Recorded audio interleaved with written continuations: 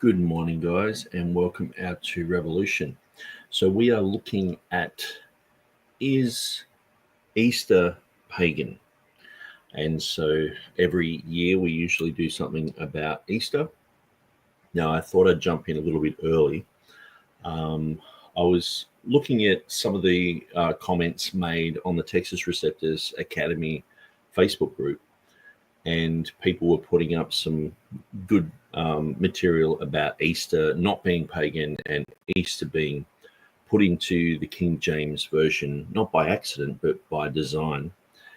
And of course, you do get a lot of well-meaning people many times who think that Easter is a pagan holiday.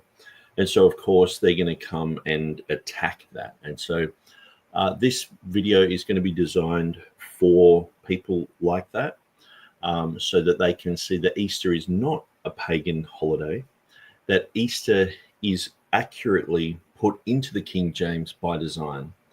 And I think at the end of this live stream, you'll be shocked at how amazing the design is with the word Easter and what Easter actually is. And so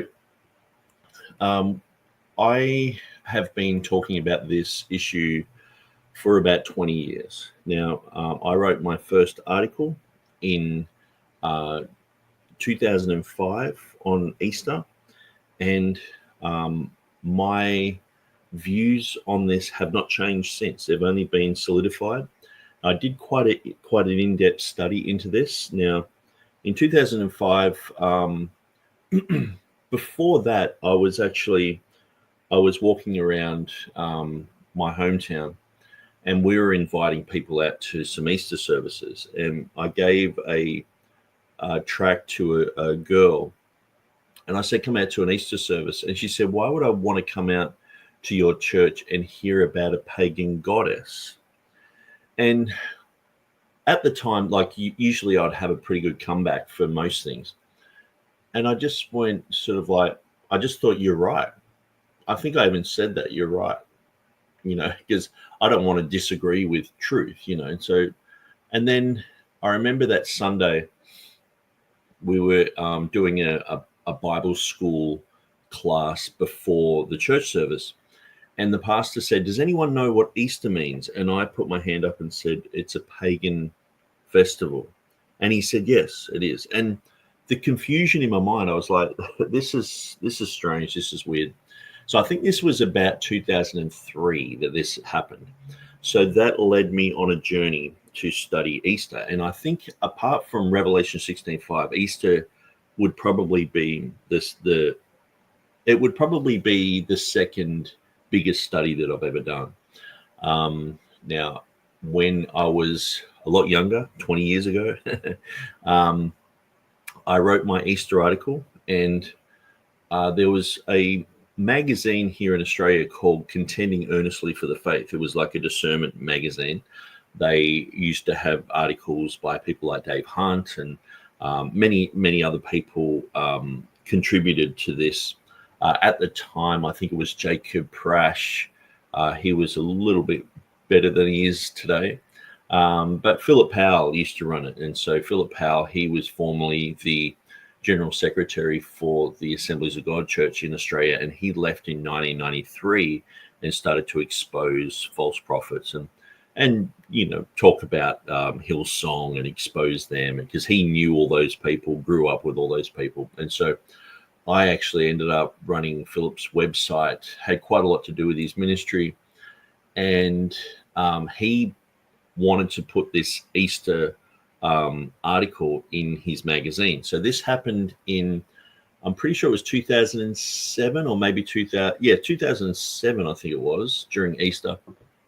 And then in 2008, I did another article on this. So that was part 2.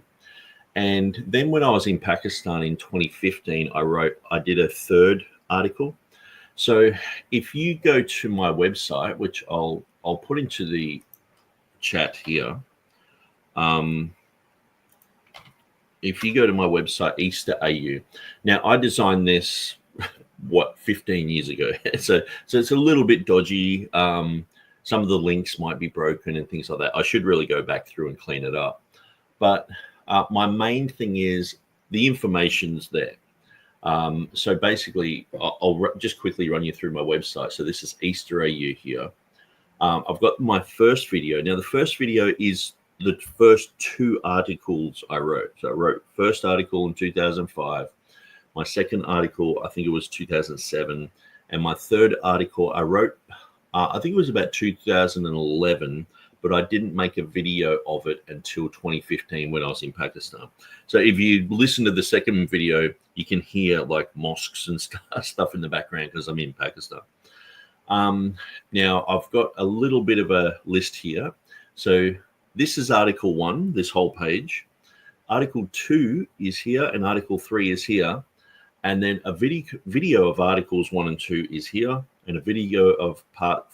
See, I've even got past. Doesn't say part, typos and things. I'm pretty renowned for typos.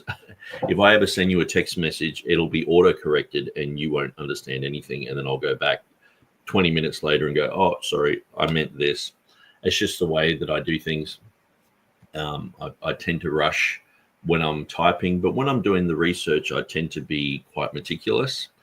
Now, when I wrote this article, I sent this article to David Crystal, the world-leading expert in the English language, and he actually helped me with this article, which is quite interesting because a lot of anti-King James people would just say that this is, kooky stuff. Or when it first came out, I actually shared the link with James White, and I asked him. I went to his personal, forum, the AO Men forum, and I just said, look, I'm doing this article on Easter.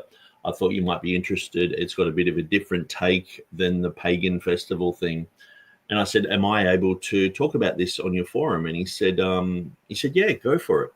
So I sent him the link, and then I copied and pasted just a few relevant things.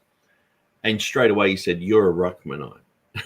I was like, oh, I'm a Ruckmanite apparently. And the very first thing I say in this, I speak against Ruckmanism. I'll just quickly.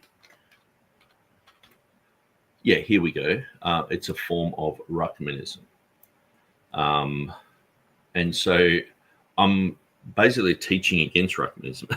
But he's like, you're a Ruckmanite straight away. And that introduced me to, the harshness of people like James White and how they just want to demonize everyone, put them all in the same category, no matter what you do. So everyone who's not a critical text person is off the wall, basically, and you're in a cult. And because they were attacking the Mormons, or not attacking, but exposing the Mormons, exposing the Roman Catholics, then they turn to the King James issue and just go, well, let's just use the same hammer that we've been using all these years. Let's just say they're a cult. Let's just smear them. And see, that makes me suspect on all the other things that James White does. If he's going to slander me and smear me, which he's done over and over the years, what else is he saying to other people? What about the unsaved? These people just move on with their groups and their cults that they're in, but perhaps people like James White are actually burning them and not representing them properly. And they're like, well, if this is Christianity, I don't want anything to do with it. We should represent people properly, but James White doesn't even represent, Christians properly. So how can we expect him to be representing the cults properly?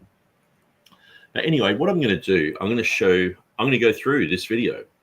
Now, this video is Article 1 and Article 2. So I'll open up Article 2. So if I go here, open a new window, here we go. This is why we should not pass over Easter 2. And if we go here, we have number 3, why we should not pass over Easter 3. Okay, and so a little bit of an index thing up the top there, so you don't get too lost in that. Now, TurretinFan actually went through some of these articles. Now, there was I'm glad that people critique what I'm doing. I always call for critiques. That's why I contacted James White in the first place. I said, have you seen this article? Have you read my material? And he's just like, you're a Ruckmanite. So there's no engagement there. There's no pointing to where there's faults. a lot of people just like to make broad statements. This person is this, this person, their whole concept is this, where I like to get into the nitty gritty. I like to look at the details and find out where they're wrong. When someone says, I don't agree with DA weight or whatever, it's like, okay, there's things I don't agree with DA weight, but can you show me specifically what you're talking about, rather than just, I don't like him, he's off the wall, So if someone asked me about Peter Ruckman, I could easily turn around and say, well, he's a racist. He thinks I'm mentally sick because I've married outside of my race. Just like that guy, born-again barbarian, what's his name, Brian Dellinger. He just recently did a video saying Ken Ham was off the wall because he says there's no race. We're all of one blood. And the first argument that he used was, at the Tower of Babel, God separated the races. And I was like, no, he separated languages. He's like, but he's like Ruckmanite in his mentality. And so these guys are obsessed with race. Ruckman all the time was downgrading black people and saying that they are inferior and all this sort of stuff. And it's quite amazing when you go through Ruckman's race. Just type in Ruckman racism into Google and you'll be there for ages going, I can't believe this guy said that. He's almost basically on line with Ku Klux Klan, but he still would win black people to Jesus. So he's got pictures on the internet of him with black people, touching black people, arm around black people. But what he taught about them was, so it's a bit like having your arm around someone, but you think that they're the biggest scumbag in the world. That's what he would say about black people. So I do take great offense at James White calling me a Ruckmanite, and also Mark Ward and these other people. I don't like being called a Ruckmanite. I am not a Ruckmanite, but they love to smear people. And that's what I've found when you jump into this arena. I spend a lot of time trying not to wear their labels, because I realize their labels were slanderous. But what I've found is so many people follow people rather than teachings. So I would rather people not follow me. I'd rather them follow what I'm saying and check it. Be a Berean. Is it true or is it not? If it's true, accept it. If it's not true, reject it. So this article is called Why We Should Not Pass Over Easter. Now, there's another interesting book on this by... what's it called? Don't Pass Over Easter. Don't Pass Over Easter. And this is by Bryan Ross. So I'm having Bryan Ross on this program. I'm going to be doing an interview with him. I think it's May the 10th. And so, or May the 9th or May the 10th, something like that. But that's going to be a good one. So we're going to talk about lots of different things. He's written quite a lot of books. So this is his book in 2020. He released this. Don't Pass Over Easter, a new defense of Easter in Acts 12:4. Now, we would be in general agreement with pretty much everything except for the final conclusion. And so the difference between Bryan Ross's position and mine is that Bryan Ross, he pretty much says everything that I'm going to say, but what he stops at is he thinks that Easter, in my articles, I show that the previous English Bibles used Easter as a synonym for Passover. But what I show in my articles is that by the time 1611 came around, Easter and Passover had distinct meanings. And so they put Easter in its correct semantic range, pointing to the resurrection of Jesus Christ, and Passover using that as an Old Testament word, pointing to the old shadow and type festival of the Passover that the Jews celebrated. And so while he does acknowledge this in his book, I bought his book as soon as it came out and looked at it, and I've got the PDF online. I've read through it several times.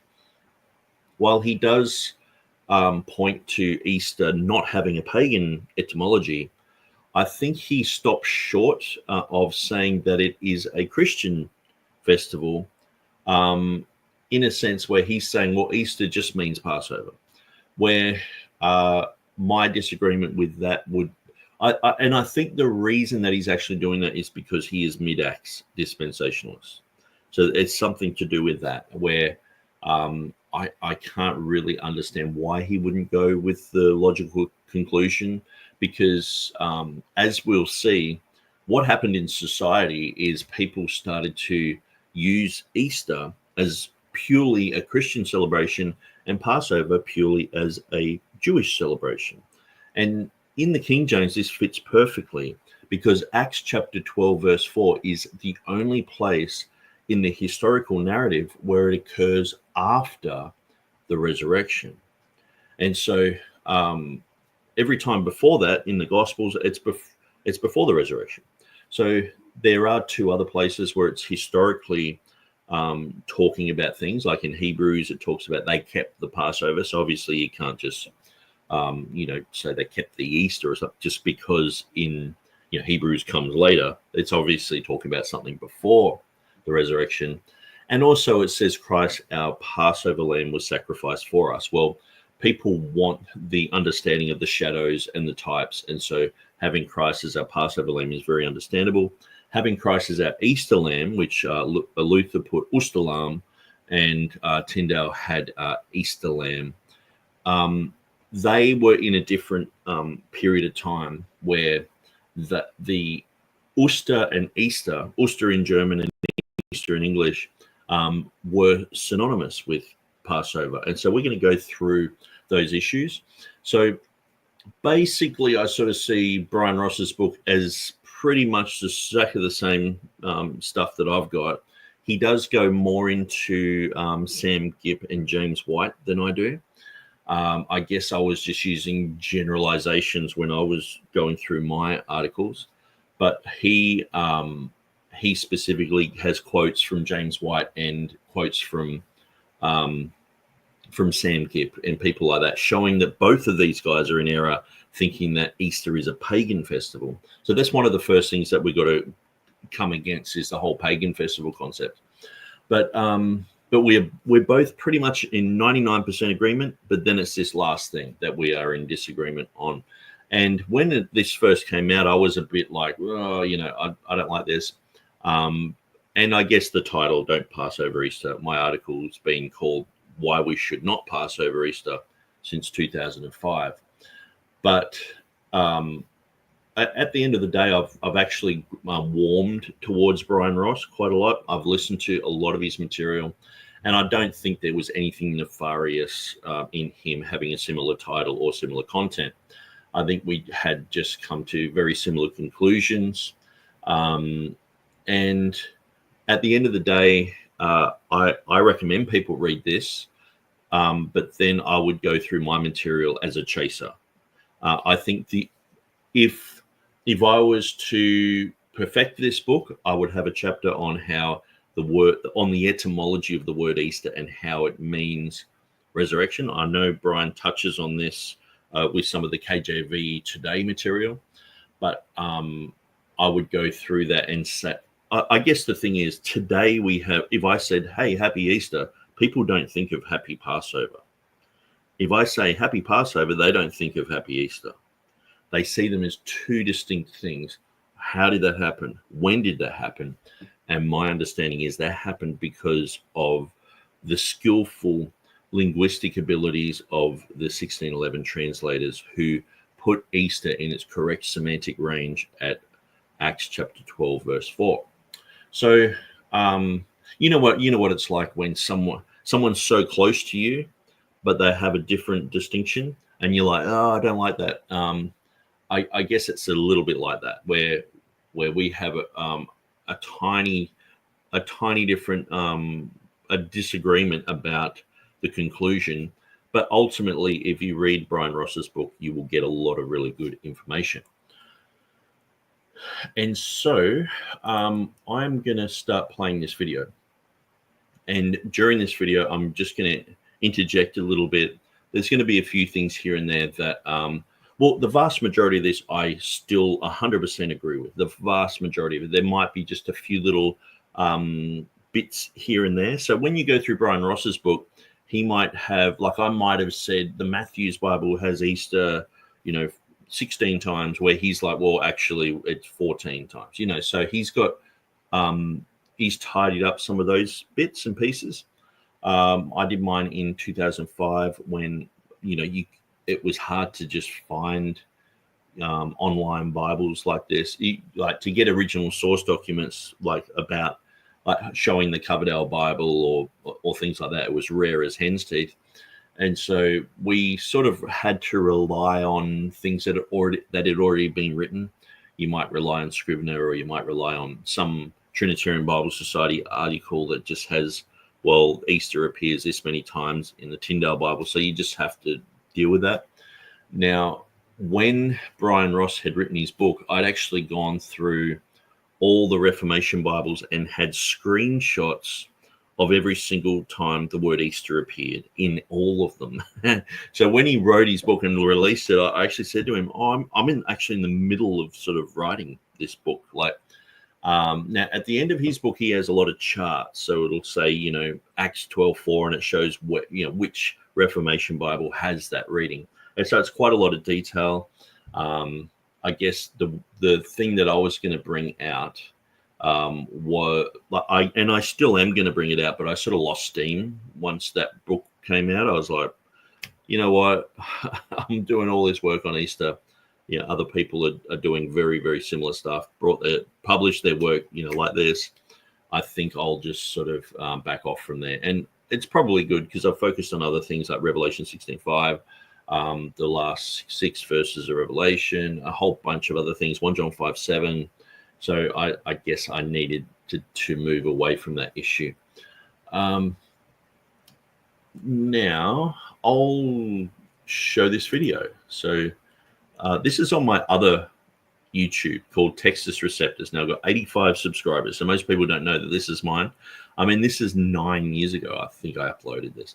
Now I only, 9 years ago, this video was old by then. I think I was in Pakistan, and I thought, what I had was on my website, I didn't have links to YouTube. I actually had videos on there, which was an old style of doing it.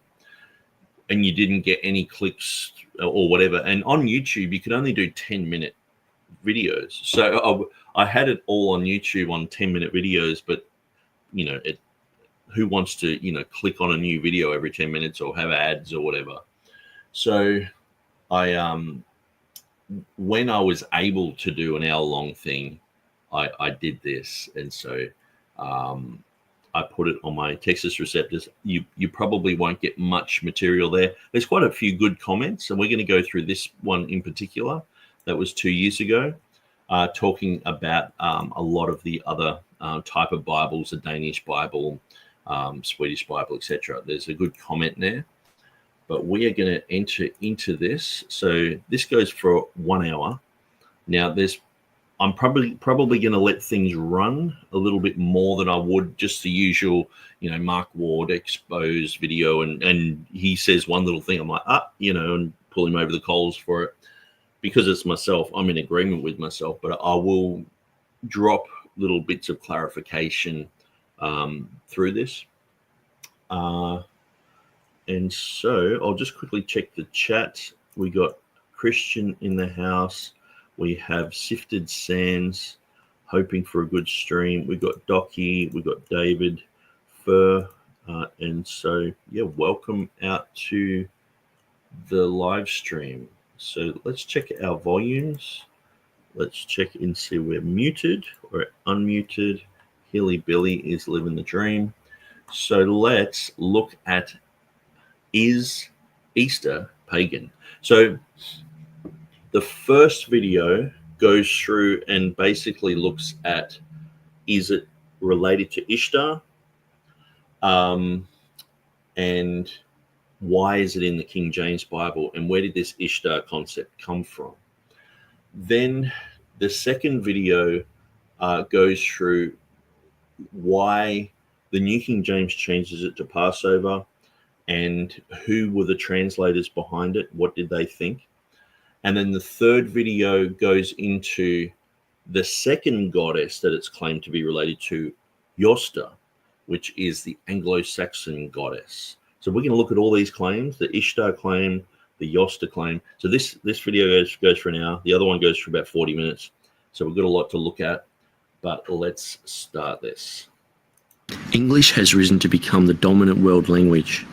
Now you got to understand, I'm doing this video in 2009, I think. So I sound like a little girl.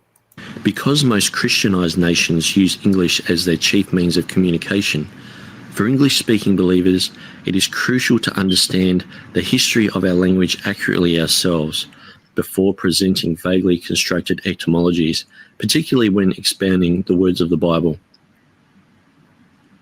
Many cults, which prefer old wives' tales over the Word of God, despise the very word Easter, believing it to be a Christianized pagan festival of the spring goddess Ishtar.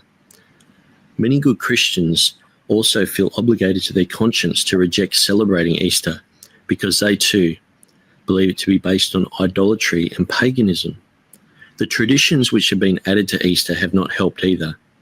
Most English-speaking people associate chocolate eggs and rabbits with Easter as much as they do the celebration of Christ's resurrection.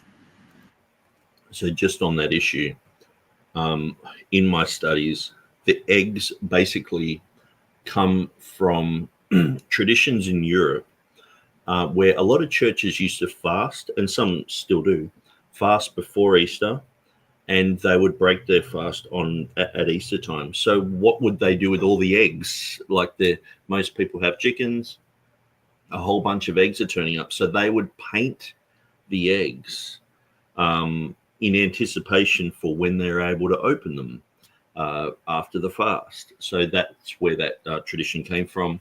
The bunny rabbits was because in springtime in Europe, in Germany, in England, you get a lot of rabbits. That's just the way it is. And so spring became associated with rabbits.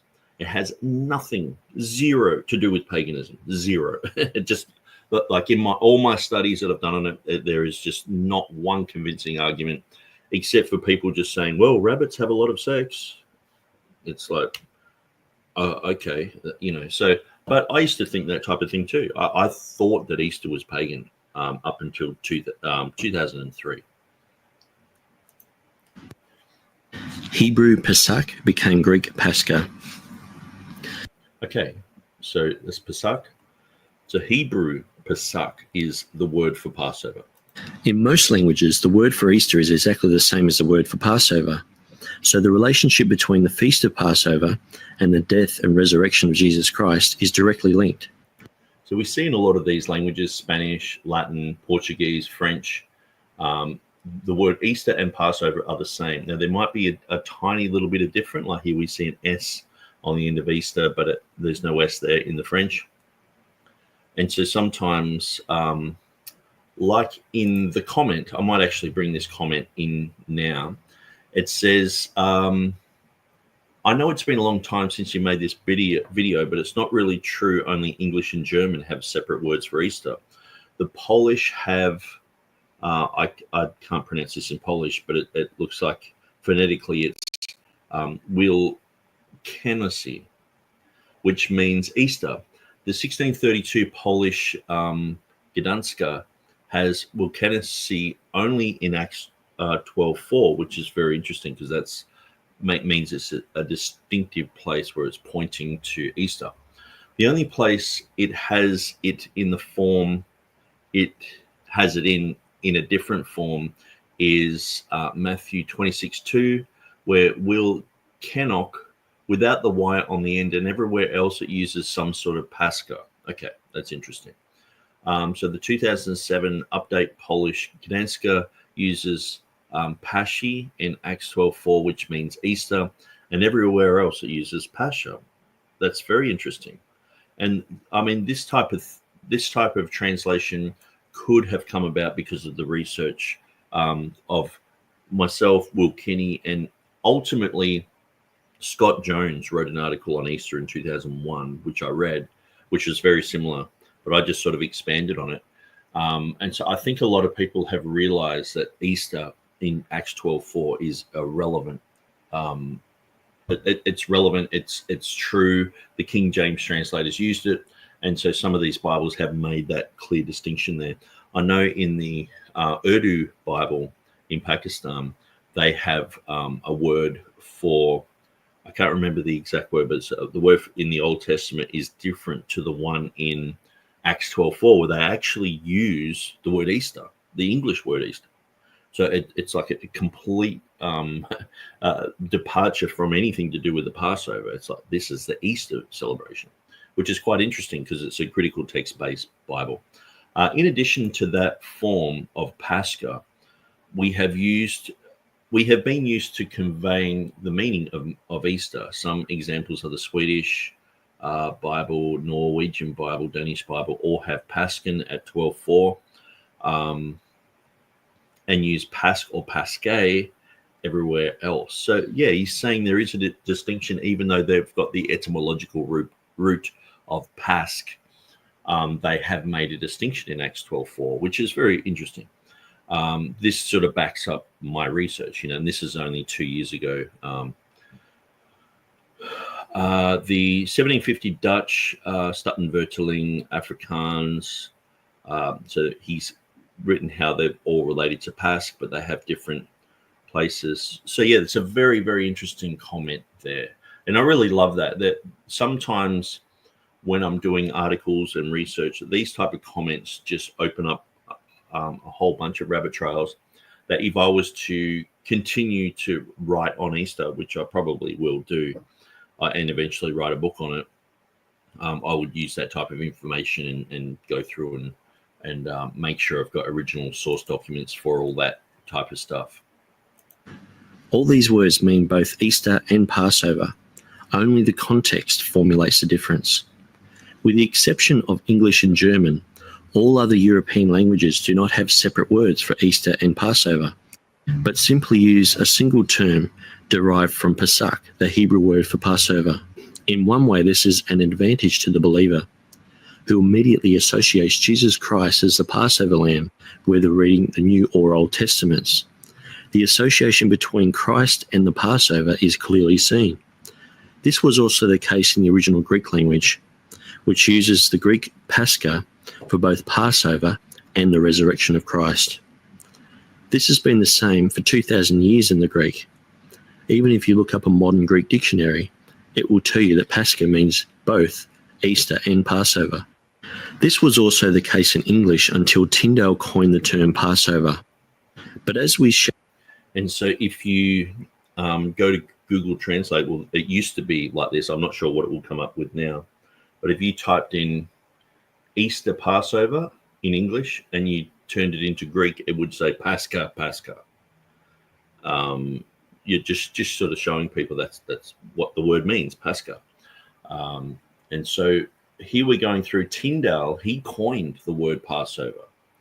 And so it's very interesting. Shall see, the English rendition of Easter and Passover in the King James Bible is superior and needs to be exalted into its rightful place in English Bible versions, dictionaries, and Christian literature again. This does not conclude that the English is superior to the original Greek, which is a form of Ruckmanism. But in this particular instance, there is a special feature in the King James Version, which is made clear in the original Greek when read in context, but is made abundantly clear by the scholarship of the King James Version translators in English. Just as most Bibles include things like capitalization of deity or have the words of Christ in red and other helps, so too did the King James Version translators make the Old Testament Passover and New Testament Easter easier for the reader to understand in context. When the Bible was being translated into the Latin language in the 4th century, when translating the word Pascha, which can mean both Passover and Easter in Latin, Jerome simply used the same Greek word without creating a new Latin word in its place. Thus, Pascha was basically untranslated. In the first translation of the entire Bible into English, the handwritten Wycliffe Bible in 1382 appears basically the same untranslated Latin word Pascha. When we come to the Latin word Pascha, it is transliterated without an English equivalent. The words used were Pasch and Pasche. still a basic type of the Hebrew word Pesach and Greek Pascha. So I'll just answer Hilly-Billy here. Easter and Passover cannot be the same. Passover is when the lamb dies. Easter, as a celebration of the resurrection, occurred 3 days later. So in my research, usually we're talking about the whole Pascha week. So the 14th of Nisan was the day that the lamb was killed. And yeah, the first fruits could appear any time between 4 and 6 days later. And so, or even like 2 days later, if it occurred on a Friday. But I believe Jesus died on a Thursday. But the issue is it's talking about a whole week. And so, say in Acts 12:4, it's not talking about the Passover day, because it says then were the days of unleavened bread. So the Passover day had actually already occurred, but Herod was waiting for the whole feast of Easter, Passover to be finished. Now, in the early church, even with the early church writers, there was the Easter controversies. So people like Chrysostom and many other people were talking about Easter. And in their writings, Easter and Passover always occurred at the same time.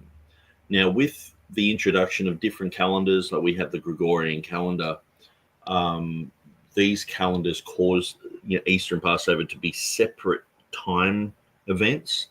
So sometimes they overlap, but most of the time they're separate. But in the early church, they were the same festival. And so the one was just simply, it was basically just all called the Pascha in Greek. The Jews celebrated it how they wanted with the Pesach, the same thing. And the Christians were like, well, we're going to celebrate the same thing, but we're going to celebrate Jesus. And so that it was the same festival. It was the same name, but just sort of branched off into, some people don't believe in Jesus, and these other Christians believe, well, that's the resurrection celebration. So the whole thing became labeled as Easter. So Hilly-Billy says, I personally refuse to acknowledge Easter as there's simply no biblical precedence. Yes, I get that about unleavened bread. Yes, and hopefully after this, Hilly-Billy, you'll go, oh my gosh, I was wrong, because I used to think that as well. And so Boulder's Lion says, hey y'all, I'm kind of sort of here on the phone with family and friends. My son is in the ER in West Palm Beach, so like 5 hours away, waiting on word from him with the scans to see what's happening. Okay, well, let's pray. God, we just pray for the son of Boulder's Lion, God, that you can bring healing and deliverance. We just pray in the name of Jesus, the name of Jesus Christ of Nazareth. We just command that this boy will rise up and walk and be healed. In Jesus' name we pray. Amen. So Hilly's not convinced that I can convince him, but I'm convinced, because I made this video and I think it's a gotcha. Okay, so let's continue. Later, when Roman Catholic scholars translated the Douay-Rheims Bible from the same Latin Vulgate in the 17th century, they used the word Pascha, which gave it a more English feel, but was still, in essence, untranslated. Wycliffe version translates Acts chapter 12, verse 4, and when he had caught Peter, he sent him into prison, and betook 4 quaternions of knights to keep him, and would after Pasch bring him forth to the people. So we can see the English language in the 1300s had the same characteristics as most foreign languages do today concerning the translation of Pascha as meaning both Easter and Passover. Then Tyndale gave us a greater advantage by using the word Easter in his translation, and then later inventing the term Passover. Ultimately, this gave us 2 separate words for 2 distinct occasions. It must be noted that the Anglo-Saxon term Easter was used much more frequently. Okay, I'll just go back to that picture. So Passover, after Tyndale, Passover became an Old Testament word and Easter became a New Testament word. Now, when Tyndale first started, he only used Easter because he invented the word Passover for the English people. So let's continue. It must be noted that the Anglo-Saxon term Easter was used much more frequently in common literature to denote the Passover and the celebration of the resurrection than the Latin Pasch ever was. Pasch was basically a synonym for Easter, meaning both Passover and Easter, but was mainly used by the clergy.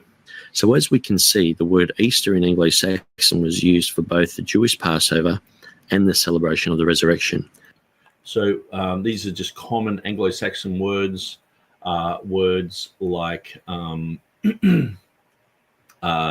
Easter Dag means Easter Day, Easter Sunday, Easter Fasten, Easter Ferum, all these were like here, but here we have the feast day of Passover is called Easter. So we see that the word Easter was used for Passover and for Easter a lot. So while the Latin had Pasch, and that went to the vast majority of languages, it also affected English with the Latin Vulgate and Wycliffe's translation. Easter was used in Anglo-Saxon and in the Anglo-Saxon Bibles as well. So, yeah. And also was very commonly used. William Tyndale was a brilliant scholar and was first to incorporate Easter in an English Bible. He also invented the word Passover. William Tyndale translated and printed the New Testament in English and the first 5 books of the Old Testament between 1525 and 1535 in Germany and the Low Countries while in exile. He was the first person to ever print an English translation. He worked from the original Greek and Hebrew texts at a time when knowledge of those languages in England was rare.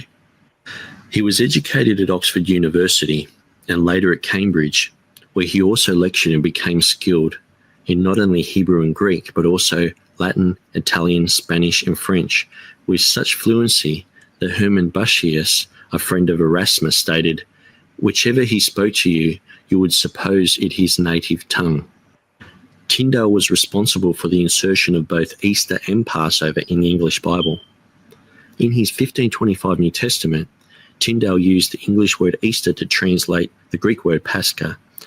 Pascha, being formally transliterated in Wycliffe's version, was for the first time in a Bible translation translated into a unique English word. As we can conclude from the Anglo-Saxon terms mentioned above, English people celebrated the season around the Jewish Passover as Easter. Also, it must be pointed out that Tyndale used Easter as a synonym, expressing the Jewish Passover and never in association with a pagan festival. So this is one of the main things. The whole concept of it being a pagan festival only comes from etymology, okay? And it comes from Bede.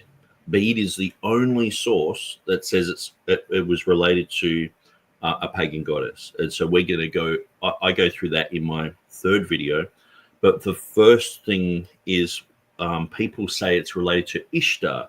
So there's a phonetic similarity there, Easter, Ishtar. And so I guess it's like saying George Bush is the burning bush. They're not. They're just related. Or, Axl Rose is Jesus rose from the dead. They're not related. And so this is the thing. Ishtar and Easter have no relation. So that's what I go through in this first video. And then in the 3rd video, I go through the Anglo-Saxon goddess Yosta. And that's the one that Bede talked about. And we see if this is even existed. But then I go through the true etymology of what Easter is, which is from the German Oster, which comes from Auferstehung, which means resurrection in German. So it actually means resurrection. It comes from the German. It doesn't come from a pagan goddess at all. So I think once people understand that, they're like, oh, there's no pagan issue here whatsoever. But let's continue. Some modern-day scholars conclude that the word Easter has pagan origins, but the facts are that the word Easter and also the celebration of Easter are entirely Christian. Easter was not only a synonym for Passover, but also a descriptive word revealing the New Testament fulfillment of the Passover in Christ's death, burial, and resurrection.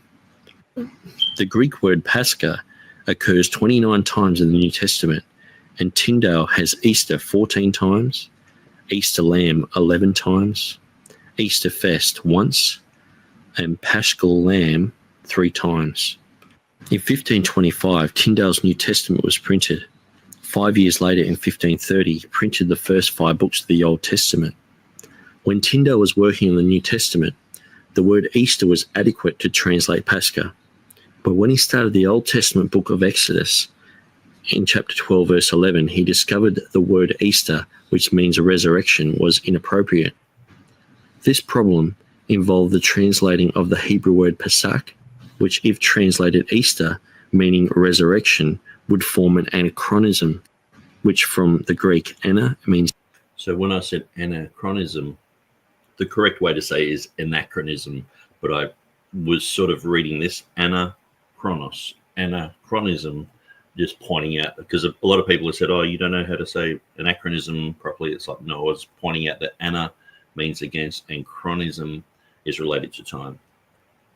So I guess in a way I've been critiqued over this video for the last 20 years. So there's bound to be a few bits here and there where I'm like trying to defend it. It's against and chronos meaning time, which is something located at a time which it could not have existed or occurred. Basically, if you use the English word Easter, which describes Christ's resurrection, in the translation of the Old Testament, he would be speaking of an event that had not yet happened. The Easter lamb or resurrection lamb was a logical translation to Tyndale in the New Testament setting, but seemed rather odd in the Old Testament. So Tyndale, with his astounding linguistic ability, formed the word Passover and used it in all 22 places in the Old Testament. The word Passover comes from the idea that God passed over the houses of the Israelites who had marked their doorposts with the blood in obedience to God. And the children of Israel were spared when God smote the firstborn sons of the Egyptian taskmasters on the eve of the Exodus. The sons of Israel were thus redeemed from the land of sin, Egypt, and redeemed from Pharaoh to serve Jehovah. The Hebrew word Pesach was understood by the Israelites at the time to mean to skip over or to limp. So Tyndale used 2 words, pass and over, meaning to skip over or to limp over, which shortly became the one word, Passover, in the 1530 Pentateuch. But Easter remained in Tyndale's revision of a New Testament in 1534. Brilliantly, Tyndale's Passover also incorporates the pas sound found in Pasch and Pascha. Interestingly, the word passion, which means suffering, seems to have evolved from Pascha. Perhaps Gibson should have called his film The Pascha of the Christ. Since the time of the King James Version until the early 20th century, the term Easter was commonly identified by believers solely as a celebration of the resurrection of Jesus Christ. Before Tyndale, Easter was the chief word used for the Jewish Passover by Christians. This is because Easter and Passover were the same season, Jews celebrating the shadow and Christians celebrating the fulfillment. The word Easter has illustrated to the Englishman much more than simply the Passover celebration, but through Tyndale's addition of Easter, construction of the word Passover, and later with the King James translators correctly reapplying Easter only once in Acts chapter 12, verse 4, it gives significant insight into the revealing of the fulfillment of the Passover in Christ. It exalts Jesus Christ's death and resurrection above all. In past times, Easter to the English speaker not only saw Christ as the Passover lamb, but clearly defined the difference in the celebrations, one containing the promise and one fulfilling the promise. Modern criticism has blurred this revelation. After 1611, the Old Testament Easter, which formerly meant both Passover and Easter, became solely the Old Covenant Passover, a trend Tyndale had begun to accomplish. Because Luther's version was printed before Tyndale's, Tyndale would have had the advantage of being able to cross-reference and improve any inconsistencies. Luther's translation was a strong influence on Tyndale's New Testament. Because of persecution in Catholic England, Tyndale left England for Germany. It is strongly believed that he met with Luther in Germany in 1525 as many of Tyndale's beliefs are, in essence, Lutheran. By the end of the year, Tyndale had printed the New Testament in English. It is likely that Tyndale's use of Easter in his New Testament is also indebted to his knowledge of Luther's German translation, which uses Oster, in the same way that Tyndale used Easter. Because the English Anglo-Saxon language originally derived from the Germanic, when the Angles, Saxons and Jutes came from England in the 5th and 6th centuries, there are many similarities between German and English. Many English writers have referred to the German language as the mother tongue. The English word Easter is of German Saxon origin and not Babylonian, as Alexander Hislop falsely claimed, and as we shall see later. The German equivalent is Oster. Oster, Ostern being the modern-day correspondent, is related to Ost, which means the rising of the sun, or simply in English, east. Oster comes from the old Teutonic form of Aufstehen or Försterhang, which means resurrection, which in the older Teutonic form comes from two words, Öster, meaning first, and Stehen, meaning to stand. These two words combine to form Österhen, which is an old German form of Erfürstehen, the modern-day word for resurrection. Okay, so I don't want you to miss that because it's very important. So we have Öster, which is related to first. So even in like Luxembourgish, you would have Öst. They would say Öst for first, so it's very similar phonetically even. And then Stehen, and so Stehen meaning to stand. So every time you see ST, usually in Indo-European type language, even in Greek, it usually means something rising up, like the sun coming up or someone standing up, and so it's quite an interesting root. So Öster and then Stehen, it becomes Österhen, which is related to the modern German word Erfürstehen or Erfürsterhang. And so that's just an older way of saying it. And so it means resurrection in German. So this is the true etymology of the word Easter. It's not Ishtar. It's not Yostar. So we're going to look at those pagan roots and where this type of stuff comes from. But understanding this helps. Now, as I mentioned earlier, so David Crystal, if you don't know who David Crystal is, say my Cambridge Encyclopedia of the English Language, down the bottom, it's got not down the bottom, there we go, by David Crystal, okay? He's written probably hundreds of books now on the English language. I used to say over 100, because at the time he'd written over 100 books. So this is going back to 2005. Now, he read through this article. I'm just basically reading this article in this video. He read through it. Now, we discussed, because Tyndale was saying Esther and spelling it like this, like it's first, okay? And I was saying, well, that proves that it's related to the Germanic even further because it doesn't have the A there, the E-A-S-T-R. So he went and studied that and came back and said, no, the E-S-T-R does appear in English in many places. It was just that there was no, what's the word for it? There was no, when you've got everyone, there's no correspondence. So there was no general agreement of the spelling. There was no uniformity of spelling. And so I was saying, I had a whole section in my article saying Esther is even more closely related to what Tyndale has, because he has Esther, but he was just saying, no, it's just a spelling variant. And I was like, okay. And so I actually cut that out of this video, that type of thing, which is, I understand that, I might be, just the Aussie guy, bit of a bozo, bit of a, rough around the edges. I mean, David Crystal is probably the world leading expert on the English language. Helped me with this and pointed out these things. So he wasn't arguing whether it was pagan or whatever. He said my article was good and accurate. So that's a good endorsement. And I've never put, I've never come out and put that forward because I never really thought much about it. I just went, okay, here's the information. people will deal with it as they please.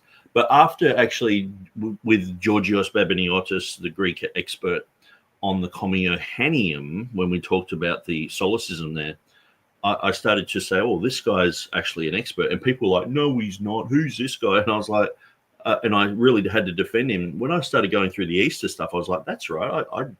I had David Crystal. We had this email exchange all about this article. And so that is, if I'm going to appeal to scholarship, there we go. And I would say that someone who is against this would have to deal with that someone like David Crystal would be in agreement with what I said in this article. So he didn't help me with my second article or my third article, but definitely with my first one, we were dealing with these fine issues of spelling and stuff like that. The English Easter and German Oster go hand in hand. Tyndale, with his experience in the German language, knew of the Easter-Oster association. Luther obviously defined Oster as both a synonym for the Jewish Passover and a phrase for the resurrection of Christ. In Luther's German New Testament, we find Ostern, Osterlamm, Osterfest, Fest, and only once Das Passa in Hebrews 11:28. In his Old Testament, he used the German word Passover, an obvious forerunner of Tyndale's Passover. Osterfest, Ostern, and Osterlamm once each. In Exodus chapter 12, verse 11, Luther rendered Passa with a marginal note referring to the Osterlamm. Even in contemporary German, the phrase Das Jewish Osterfest, the Jewish Passover, demonstrates that the German Oster can mean both the Jewish and Christian festivals.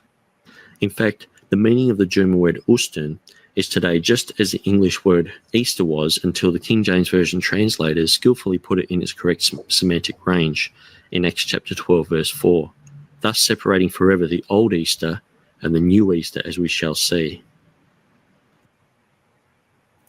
And so all those stats about Luther, there might be the odd little one here where it's like, oh, no, that appears twice, or that appears once, where I said it appears twice.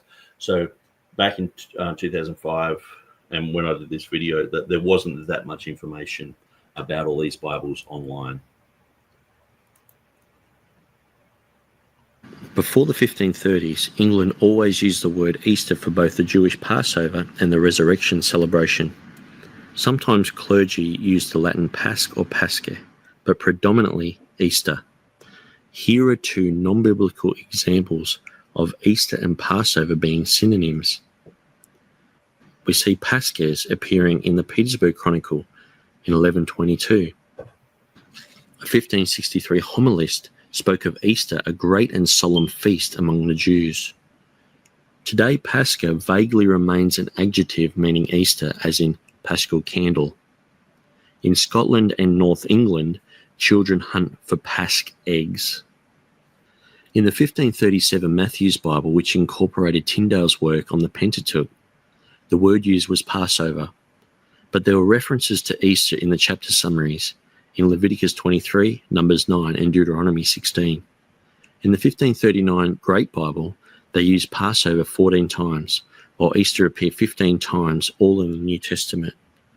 Acts chapter 12, verse 4 reads, "And when they had caught him, they put him in prison also, and delivered him to 4 quaternions of soldiers to be kept, intending after Easter to bring him forth to the people." In the 1557 version of the Geneva Bible, every place had Passover except Acts chapter 12, verse 4, where it had Easter, which was identical to how the King James Version translators eventually translated it. In the 1560 version of the Geneva Bible, which became the most popular of all the Geneva Bibles, the word Easter was completely substituted with Passover on all occasions. The Geneva Bible of 1560 does not use Easter anywhere. Acts chapter 12, verse 4 reads, "And when he had caught him, he put him in prison and delivered him to 4 quaternions of soldiers to be kept, intending after the Passover to bring him forth to the people." In the 1568 Bishop's Bible, Easter appears twice, in John chapter 11, verses 55, and Acts chapter 12, verse 4. The Bishop's Bible of 1568 translates Acts chapter 12 verse 4 this way: "And when he had caught him, he put him in prison also, and delivered him to 4 quaternions of soldiers to be kept, intending after Easter to bring him forth to the people." In the 1611 authorized version, Easter appears once in Acts chapter 12 verse 4. The King James Bible finalized 86 years of change in the use of Easter and Passover. After seeing what Tyndale had begun, and the refining of the word Easter within almost a century of various translation attempts, the King James Version translators caused the semantic range of Easter to be translated only once as Easter, in Acts chapter 12 verse 4. This was because in every instance in the New Testament except Acts chapter 12 verse 4, the Greek Pascha represented the pre-resurrection Passover, that is, the Jewish celebration. In other words, Christ had not yet died as the Passover lamb for the whole world. In Acts chapter 12 verse 4, it is a post-resurrection Passover where Christ had died and was risen. The Greek word Pascha appears 29 times in the New Testament. Of 28 of those instances, it is referring to the Old Testament Passover. But in Acts chapter 12 verse 4, it is referring to the New Testament celebration, which was the Lord's Supper.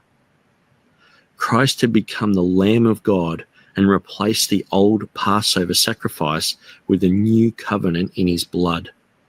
Therefore, the old Passover type was replaced with the celebration of the death and resurrection of Christ, which is the fulfillment called Easter, meaning resurrection. Because the King James translators rendered this one word in Acts chapter 12 verse 4 with the understanding that it was the Christian resurrection celebration being celebrated and not just the old Passover, it stands to be the most accurate of all English translations concerning this topic. After 1611, with the predominance of the King James Version and with the process of time, Passover became known as an Old Testament word and Easter became known as a New Testament word. The only other time Pascha is mentioned in a post-resurrection semantic range is in 1 Corinthians chapter 5 verse 7. "For even Christ our Passover is sacrificed for us." Tyndale's Bible has, "For Christ our Easter lamb is offered up for us." Obviously, with the semantic range of the Old Testament Passover and the New Testament Easter, this scripture is correctly translated Passover by the King James Version translators, as it alludes to the Jewish custom of carefully putting away from their houses all leaven upon the approach of the feast of Passover, thus making the word Passover more appropriate than Easter or Easter lamb in the context. A paraphrase would be, "Christ our fulfillment of the Old Testament Pascha is sacrificed for us." Tyndale was correct to translate Easter lamb and not Passover because the terms were not clearly defined until 1611. With this, Okay, so I just noticed something that I said there, which was a little bit of a speako, because I said the only place where it appears after Acts 12:4 is in 1 Corinthians, but it actually appears twice. It appears in Hebrews, but I did have that list of everywhere it appears, and clearly you can see 2 after Acts 12:4. What I actually meant to say was the only place where people would be wondering whether it's a new covenant or an old covenant concept would be there, where in Hebrews is clearly talking about a historical narrative. They, like Moses, kept the Passover. So it's clearly talking about an Old Testament thing. So I think, yeah, if I was to do this video again, I would clear that up rather than just let it say what it said. So now we're going into Alexander Hislop. Okay. So let me just summarize what we've just seen. So the word Hebrew, Pesach, became Greek Pascha. Okay. Now, in the Latin, they just had Pasch. So you had Greek Pascha, Latin Pasch, so it's transliterated. That ended up in Wycliffe's Bible. Now, when Tyndale was doing his Bible, he had the word Easter because Easter was a popular way of saying the Passover and the celebration of the resurrection that they just called everything around that time Easter. And so they didn't think it was pagan. No one in the Reformation period ever said it was a pagan thing. So this is the amazing thing. People who like Tyndale, people who lived in England like Erasmus, none of these guys ever talked about a pagan festival. This is a later concept that has been popularized by Alexander Hislop and the Jehovah's Witnesses and the Seventh-day Adventists, and there are a few other people who would be considered, Orthodox type people with a small O, Orthodox, but they've popularized this as well. But with the research that I've done here, you can clearly see that it's not a pagan thing. It's just an etymological fallacy. And so Tyndale, when he was doing the New Testament, he just used the word Easter. But then when he started to do the Old Testament, he was like, hang on, if this word means resurrection, it doesn't really fit in talking about the Passover lamb, using Easter every time. So he invented the word Passover. So instead of just one word Easter for every for both celebrations, the Old Testament Passover and the New Testament Passover, now we've got two words. But it took a while for that to be realized and to be understood. Not realized, but most translators didn't know exactly where to put this. But they definitely started to push it into the New Testament. But you can still see in some of the marginal notes of the older Reformation Bibles that would have Passover in the text and would have Easter as a synonym in a marginal note or in a little comment. And so specifically like in the Geneva Bible and things like that. So then as we go through time, then the King James translators, as they did with many, many other words, they tidied everything up. Like say like with the word, what do you do with Tyndale's word congregation, assembly, or church? Well, he didn't use the word church because at the time the church was so corrupt. But then you fast forward 100 years and the church is a fine word to use. I like it. I think it's great. But so the King James translators used church to talk about believers. They used assembly to talk about a mixture of believers, unbelievers, or believers and Jews. So I guess the Jews would have been unbelievers as well. But then when it's using congregation, it's specifically talking about Jews. So they did this with the word ecclesia. They tidied these up, and with the corresponding Old Testament Hebrew words as well. So they made the King James uniform with those things rather than just our congregation whenever we want it. It's like flip a coin sort of thing. A lot of people make out that that's what they did. But when it came to Easter and Passover, it's like, okay, we've got some of these Bibles, they're all over the place. Sometimes it says Easter, sometimes it says Passover. And so they tidied it all up, put Easter in one place, which is the only historical narrative after the resurrection. So in Acts 12:4, by then the churches would have been celebrating this celebration of Passover because Jesus said, do this in remembrance of me. He didn't say, okay, stop this feast. A lot of the other feasts, it's like, well, that's a Jewish thing. That's the feast of this. That's the feast of that. You don't have to do that anymore. But with this one, it's like, yeah, Jesus said, do this in remembrance of me. Paul said, Christ, our Passover, is sacrificed for us. Therefore, let us keep the feast. It's like, oh, okay, we keep this one. And so when you go through the writings of the early church, they were all, there was no argument about whether to keep Pascha, which is Easter, the Easter festival. There was no argument whether to keep it. It was just what date, whether it was on the 14th of Nisan or the corresponding Sunday, which when Jesus died was the 17th of Nisan, but that could fall, like Hilly said, on any day of the week. It could occur 5 days later, just depending on the day of Passover, because that could happen on a Monday, it could happen on a Friday, it could happen any day. And so when Jesus died, I believe it happened on a Thursday. That makes the math work with the 3 days and 3 nights. The Wednesday thing doesn't work out because you have to have Jesus basically rising from the dead on Saturday. If the 72 hours runs out, but it's on the third day, not after the third day.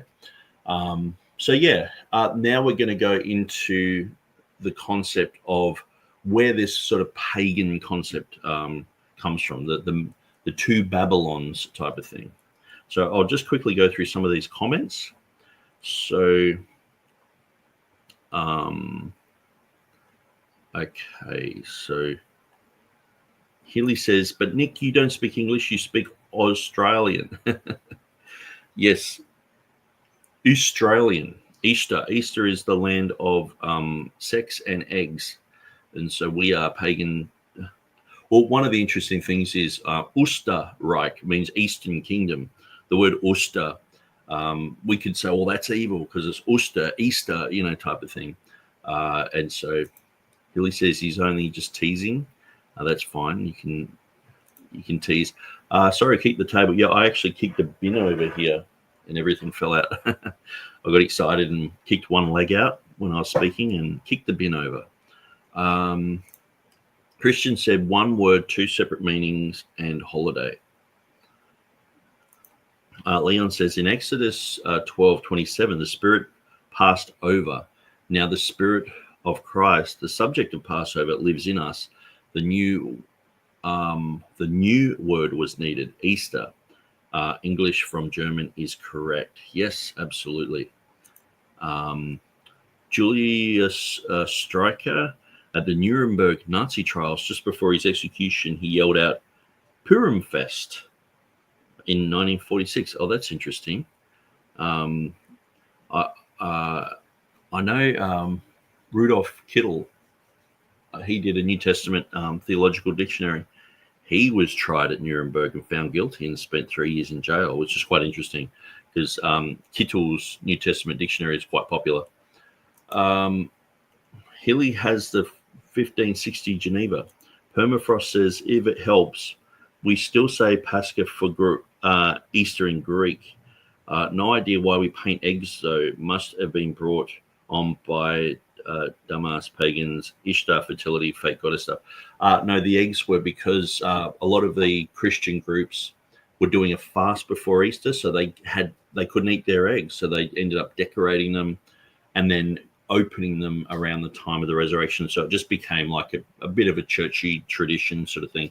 Nothing to do with sexuality, nothing to do with paganism, nothing to do with a goddess. So let's get into Alexander Hislop's Two Babylons. Okay, so this is where the devil loves this arena, because the Two Babylons, it's exposing the Catholic Church, but anyway, you'll see what I say about this here. In mind, let's look at what Hislop claimed about the King James Version in his book, The Two Babylons. Everyone knows that the name Easter, used in our translation of Acts chapter 12, verse 4, refers not to any Christian festival, but to the Jewish Passover. This is one of the few places in our version where the translators show undue bias. Linguists and true Assyriologists would laugh at the claims made by Hislop's pseudo-scholarship. Since it does not hold up under basic scrutiny, its claims about Easter must be abandoned. Firstly, while Hislop boldly claimed Easter was pagan, he offered no real proof. Alexander Hislop also stated, then look at Easter. What means the term Easter itself?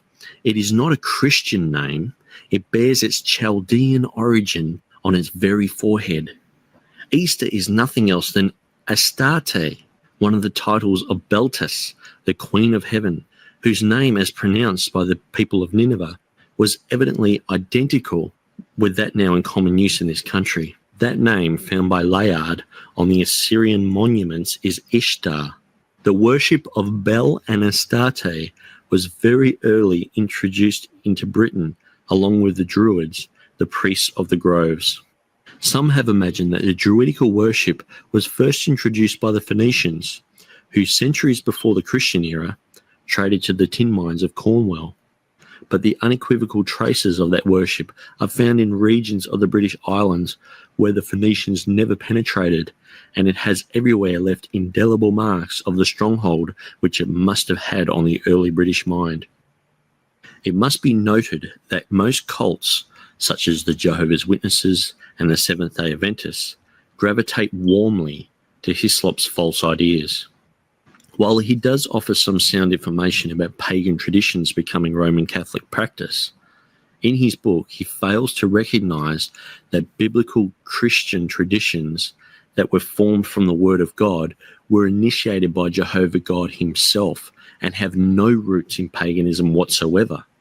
Hislop fails to see that the Passover, the Feast of Unleavened Bread, first fruits, etc., were ordained by God, who did not borrow ideas from Israel's pagan neighbours.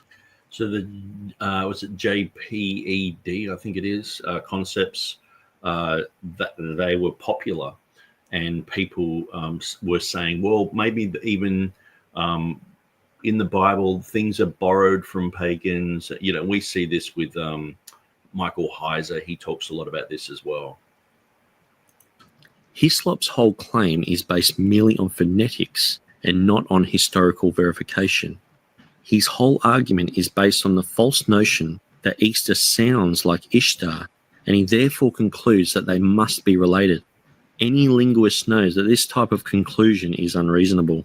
Then, without a single shred of evidence, Hislop denounces the entire biblical Christian celebration of Easter as pagan because of this phonetic similarity.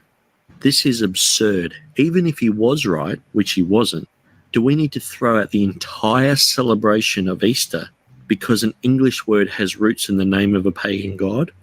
So this is quite amazing. So it's a bit like, imagine if the Serbian word was related to a pagan goddess and it was locked in, everyone agreed with it. Does that mean we throw Easter out? You know what I mean? So just because English is apparently related to a goddess, it's like, well, English came 500 years after the Bible, you know. That's the first roots of Anglo-Saxon. And do we throw Easter out because of a phonetic? That's the only pagan thing about it, is a phonetic similarity. And so we're throwing out the whole concept. The early church, they had the Easter controversy, so much written on Easter. It was never about whether you do it or not. It's just on the date. And, you know, and some of the practices. No one ever said, oh, we shouldn't do this. And actually, I did say that, and TurretinFan found like one group who was sort of like, oh, maybe we shouldn't do it or something. But it was like, it was such a rare little thing. It was like, you're looking at 99.999% of all people were like, yeah, we're celebrating this, you know. Is this enough ground to wipe Easter off our church calendars? What about every other language group that doesn't use the word Easter? Are they wrong also, or just German and English-speaking people? Hislop claims that the word Easter is of British origin. He then goes on to theorize that the word somehow became tied to the Hebrew word Ashtaroth, which then somehow became attached to the Greek Astarte, and which is the same as the Babylonian Ishtar. Hislop performed all these linguistic gymnastics without understanding at all the Germanic roots of Easter, thus proving his ignorance on the matter.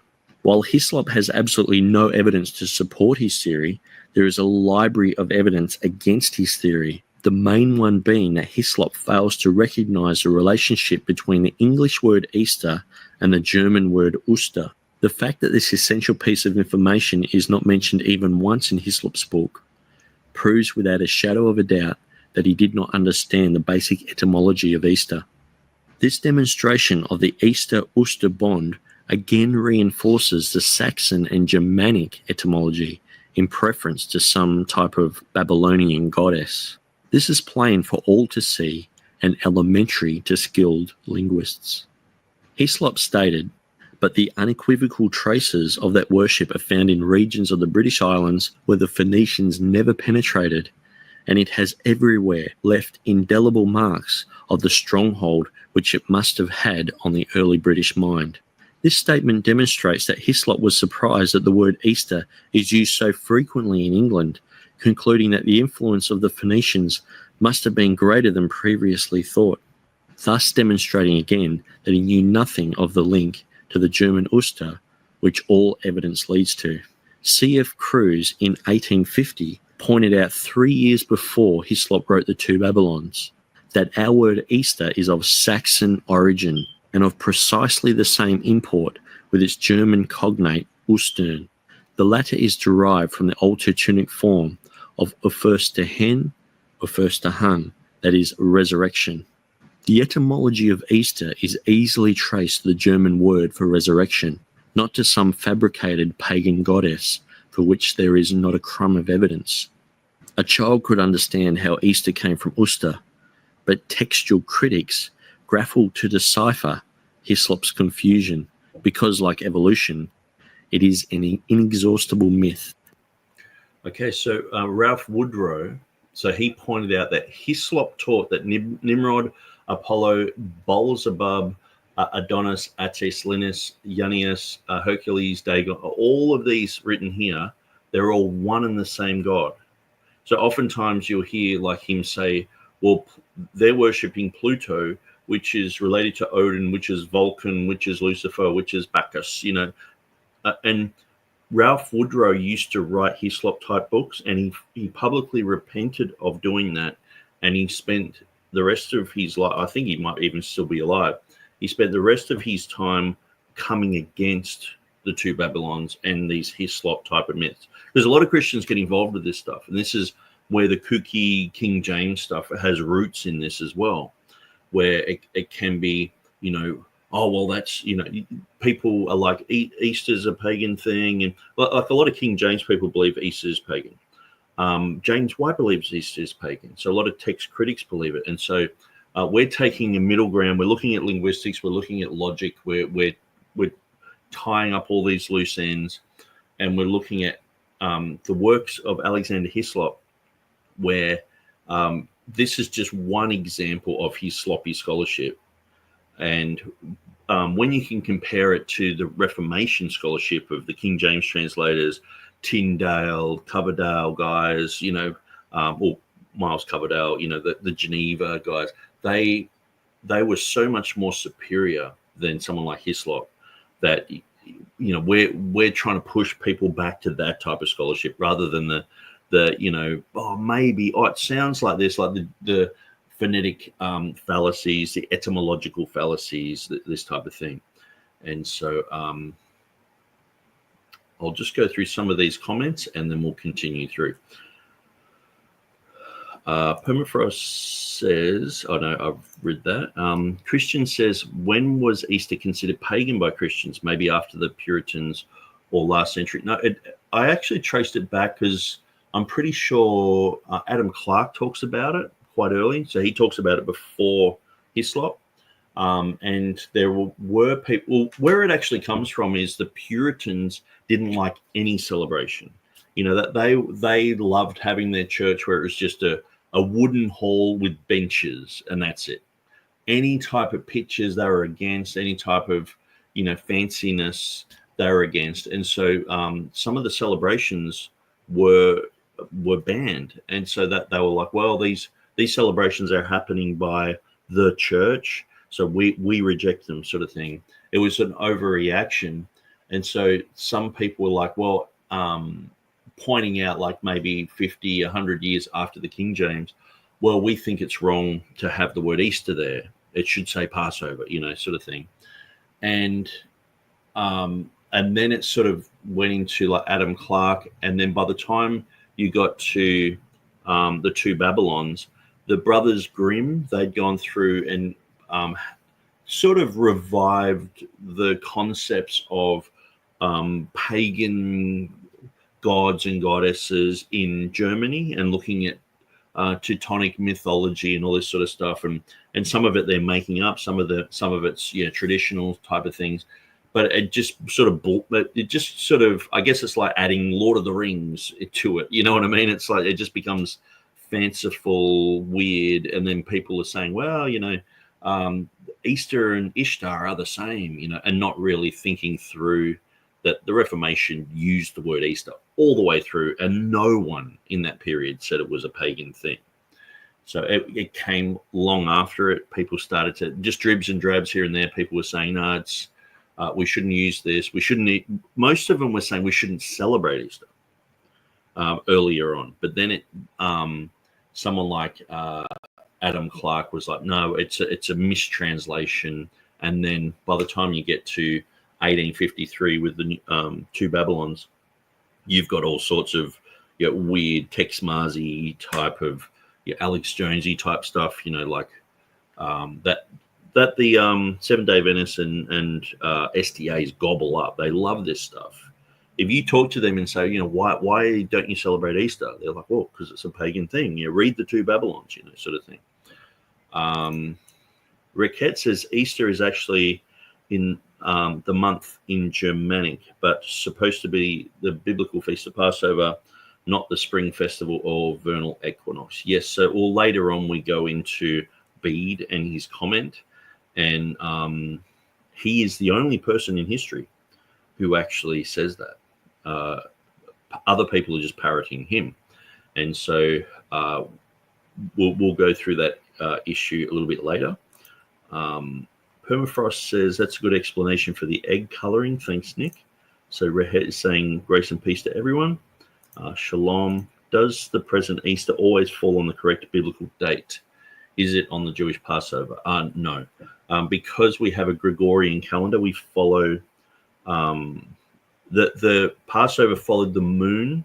So they had a 360-day calendar. So it goes out, and we have a different calendar. So basically what we do is we have it now after the equinox, then it's the first Sunday after that. So that's just the way that they've worked out how to do it. And so, and it's on a Sunday, basically the Sunday after Nisan 14. Yes. So at the Council of Nicaea, which we do go into, there were the Quartodecimans who did it on the 14th, but then at the Council of Nicaea, they said, look, pretty much everyone is doing it this way, so that they sort of solidified that they were going to do it the way that we sort of do it today. Permafrost says, I thought Christ was crucified on a Wednesday. Yeah, well, if you do the math from a Wednesday, you got Wednesday night, Thursday night, Friday night, Saturday night. So you got 4 nights, and then he rose again on the Sunday. Where in the Thursday concept, you got Thursday night, Friday night, Saturday night, and he rose. That's the 3 nights. And he rose again on the Sunday, and you got 3 days. So he died at evening on the Thursday, so you got Friday, and you got Saturday, and then on the 3rd day on the Sunday, because the Hebrew day starts at sundown. So Christ died just before sundown on the 14th of Nisan. So when the 15th of Nisan kicked in, that was a Friday. That was a high Sabbath. That's why some people get confused, because it says the Sabbath was drawing near, but that was the high Sabbath that occurred after the Passover. So the Passover would happen just as much as, well, here in Australia, we have Boxing Day. I've realized that most other people don't have this. It's weird. I thought everyone did, but we have Boxing Day after Christmas Day.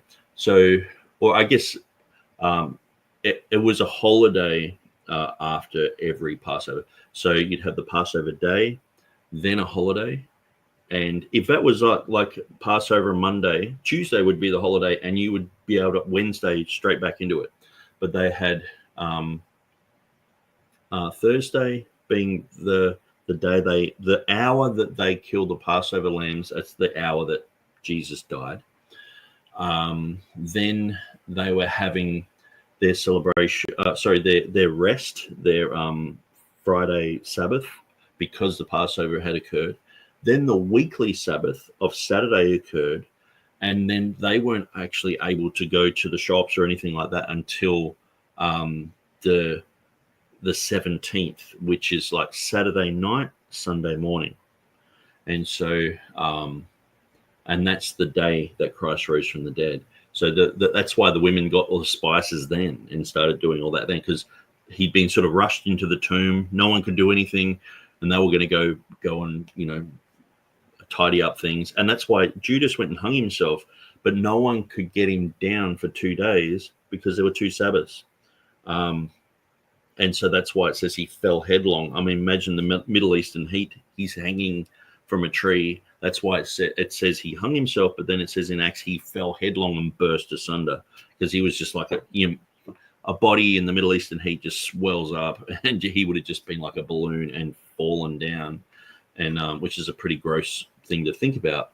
But when you look at all these so-called contradictions in the Bible, when it comes to the timing of Jesus dying and resurrecting, it all makes sense when you understand it's a Thursday concept. And what's interesting is someone like Stephen Anderson, the new IFB guys, they used to believe a Wednesday thing, and now they've come full circle and they believe a Thursday thing, which I've taught for like 20 years.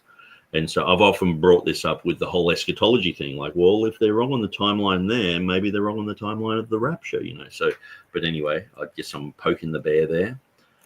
Hilly says, I agree, but it's controversial. Nick says Thursday. Permafrost says, I think they got to Nick Man, cloned maybe, or like that movie. Body Snatchers. Okay, so let's continue. That is a wild goose chase. You can spend forever going through the names of Ishtar in Latin, Hebrew, Greek, etc., and you'll be none the wiser. According to Scripture, Jehovah initiated both Passover. The Hebrews didn't need intermediary pagans. Moses states in the book of... Okay, so something cut out there in that video. So I said, according to the Bible, God initiated Passover and they didn't have to borrow from pagans, but it seemed to have cut out there.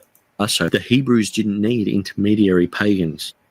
Moses states in the book of Exodus that God gave the feast of Passover to the Jews, and that God gave the specific date upon which the Passover was to be celebrated, the 14th of Nisan, which was formerly called Abib before the Exodus. The Jews did not borrow the Passover feast or the Passover date from anyone, but got both the feast and the date of the feast directly from Jehovah God. The Easter celebration, which is the Christian fulfillment of the Jewish Passover, occurred on the very same date as the Jewish celebration, the 14th of Nisan. Christians did not need to copy the resurrection idea or the resurrection date from pagans. Christians celebrate the resurrection of Jesus Christ because Jesus Christ literally rose from the dead in fulfillment of the Passover on that day. Hislop speculates that the Christian celebration was not based upon the Jewish Passover, but that Christians somehow abandoned the fulfillment of the Jewish Passover and instead celebrated an unknown fertility festival. There is no evidence for this apart from what Hislop theorized. If you're a Bible believer, you believe the Bible. If you're superstitious, you believe Hislop. In stark contrast, let's take a quick look at the scholarship of some of the King James Version translators. Lancelot Andrews, one of the chief translators of the Authorized Version, spoke 15 European languages, which were at the time the majority of the modern languages of Europe. And so he also spoke 6 ancient languages, so 21 languages all up. He had private devotions all written in Greek. He is still regarded as one of the greatest scholars ever. William Bardwell was an eminent Oriental scholar whose fame for Arabic learning was so great that scholars sought him out for assistance. He was the first person who considerably promoted and revived the study of the Arabic language and literature in Europe. In 1612, he published in quarto an edition of the Epistles of St. John in Arabic with a Latin version. He compiled an Arabic lexicon, which is like a dictionary, in 3 volumes, and also began a Persian dictionary. He was educated in cognate languages and thoroughly conversant in the science of Semitic linguistics. That is, he knew a great deal about Hebrew's sister languages, Arabic, Persian, Syriac, Aramaic, Coptic, etc. Okay, so what I said, he was fluent, or he knew a lot about cognate languages, Arabic, Persian, Syriac, Aramaic, and then Coptic. So people have pointed out that, well, that Coptic's not Semitic, you know. And it's like, okay, yeah, cool. I can understand that. So that's probably something that I'd tidy up in my old video. Miles Smith deeply studied the 100 church fathers from 100 to 300 AD, and 200 more who wrote from 300 to 600 AD in Greek and Latin and made his own comments on each of them. He was well acquainted with the marginal comments in the Hebrew language. He was fluent in Hebrew, also an expert in Chaldee, Syriac, and Arabic, so that they were almost as familiar to him as his native tongue. Henry Saville was famous for his Greek and mathematical learning at a young age. He was Queen Elizabeth's tutor in Greek and mathematics. He translated countless ancient works from Latin and Greek, his chief work being the first to edit the complete works of Chrysostom, the most famous of the Greek church fathers, in 8 large folios. A folio was the size of a large dictionary or encyclopedia. John Boyce had read the entire Bible by the age of 5 in Hebrew. By the age of 6, he wrote Hebrew in a reasonable and stylish character. He was also just as skilled in Greek by his mid-teens. He was known to study continuously from 4 a.m. to 8 p.m., that is 16 hours straight. He had a library which contained one of the most complete and costly collections of Greek literature that had ever been collated. He left over 30,000 pages of writing when he died. He could read the Greek New Testament like he read 30,000 pages of writing. I forgot to say in Greek. In Greek. Read English. This is a small portion of the testimonies of the 57 translators who translated the King James Version.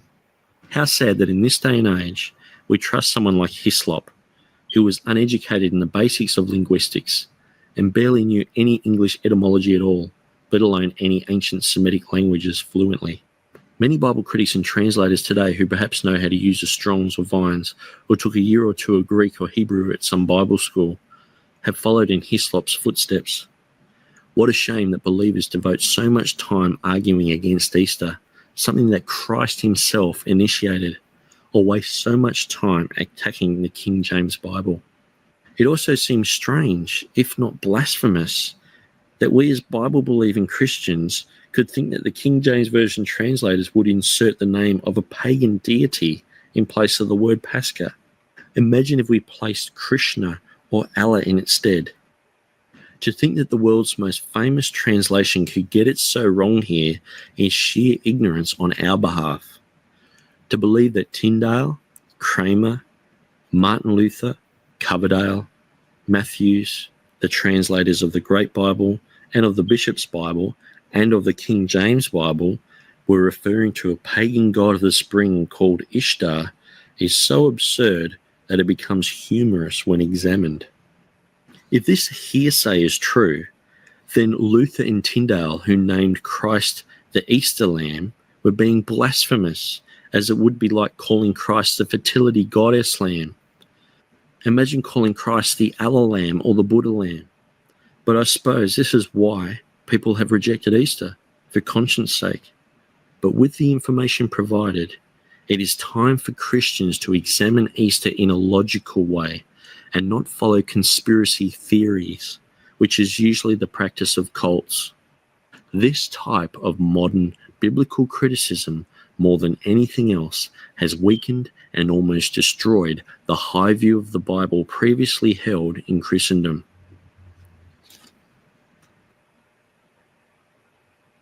The early church never debated whether or not to celebrate Easter, but only debated on which day to celebrate it on.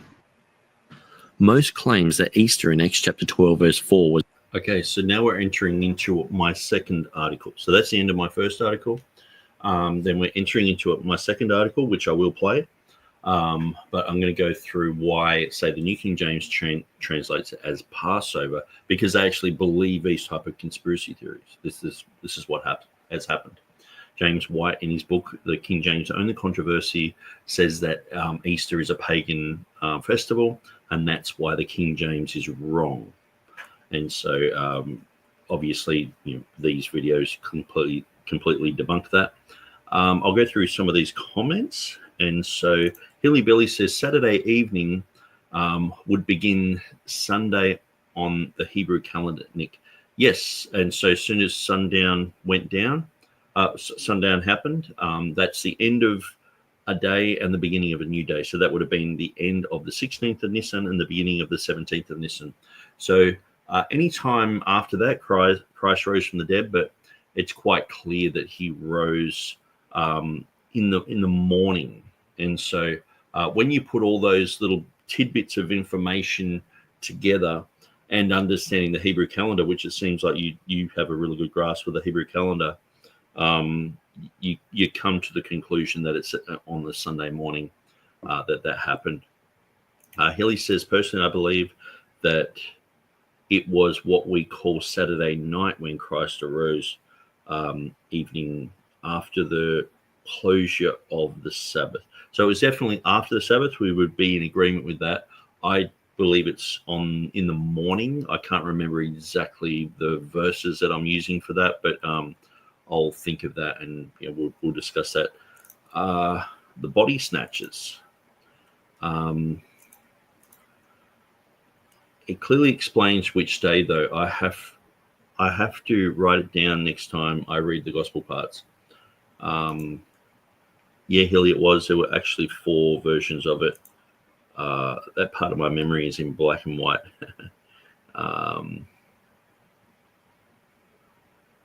Okay, Hilly Billy says 30,000 pages is a pile.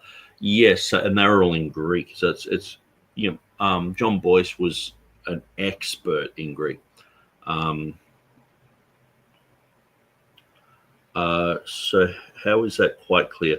So maybe it's talking about what I spoke back in the video.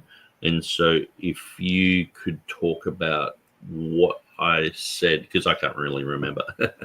And Rekhet says, Yosta is the month of spring, aka April, meaning the same. Yes, that's the claim of Bede. But as I mentioned later, that is questioned by scholars today. Lots of people are questioning because he was known to, if he couldn't understand where something came from, he said, well, it was most probably some sort of goddess or deity they were worshipping at that time. And someone like Charlemagne, he went through and cleared up a lot of pagan concepts from the English language, from customs and things like that, but he never touched Easter. And so if he would have thought that it was a pagan type of festival and Easter was from a goddess, he most likely would have not used the word Easter, but he did. So that's quite interesting. So Hilly Billy said he first appeared in the morning, but that would have been after he arose. Yes, so I guess we're both agreeing that it happened on the 17th. It happened after the sundown on the Saturday night, but we're just sort of working out whether it was in the nighttime or in the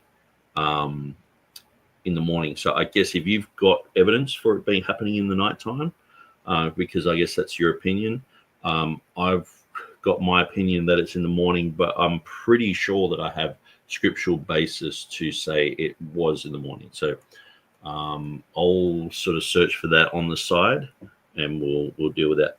Permafrost says I always associated with Yosta as well. Yes, so in my last video I go through Yosta. So there's 2 goddesses involved. Ishtar, people usually say, oh, it's a pagan thing because of Ishtar. I sort of proved that in my first video, or my first half of this video. And then in my third video, I go into Yosta, which is the European type of goddess that only comes from one statement of Bede. Okay, so we're going to look at that. Okay, so Hilly says it's only my opinion. If it were, there'd be scriptures. Okay, so I'll try and find my stuff on the side. But now we're going through the King James Version and the New King James Version. They have changed it to Passover, so we're going to look at that as well. Was a mistake or a mistranslation in the King James Bible stemmed from the pagan origins myth. However, there is also another reason why some reject Easter being inserted here. The phrase, everyone knows that Pascha means Passover and not Easter, is often claimed with pulpit-thumping assertion in many anti-Easter articles on the internet. Yet modern Greek dictionaries define Pascha as Easter. If you ask any modern Greek what Pascha means, every one of them will tell you that Pascha means Easter. the very opposite to what some Greek experts within the assembly of textual critics will assert. Many of God's people repeat what these experts affirm, as I myself once did, either claiming Easter to be pagan or citing the inaccuracy of Acts chapter 12, verse 4. Now about that time Herod the king stretched forth his hands to vex certain of the church. He killed James, the brother of John, with the sword. And because he saw it pleased the Jews, he proceeded further to take Peter also. Then were the days of unleavened bread. And when he had apprehended him, he put him in prison and delivered him to 4 quaternions of soldiers to keep him, intending after Easter to bring him forth to the people. Acts chapter 12, verse 4 in the King James Version. With our Western way of thinking, we sometimes separate Pascha into 2 distinct time periods, one being the Passover and the other Easter. It helps to know that in New Testament times, Jews were celebrating the Passover and Christians were celebrating the resurrection, Easter, at the same period of time. So this is important because today we have Passover, a completely separate event, and we have Easter, a completely separate event. But in the early church, it was the same week. So when the Christians were like, okay, we're gonna have Easter, the Jews were like, yeah, we're having our festival at the same time. So, but they were just doing different things. And so one was the shadow and type. The other one was the fulfillment in Christ. So this is why this is why there is a lot of confusion about this, because people think Passover and Easter are separate. They were both called Pascha in the early church, and in all the early church writings, it was called Pascha. And so there was not even a difference in the word. So when Christians were like, we're celebrating Pascha, well, they were celebrating Jesus. They were celebrating Easter. When the Jews were like, well, we're celebrating Pascha, it was like, well, we're celebrating Passover and with the lamb. It was exactly the same word. And so the only difference was that there was the whole week was set aside for that, and the Christians celebrated it their way, the Jews celebrated it their way. But now we have these 2 distinct periods of time. But it was exactly the same week that these happened. It would appear that the rationale of the King James Version translators in using the word Easter and not Passover was that Herod would have thought in terms of the Jewish designation and was waiting until after the festival to bring Peter before the Jews, as his desire was to please the Jews. While Luke, the writer of Acts, made it perfectly clear by stating, "Them were the days of unleavened bread," that he was speaking of the Christians' Pascha. Okay, so the Pascha was a week-long celebration. So this is where some people get it wrong. They say, well, the Pascha here is specifically talking about the Passover day, okay, the 14th of Nisan, the feast day. But when you read in the Old Testament, the word Passover can mean many things. It can be, let's eat the Passover. It's talking about a lamb. Let's celebrate the Passover. Well, that's talking about the day, the feast day. Let's celebrate the Passover, talking about a feast week. So it can mean many things. So oftentimes people look at Acts 12:4 and go, no, it's only talking about the day. But when it says, "Them were the days of unleavened bread," it means that the days of unleavened bread started when the Passover started. So it was a 7-day festival, and oftentimes these were synonymous terms. So the Feast of Unleavened Bread and the Passover celebration were used synonymously in the Old Testament. So the 14th of Nisan was the feast day, okay, and then the 15th was the start, or at sundown on the 14th, the start of the Feast of Unleavened Bread. So the Jews would have on the 14th gone through and cleared out their house of any leaven. So they got rid of all leaven. So that's why none of the wine is fermented, because leaven is what ferments wine. So when people have fermented wine, or they show a picture of a big puffy loaf of bread and say, let's have communion. No, it would have been flat bread, unleavened bread. It's quite a basic sort of concept. But So the 14th was the Passover day. Jesus died that day. The Passover lambs were killed the same hour that Jesus died. Jesus and the disciples on the Wednesday night, they didn't have a Passover feast.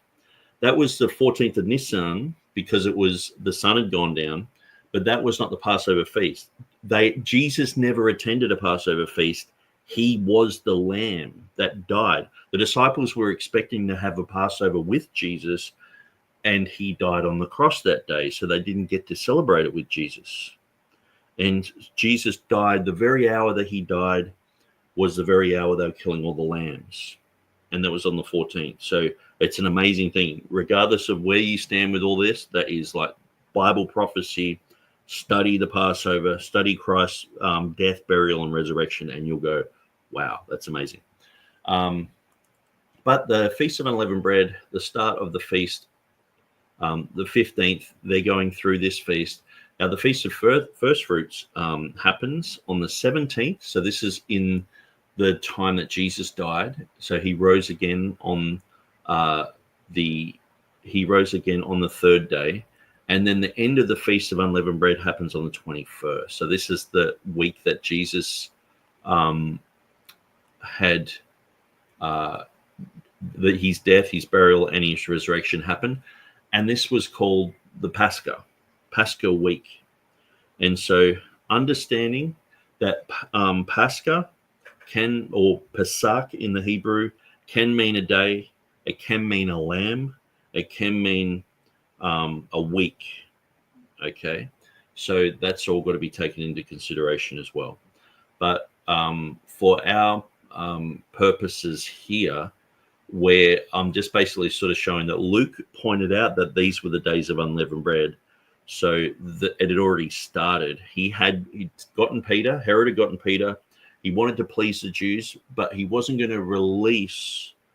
He wasn't going to, bring Peter before the people until after the Pascha. So the Christians are celebrating their Pascha. The Jews are celebrating their Pascha. It's happening in the same festive week.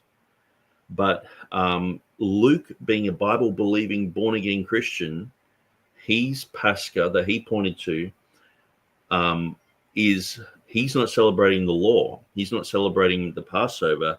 He's celebrating the fulfillment of this, where Christ said, "Do this in remembrance of me." On the 14th of Nisan, he said that. So they were to celebrate it that way. That's why we celebrate Easter like we do. Okay, so let's continue. And was making mention that the Passover feast day had already taken place and the Feast of Unleavened Bread was taking place. Luke forced the semantic domain of Pascha by making this statement and wasn't referring to the Passover feast day, which was on the first day of the feast, but stated that Peter was taken during the days of unleavened bread, which was a 7-day period after the feast. Even the liberal translator and scholar Philip Schaff said, Easter is the resurrection festival which follows the Passover proper, but is included in the same festive week. And so someone like Philip Schaff knew, and he's a historian. He's actually a good historian, but we say he's liberal because he worked on the Westcott and Hort text. But he understood that Easter, it's the resurrection festival, which follows the Passover proper, but is included in the same festive week. So it's the same week as Passover. Just because they're separate today doesn't mean it was always like that. In the early days, it was exactly the same week. The Greeks would have gone, hey, we want to do this too. And that's why it actually says the Jews' Passover was near, making a distinction. Why would you say the Jews' Passover? Isn't it always the Jews' Passover? No, because the Gentiles had a Pascha as well. It was called, it eventually in English got called Easter. Passover proper, but is included in the same festive week. Luke didn't have separate words in Greek to specify the difference between the Passover proper and the resurrection celebration, Easter. He used Pascha and added, then were the days of unleavened bread. So I guess understanding that Passover and Easter are the same week. They happen at the same time, but just the Christians are going to celebrate Jesus. The Jews are going to get the lamb and kill it. That there is the Greek Pascha, applies to both of these. Emphasizing the resurrection of Jesus Christ, he followed this pattern throughout the book of Acts. Luke would not have added it for some trivial reason. Rather, he was inserting information that would place the Greek Pascha into context in Greek literature and the Textus Receptus itself. The use of the word Pascha in early Christian writings dealt with the celebration of Easter and not just the Jewish Passover. So, as I mentioned before, the early church fathers, many call them, I call them the early church writers, because some of them are heretics and I don't want them to be my father. But they use Pascha. They all use Pascha. They never said whether to celebrate it. They said what date. And whenever they were saying Easter, talking about the resurrection of Christ, they used Pascha. When they were talking about the Old Testament, they would use Pascha everywhere. So they use Pascha for both celebrations. Luke rarely went out of his way to explain the Old Testament practices of the Jews in Acts. For example, in chapters 1 and 2 and right through Acts, things like a Sabbath day's journey from Jerusalem, the day of Pentecost was come, were written without any explanation whatsoever. So the addition of the words, "then were the days of unleavened bread," indicate that there was something that Luke wanted the readers to know about the particular chronology of the occurrence of the 12th chapter of Acts. Had Luke not included these words, there would be no doubt as to it meaning the Jewish feast, and the thought of a Christian feast would... Well, actually, this is where I would probably change this video. As I mentioned, this is a 2005 article that I wrote, and I did this video in like 2009. So the way that I would change this is I would say Pascha applies to the Jewish feast and the Christian feast completely. And so I guess at the time I was thinking that there was a little bit of a distinction there. It's a tiny little grain of sand in this video, but it's like it doesn't really make that much difference. Only come to mind in the knowledge that historically the early church did celebrate Easter more or less in the same festive week. Also, it would not have been necessary to make any distinction at all, as the King James Version translators did. But the fact remains that Luke did mention it, and the very learned King James translators did see this insertion vital to explain the context correctly.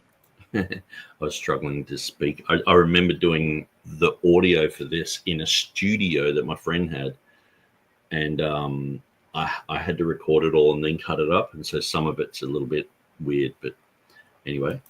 The King James Version translators were well aware that Tyndale changed many of the references from Easter to Passover in his editions of the New Testament after he invented the word Passover, and also how Pascha was used for both Easter and Passover in early church literature. Yet they were also especially familiar with the disputations about Easter in the first few centuries of Christianity. Dr. G.W.H. Lampe has correctly stated, Pascha came to mean Easter in the early church. Dr. Lampe lists several rules and observances by Christians in celebration of their Pascha or Easter. He also points to various Greek words such as Paskazo or Paschalia that came to mean celebrate Easter and Eastertide. Likewise, Dr. Gerald Kittle notes, Pascha came to be called Easter in the... So Gerhard Kittle is the guy I was talking about who was tried at Nuremberg for Nazi war crimes. But, he's, in the reason I'm using these guys is so I'm not using, TR guys. I'm using the opposition, and they're in agreement the vast majority of the time. But then James White's like, no, it's a pagan festival. Celebration of the resurrection within the primitive church. It must be remembered that Pascha was the most important... I might look at that comment. Pascha came to be called Easter in the celebration of the resurrection within the primitive church. Now, what does that mean? Because Easter, the word Easter didn't appear until, Anglo-Saxon 500 years after the Bible. So what's he saying here? Obviously, he's talking about Pascha didn't come to be called Easter, and understanding the word Easter means resurrection and nothing to do with the pagan goddess.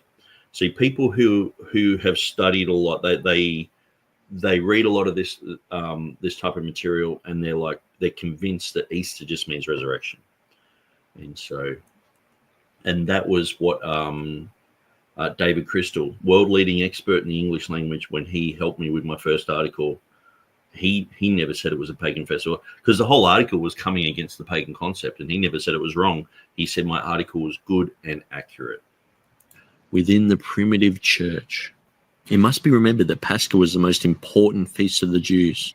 The early church, including Luke, would have initiated the trend of not celebrating the old shadow Pascha, but celebrating the new Pascha.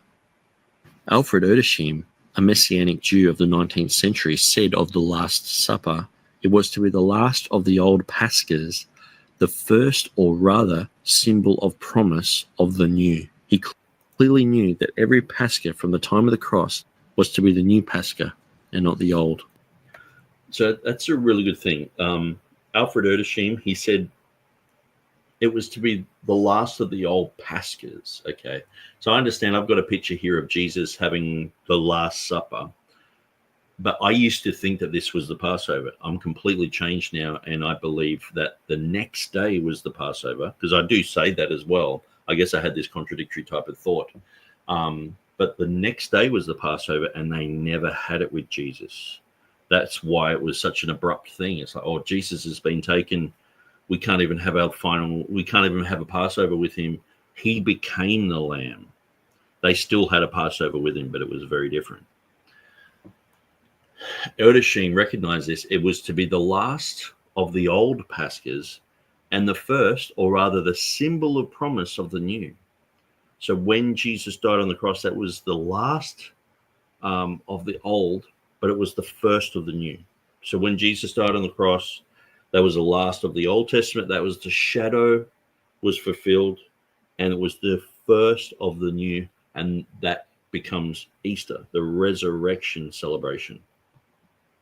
Knew that every Pascha from the time of the cross was to be the new Pascha and not the old. John Owen wrote, there was also a signal vindication of the truth pleaded for in an instance of fact among the primitive churches. There was an opinion which prevailed very early among them about the necessary observation of Easter in the room of the Jewish Passover for the solemn commemoration of the death and resurrection of our Saviour. And it was taken for granted by most of them that the observance hereof was countenanced, if not rendered necessary to them, by the example of the apostles, for they generally believed that by them it was observed, and that it was their duty to accommodate themselves to their practice. By the later 2nd century, it was accepted that the celebration of Easter was a practice of the disciples and an undisputed tradition. That Easter was to be observed by virtue of apostolical tradition was generally granted by all. So there we have John Owen stating this. And so when James White, in his book, The King James Only Controversy, says Easter is a pagan practice, well, here's John Owen. It's not a King James concept to say, no, it's a Christian practice. John Owen saying the disciples celebrated this. Says by the later 2nd century, it was accepted that the celebration of Easter was a practice of the disciples. So he's not saying Easter is a pagan thing at all. He's saying it's a Christian thing. It was a practice of the disciples and an undisputed tradition that Easter was to be observed by the virtue of apostolical tradition that was generally granted by all. So all people, it was granted by all, not just some. Everyone celebrated Easter.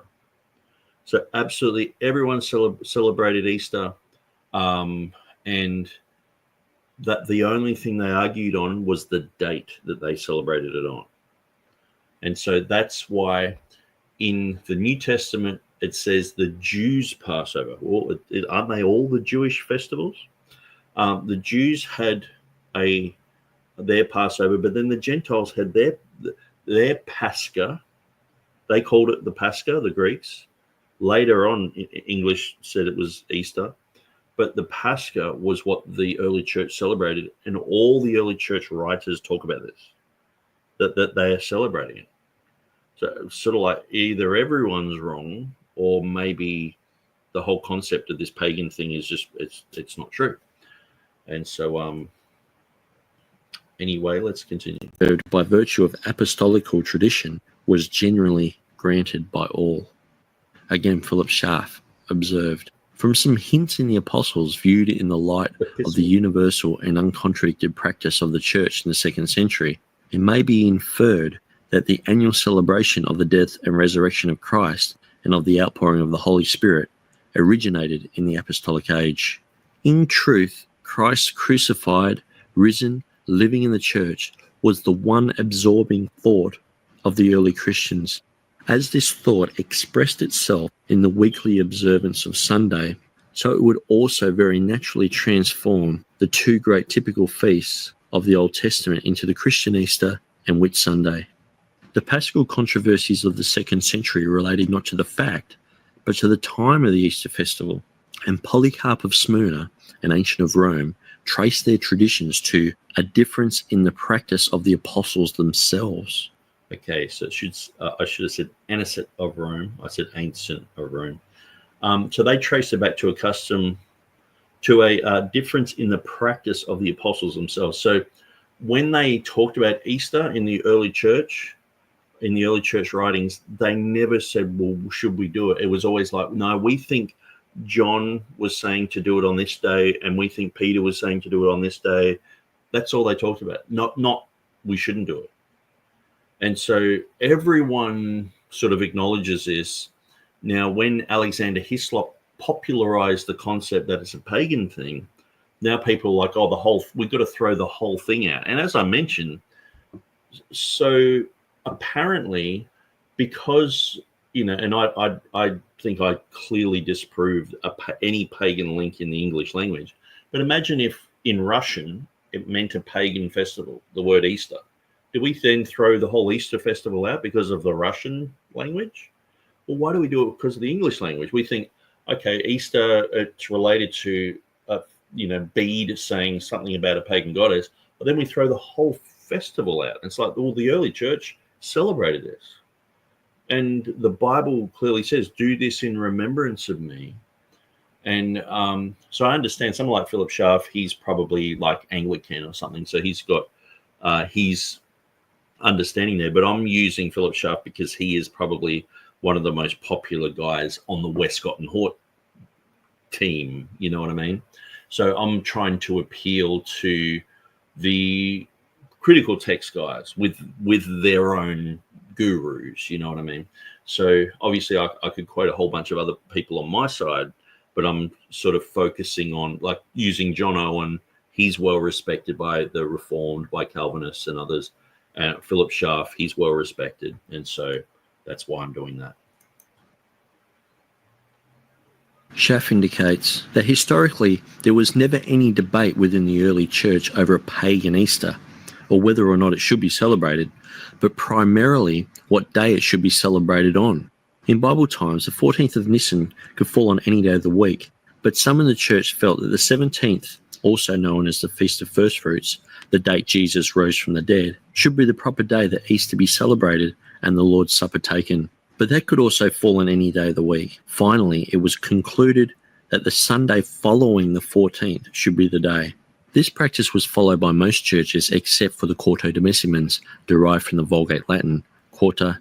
No, I said Quartodemessians. It's actually Quartodecimans. But I used to say lots of words wrong, like ecumenicism. It's ecumenism. And so sometimes you add a little thing in there. But Quartodecimans. So the Quartodecimans, coming from 14, they used to celebrate very strictly. 14th, that's it. Where other people would go, no, we're celebrating the resurrection, so it should be on the Sunday afterwards. But then the Council of Nicaea worked on this, so we're going to get into that. Decimal, meaning 14, who kept Easter on the Passover day, the 14th. Because they strictly followed the law, they were generally considered legalists by most of the church fathers. Around 120 AD, Polycarp, who was a disciple of John, went to see the Christian leader Anicetus to discuss the proper date for this celebration. Polycarp, Bishop of Smyrna, visited Rome to confer with him about the controversy over the date of Easter. Those in Asia celebrated it on the movable weekday of the 14th of Nisan, which was the Old Testament Jewish Passover date, while those in Rome did it on the first Sunday after Passover. They decided to let each group continue as they had been doing, rather than cause a split. We read in Eusebius, a question of no small importance arose at that time, that is, about AD 190.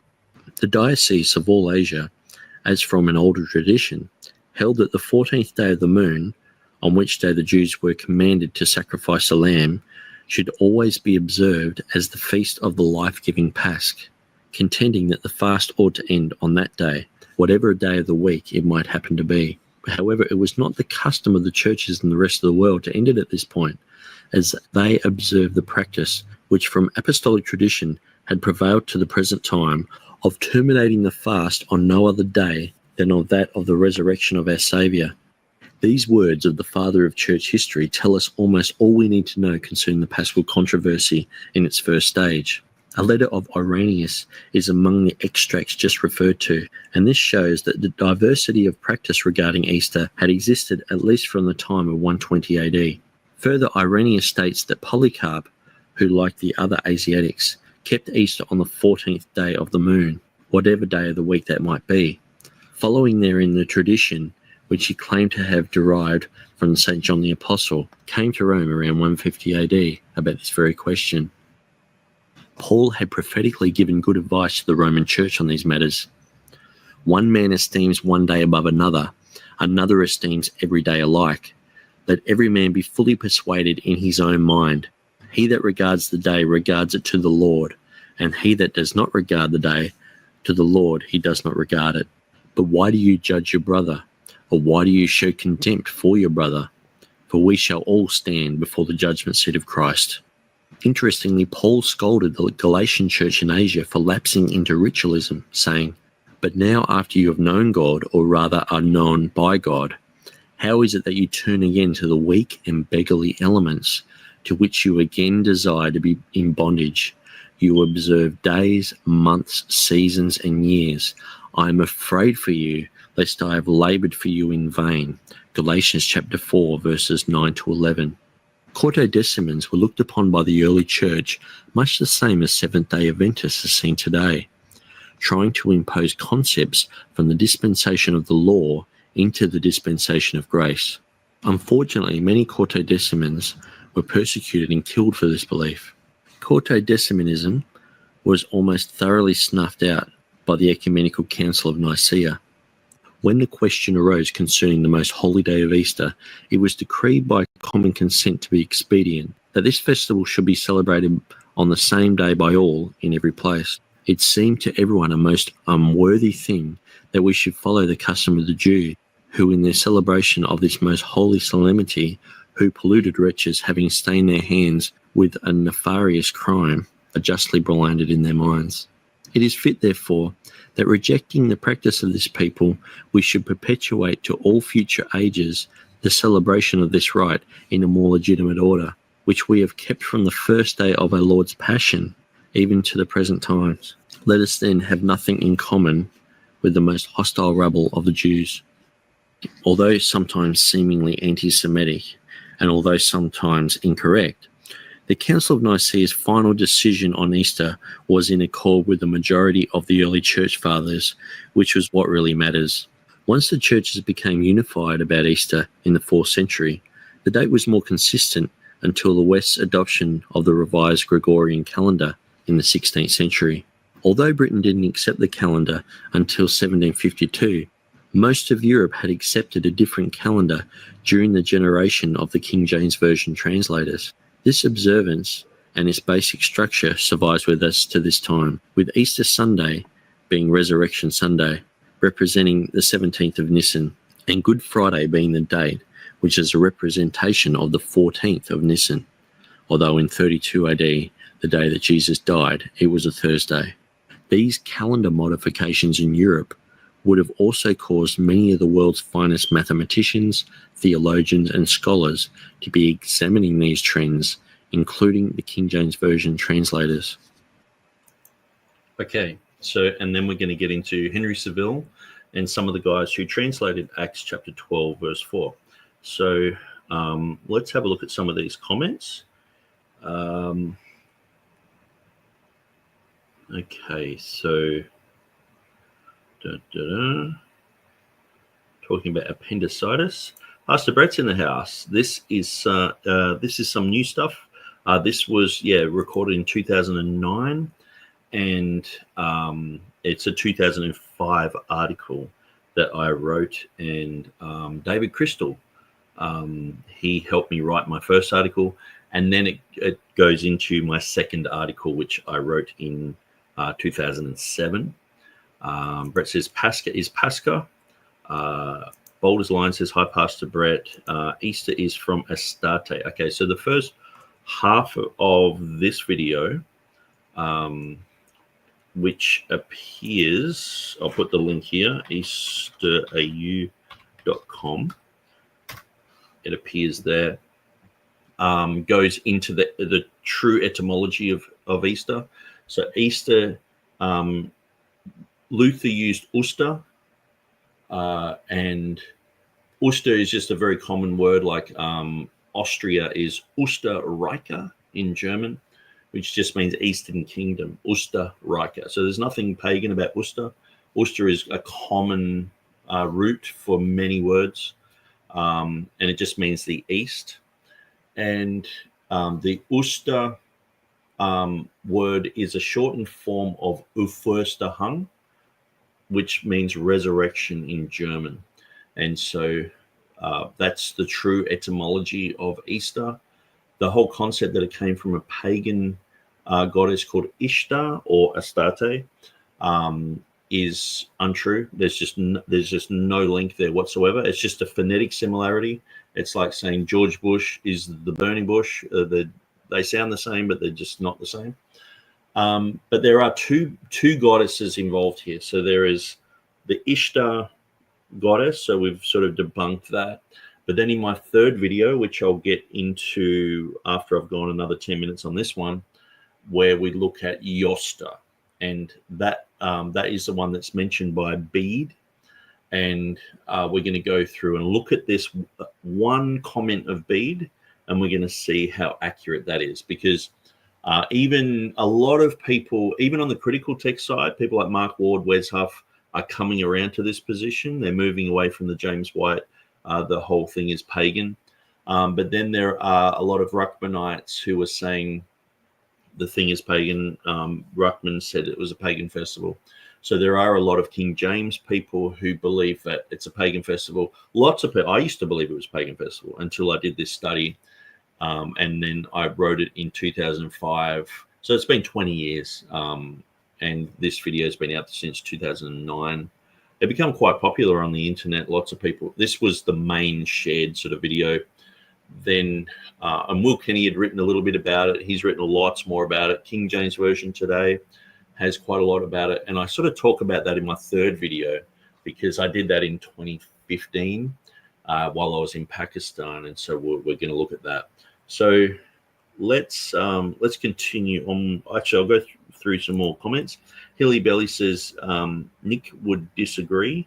Yes, I disagree that it comes from Astarte. Pastor Brett says, and I don't support James White. I don't care for John Wayne either. And so Pastor Brett says, I also do not ascribe to the critical text position. Christian says, for those not down with Easter, is Passover something you keep? Hilly Billy said, yes. Okay. And there's Tater. Permafrost says, I think it's good to keep. I try my best. Christian said, I see. I've only done cedar twice. That was the most I did. Hilly. It's healthy. I don't care what anyone says. I think you're good. A good egg, Pastor Brett. Well, I don't have to have a traditional cedar, but you can observe it. How would you observe it without cedar? When the church is anti-Semitic, abandoned Jewish feast now looks like paganism. Yeah, and that's what I mentioned about the Council of Nicaea. They were pretty rad against the Jews. I guess some people were talking about the Jews that they knew in their time, which can be bad. I mean, I can talk about the Christian groups in town that can be off the wall, and I can be saying Benny Hinn's this and that, and I'm not into them, but that doesn't mean that they're specifically talking about all Jews. And so this is one of the things that the whole marching to Zion, it's like all the Christians were against the Jews forever. And it's like, and many times they're like, they killed Jesus. Well, I don't usually attribute the sins of the fathers upon the sons. I think that I judge a person according to what they've done, not according to what their great-great-great-grandfather did, or just because they're the same race as someone. It's like, oh, you killed Julius Caesar, sort of thing. It's like, you're Italian, let's kill him, but it's hard to get that out of people. They think that way. How do you observe a birthday, for example? Permafrost says, I think we can solve this if Astarte or Iostra. We need to find out when their pagan holidays or feast days are and compare them. Well, see, the thing is with Iostra, there's just nothing written about this pagan goddess at all, except for Bede. And he was known to fill in the gaps saying, well, I think it's a pagan thing that they probably used to celebrate. And that seems like it's becoming a bit of a consensus among Textus Receptus Christians, among critical text people, Christians, and also among atheists. There are some atheists out there who've done some really good research into this, and I'm in complete agreement with them. See, I was like a voice in the wilderness when I did this video, and I used to get the King James only guys would come against me. The critical text guys like James White would say I'm a Ruckmanite for believing this, but it seems like people over the years have calmed down and looked at it and gone, yeah, actually there's some good points here. And then it's become quite mainstream to go, well, no, it's not a pagan thing. Well, pretty much the whole pagan thing is so discredited now that it's almost like when you study into it, it's one of the first things that is just completely debunked by pretty much everyone. But then it's like, okay, well, then we get into the Old Testament, New Testament thing. Is it Passover? Is it Easter? How should it be translated? And all those other things. So the whole pagan thing is almost like, well, if you still think it's pagan, I would say study this. You gotta study this. Think about it. And there's lots of material that's come out since I've done this that really back up the whole concept that it's not pagan whatsoever. Bree says, I like lamb. Love lamb. Had it last night. You gather to celebrate with no real guidelines. Yeah, we eat lamb on Easter. Permafrost says a holiday named for a goddess is part of the neo-pagan Wiccan wheel of the year. Ostara, 21st of March. Iostra is associated with the coming of spring and dawn, and her festival is celebrated at the spring equinox.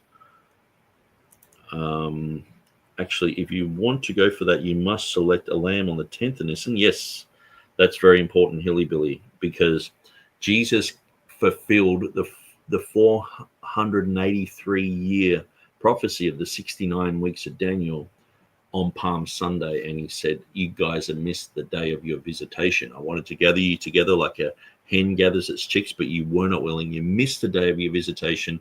That was the 10th of Nisan, and Jesus was brought into the house. He went in, cleansed the temple.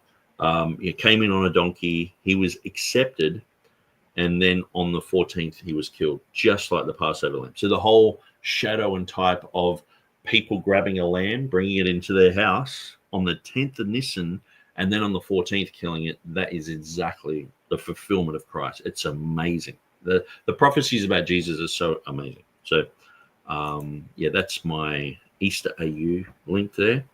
Bree says, not forget, set an extra place at the table. 14th of Nisan falls on Saturday this year. Interesting coincidence. Bree cap is Tater, Nick. Okay. So I wasn't sure why people were just mentioning a potato. I thought maybe you'd teasing the Irish or something. Still going on about the potatoes, are we? Hilly says, I'll be watching from over there. My wife made a homemade kitchen chicken pot pie, so everyone's just having a bit of a chat. Nick called you Bree too. Oh, Bry. Or it just says Bree cap. So Brian, not Bree. Okay. Bree cap. Brian. Okay. Mr. Potato. So now we're entering into the time when we're talking specifically about Henry Saville and the translators who did the King James. So this will give you a little bit of history into how the King James was translated. And this will help you a lot. So let's continue. King James Bible translator Henry Saville was an expert in the Greek language, mathematics, and church history, and had been personal tutor in Greek and mathematics to Queen Elizabeth. He also founded the first chairs of geometry and astronomy in Oxford. His greatest work, besides his work on the King James Bible, was translating the complete works of the most famous Greek church father, John Chrysostom, from Greek into English. During his compilation of 15,800 manuscript sheets, he scoured all the great libraries of Europe, buying the oldest and purest of the Chrysostom manuscripts. Saville's edition of Chrysostom has been called the one great work of Renaissance scholarship carried out in England, and was the most considerable work of pure learning undertaken in England at that time. Saville, who frequented Europe, was considered by some as the greatest scholar of his age. Adam Nicholson, who wrote a book about the translators, dispelled the myth that the King James Bible emerged from an isolated and insular England by saying, a river of European influences run through it, and no more open conduit than Henry Saville. Saville translated Acts chapter 12 verse 4 as a member of the Oxford Translation Committee assigned to translate Acts, the Gospels and Revelation.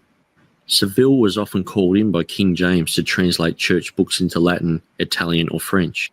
Chrysostom, whose works Saville translated from Greek into English, was staunchly opposed to Quartodecimanism, which occurred mainly in Asia.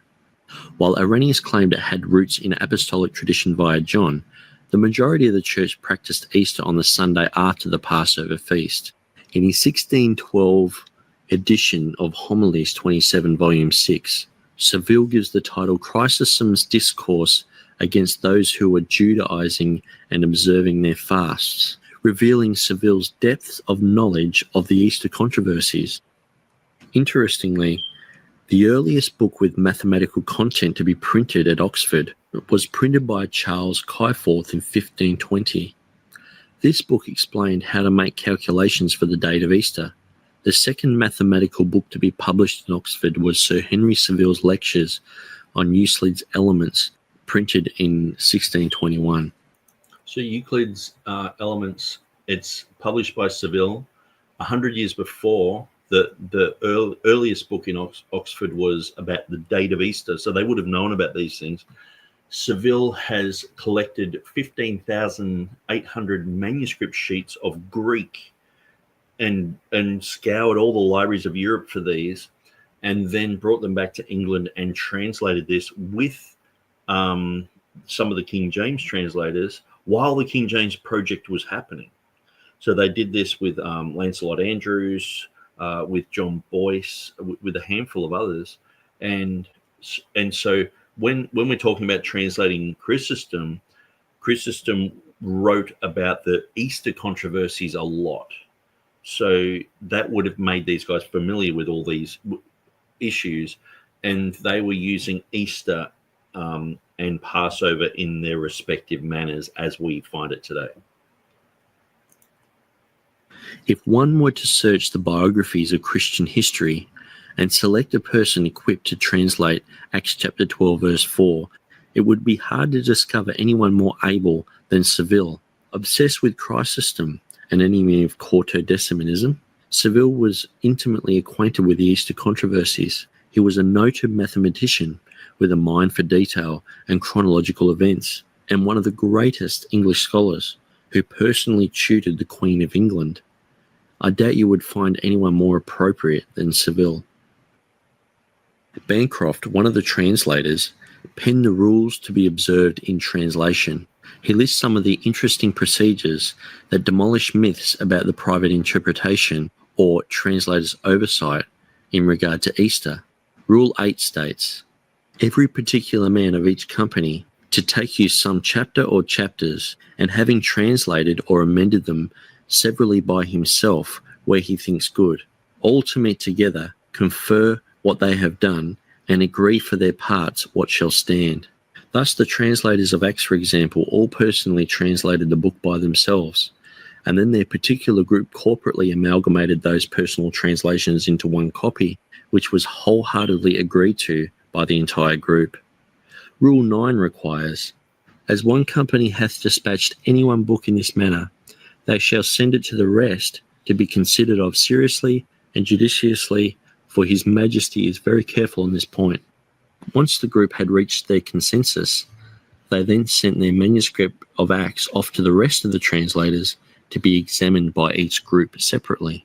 Rule 10 records, if any company upon you review of your book so sent really doubt or differ upon any place, so send them word thereof, note the place, and withal send their reasons, to which if they consent not, the difference to be compounded at the general meeting, which is to be of the chief persons of each company at the end of your work, hence Henry Seville. In addition, there was a chance to respond to the reviewers in front of a committee. Rule 11. When any place of special obscurity is doubted of, letters to be directed by authority to send to any learned man of the land for his judgment of such a place. So if agreement could not be reached, further authorities in the land were to be consulted on particular matters. This reveals that great lengths went into the translation's accuracy. Many people think that Easter only appears in Acts chapter 12 verse 4 in the King James Version of the Bible. There is also confirmation for the fact that the King James Version translators defined Easter as the resurrection of our Lord. In the frequent mention of the various tables in the preface of the King James Version itself, which show to us that to the translators, Easter was the holiest day of the year, and they knew exactly what it was, the resurrection day. In the preface, which is in the front of the original 1611 Bible, Easter is referred to an almanac of 49 years, and a date provided for each of those years. This indicates that Easter, in this case, refers to the Easter celebration by Christians for Christ's resurrection and not to the Jewish Passover. Also, the following page, which is a table to find Easter forever, refers to the Christian Easter. In addition, the table proper lessons to be read for the first lessons, both at morning and evening prayer, refers to the Christian Easter and also includes other days as Whit Sunday and Trinity Sunday, which are holy days determined by the date of Christian Easter. This is also true in the table, proper psalms on certain days, and on the following page, events before and after Easter are described. Thus, when Easter was referred to in the preface of the 1611 Bible, it was referring to what we know today to be Easter. It never refers to Easter as the Passover, and when Passover is referred to, it is the Jewish holiday. From the above, one must conclude that when Easter was inserted by the King James Version translators, it was done so by design, showing their trend of using Easter as a post-resurrection Pascha and Passover as a pre-resurrection Pascha, also causing the definition of Easter as a Jewish Passover to become obsolete. As the Oxford Dictionary would later define Easter in the multi-volume Oxford English Dictionary, also showing a second meaning, 2, the Jewish Passover, obsolete. Thus agreeing with Seville, who was an Oxford man himself. Now, just going back to that. So this is where what I've found, like pretty much all the information I've shown you, Bryan Ross has shown in his book, which came out in 2020, Don't Pass Over Easter.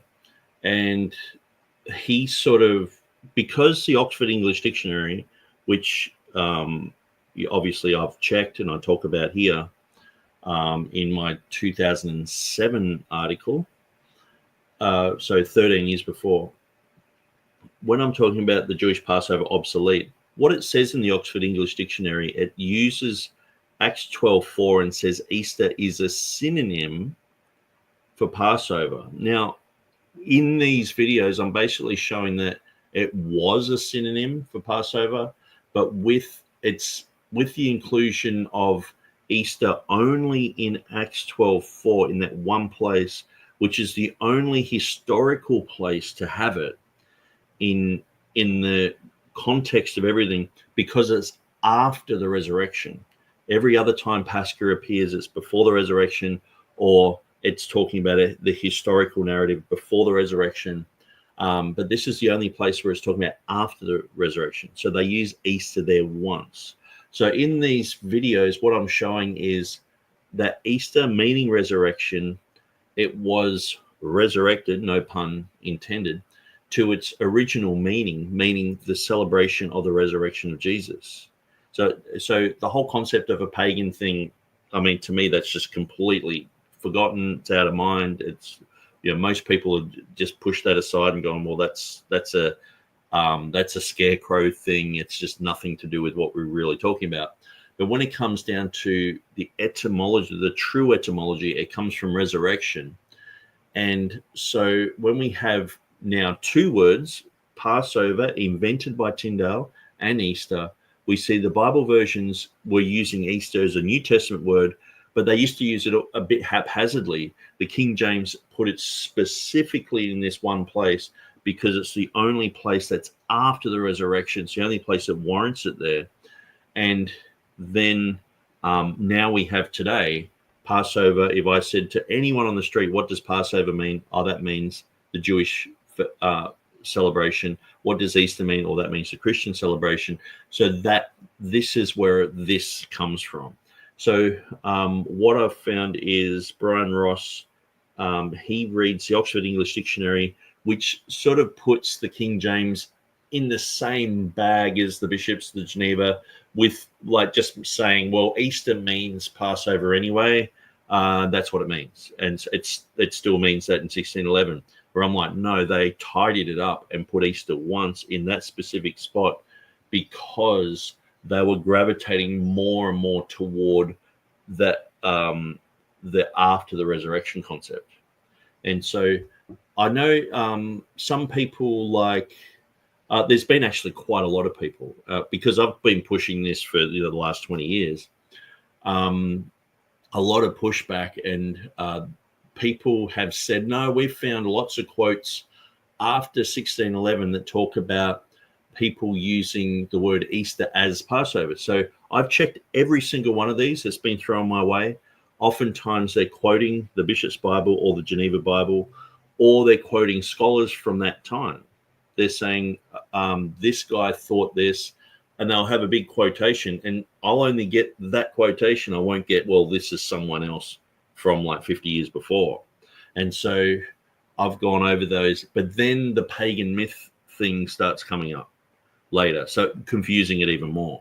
So but yeah, the whole concept of the Jewish Passover and Easter being synonyms, that kind of phased out before 1611, and they had their finger on the pulse with all these words and their usage in England at the time. And when you look at the preface to the King James, they were saying, hey, Easter is this. They never said Easter and Passover are this, or got confused with the terms. They were just like, this is Easter. And the usage from that point on is pretty much Easter is a resurrection celebration. Passover is an Old Testament shadow and type. Late. Thus agreeing with Seville, who was an Oxford man himself. The King James translation ended an 86-year trend that began with Tyndale. Scott Jones, an expert on Easter, said, It doesn't take a saving to figure it out. The death of Jesus Christ, Christ our Passover, 1 Corinthians 5:7, occurred before the days of unleavened bread. The resurrection of Jesus Christ occurred during the days of unleavened bread. And Luke went out of his way to explain to his readers, then were the days of unleavened bread. As we enter into an Easter season, let us keep Easter not with old leaven, neither with the leaven of malice and wickedness, but with the unleavened bread of sincerity and truth, 1 Corinthians 5:8. That is, Easter without legalism, without pagan myths, without conspiracy theories, and without degrading the authorized version. It would be much more edifying for the church to learn of subjects such as the Passover lamb fulfilled in Christ, or the fulfillment of the 69 weeks of Daniel prophecy on the 10th of Nisan, which is Palm Sunday, the Lord's Supper, the blood, the resurrection, etc., which no doubt many have been doing, however, should now do with even more boldness, proclaiming them without unnecessary doubting or confusion. History reveals that the majority of Christians worldwide have celebrated Easter because Jesus, not pagans, said, "Do this in remembrance of me." Luke chapter 22, verse 19, with 1 Corinthians 11:24. Paul stated, "Therefore, whether you eat or drink or whatever you do all to the glory of God." 1 Corinthians chapter 10, verse 31.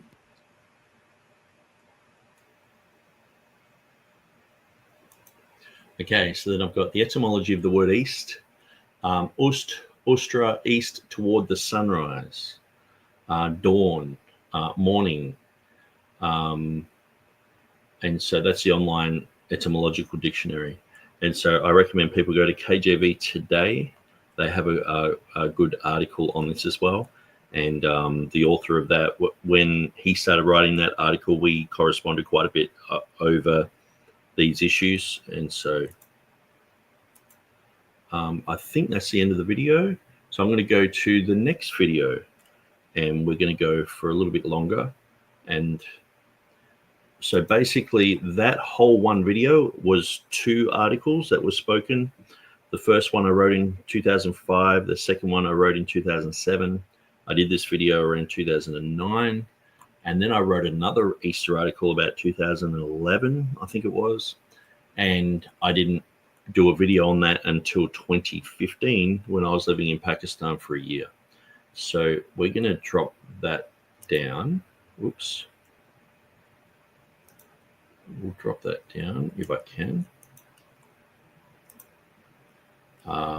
We'll go to our, here we go, the next video. So this goes for 37 minutes. And as I mentioned, these are the original articles. If you go to Easter AU, one word, easterau.com, these are the videos you can watch. And then my first article and links to the second article and the third article are here. Okay, so let's open this up. After writing 2 articles. Okay, sounds very low with the volume, so.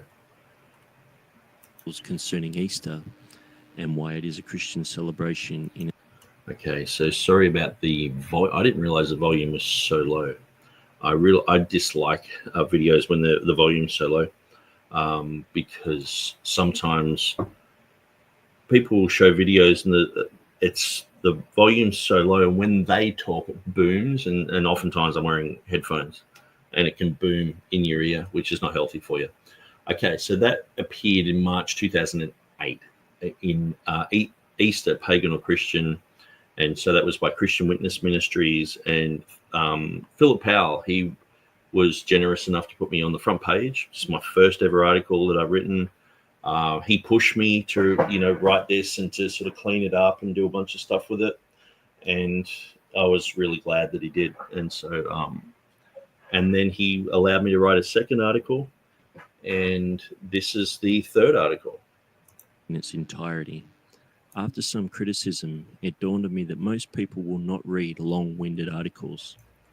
Okay, how are you guys going with the sound? I mean, to me, it's so low. I'm just wondering how I can boost that. Maybe I can go into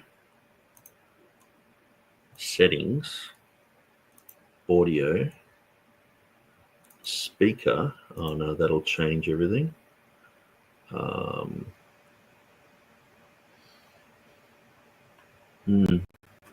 There's not much I can do about that. So yeah, I'm just going to have to turn myself up because I can hardly hear it. So I guess you guys will do that too. And even after a few minutes of sharing my articles with people on the internet, instead of them taking time to read and examine them, most would speedily respond by copying and pasting something about a pagan goddess from some obscure website. So after some time, I created a video on the topic, which is basically a 1-hour reading of the 2 articles with several pictures to keep people's interest.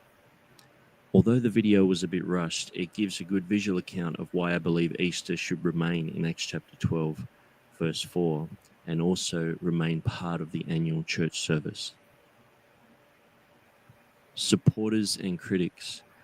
When I first wrote my Easter article, world-leading expert on the English language, David Crystal, gave me some pointers about Easter and its German connection and mentioned that the article was accurate and good. Although both slightly disagreeable on certain minor points, Christianity Today has since published a similar article on Easter being Christian, and also Jonathan Safadi of Creation Ministries International has used the information to confirm my stance on Easter. When I approached James White from Alpha and Omega Ministries, who wrote the book King James Only Controversy, he speedily rebuked me and called me a Ruckmanite for making such claims and banned me from his forum. On the flip side, D.A. Waite, who wrote Defending the King James Bible, printed parts of the articles in his newsletter after having formerly taught that Easter was pagan. His contemporary Jack Mormon also read the articles and said that the information had taken the matter forward considerably from his former article on the topic.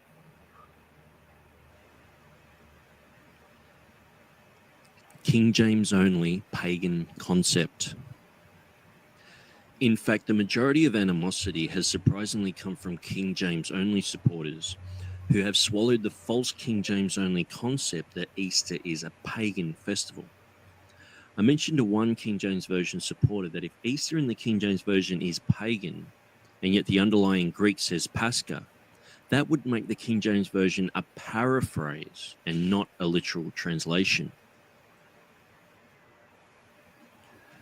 I can't understand the logic behind many King James only people who should have naturally gravitated toward the revelations in my former articles, but it seems their alliance to and defense of people such as Peter Ruckman, Sam Gipp, and Gail Replinger is stronger than their alliance to and defense of the truth. Although many who are not in the hyper King James only camp, but still believe the King James to be an accurate translation of the Hebrew, Greek, and Aramaic, have accepted the teaching as orthodox. In conclusion to the responses, all I can say is I still thoroughly believe what I have written to be factual and correct, and my steadfastness in defending my position has only further strengthened my stance. 2,000 years of Greek. If you simply go to Google Translate and choose to translate from English into Greek and type in the words Passover and Easter, the answer in Greek for both is Pascha, Pascha. One Pascha, Passover, is the Old Testament type, and the other Pascha, Easter, is the New Testament fulfillment. This has been the same in Greek for 2,000 years. Only the context formulated the difference. This is evident in the Church Fathers' writings, who often use Pascha for both the Old Testament and New Testament feasts. Tyndale invented the word Passover, and thus we Englishmen no longer had one word for the Old Testament feast and New Testament feast, but two. Previously, we used Easter, sometimes Pasch, but rarely. In Scripture, Passover was practiced before the resurrection occurred, and Easter, meaning resurrection, was practiced by the church after the resurrection occurred. So this is a great chart here. This is on KJVtoday.net, and it has, Pesach 49 times. Then it has Pascha as Passover 26 times, and then Easter once, and then Passover 2 more times after that. But they're still pointing back to the historical narrative. So the only time it appears as Easter in amongst all these times here. So the total number of occurrences of Pesach in the Bible is 78. And then we have the New Testament Pascha that appears 28 times and once as Easter. So it's put in there by design because Easter means resurrection, and that occurred in the narrative after the resurrection. And the Gentiles were already celebrating this. Acts chapter 12, verse 4 occurred after the cross, being the only scripture befitting the post-resurrection context of Easter and not Passover. Bede and pagan roots. Over the years, I've been asked repeated questions by people who have tried to cling to the pagan goddess myth. It was qualified in the previous 2 articles that Easter was considered by the reformers to be the celebration of the resurrection and never once referring to a pagan goddess. But what about the English historian Bede and the goddess Easter claims? The Venerable Bede, 672 to 735, claimed that the word Easter came from Easter, the goddess of the Saxons. The first month, which the Latins called January, is July. February is called Solmoneth. March, Rethmoneth. April, Yostamoneth. Yostamoneth has a name which is now translated Paschal month, and which was once called after a goddess of theirs named Yosta, in whose honor feasts were celebrated in that month. Now they designate that Paschal season by her name, calling the joys of the new rite by the time-honored name of the old observance. Okay, so what we've got to understand is historians say that Bede used to fill in the gaps quite a lot where there wasn't any type of etymological link to something.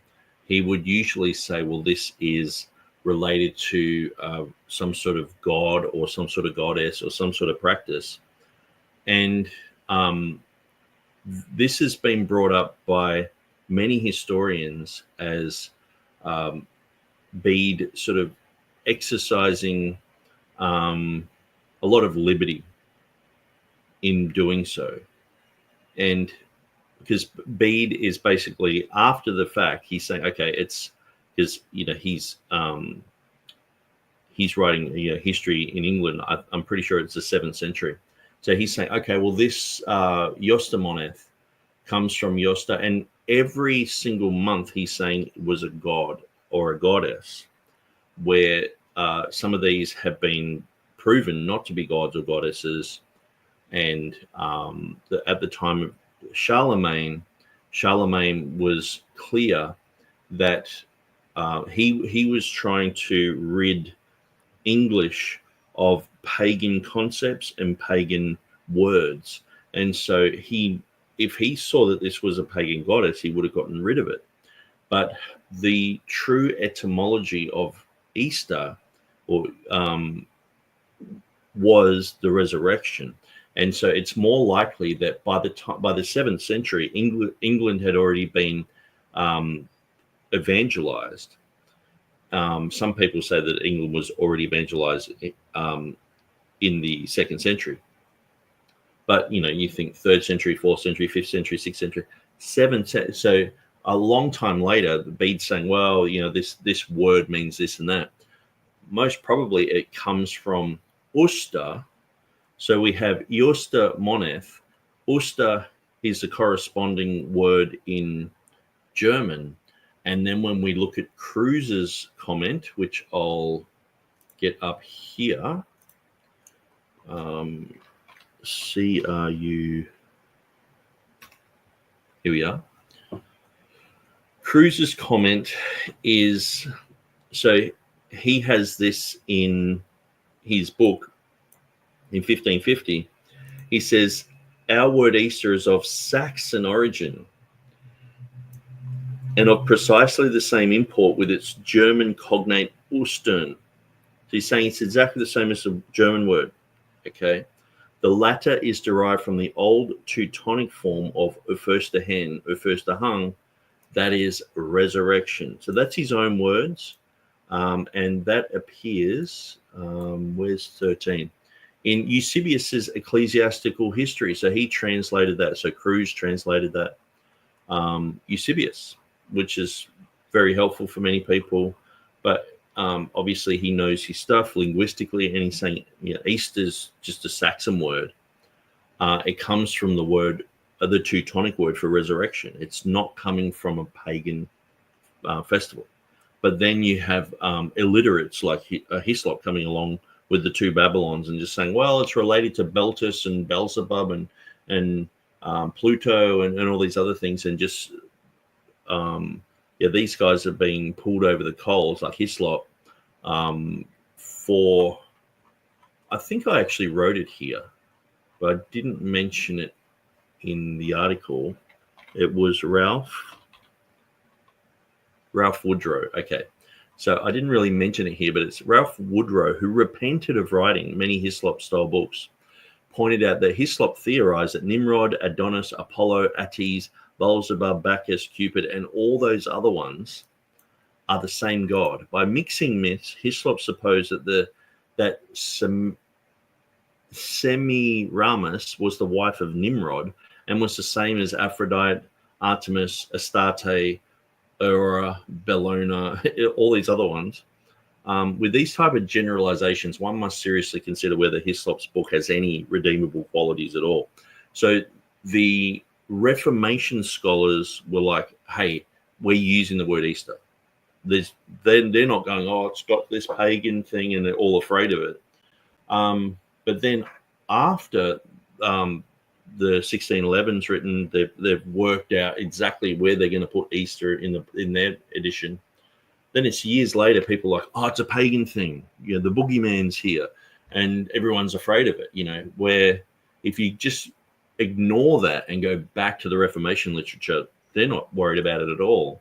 So in that light, then we look at these concepts of Bede. While many now understand that Hislop's phonetic connections between Easter and Ishtar is without any solid linguistic evidence, they still have questions and doubts about English Yosta, the goddess. Is the English Easter Yosta theory based on some linguistic data? So there are two goddesses. The Ishtar one, we've proven there's no link to that, but this is the Yosta goddess that Bede mentions, and he's the only one who mentions it. There's never been any proof for this ever found anywhere, except for just Bede mentioning it. Bede notes that the native Old English month Yostamoneth, Old English Yosta month, was equivalent to the month of April, yet the feast held in the goddess's honor during Yostamoneth had gone out of use by the time of his writing and had been replaced with the Christian custom, the Paschal season. Homophones and dictionary listings. In the English language, there are things called homophones. Some examples of homophones are stalk, part of a plant, and stalk, to follow, harass a person. Left, past tense of leave, and left, opposite of right. Rose, as in flower, and rose, past tense of rise. Words such as carrot, and carrot, and carrot, two, and two apply here also. In our case, we have English Easter and Yosta. Although spelt slightly differently, Many English dictionaries have placed them under the same title of Easter. It must be noted that any definition that appears in a dictionary is separate from another entry. The two entries are separate and not under the same entry.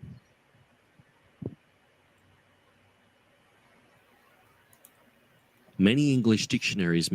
So what I'm saying there is you have Easter, but if you look it up, it's like, oh, this is a pagan festival. And it's like, okay, even if this pagan festival did exist, the only source is Bede, okay, and then from what I read before, that's the only thing that's written historically about it. Then people have elaborated and written and made videos and done all this other stuff about it, okay. But just say it was a true pagan thing. You would have to just put it in its correct category, because you have Easter is the Christian celebration. Then the next category is Josta. Okay, that's a pagan thing. But oftentimes it's actually in the same definition, which causes more confusion, because people go to a dictionary and they're like, oh, it means a pagan thing and a Christian thing. Oh, and so that's pretty much what I'm talking about. Mention both a pagan and a Christian definition for Easter. The 1717 English Dictionary states that Easter, Aosta, Osta, a Saxon goddess whose feast they observed in Easter month, April.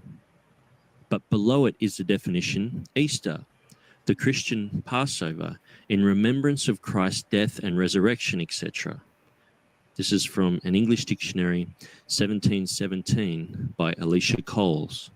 So really it should have Josta and then have Easter, because they're completely different. But this is an etymological dictionary, okay? And so someone going through etymology is like, okay, where did this word start? Well, Bede is saying it comes from a goddess. Well, it must come from a goddess, so that's where Easter comes from. He's talking about Easter, so we're going to have Easter as it's spelt today, and Josta, but we're going to spell it Easter, and we're going to say that they're the same word. And so this causes a lot of confusion as well.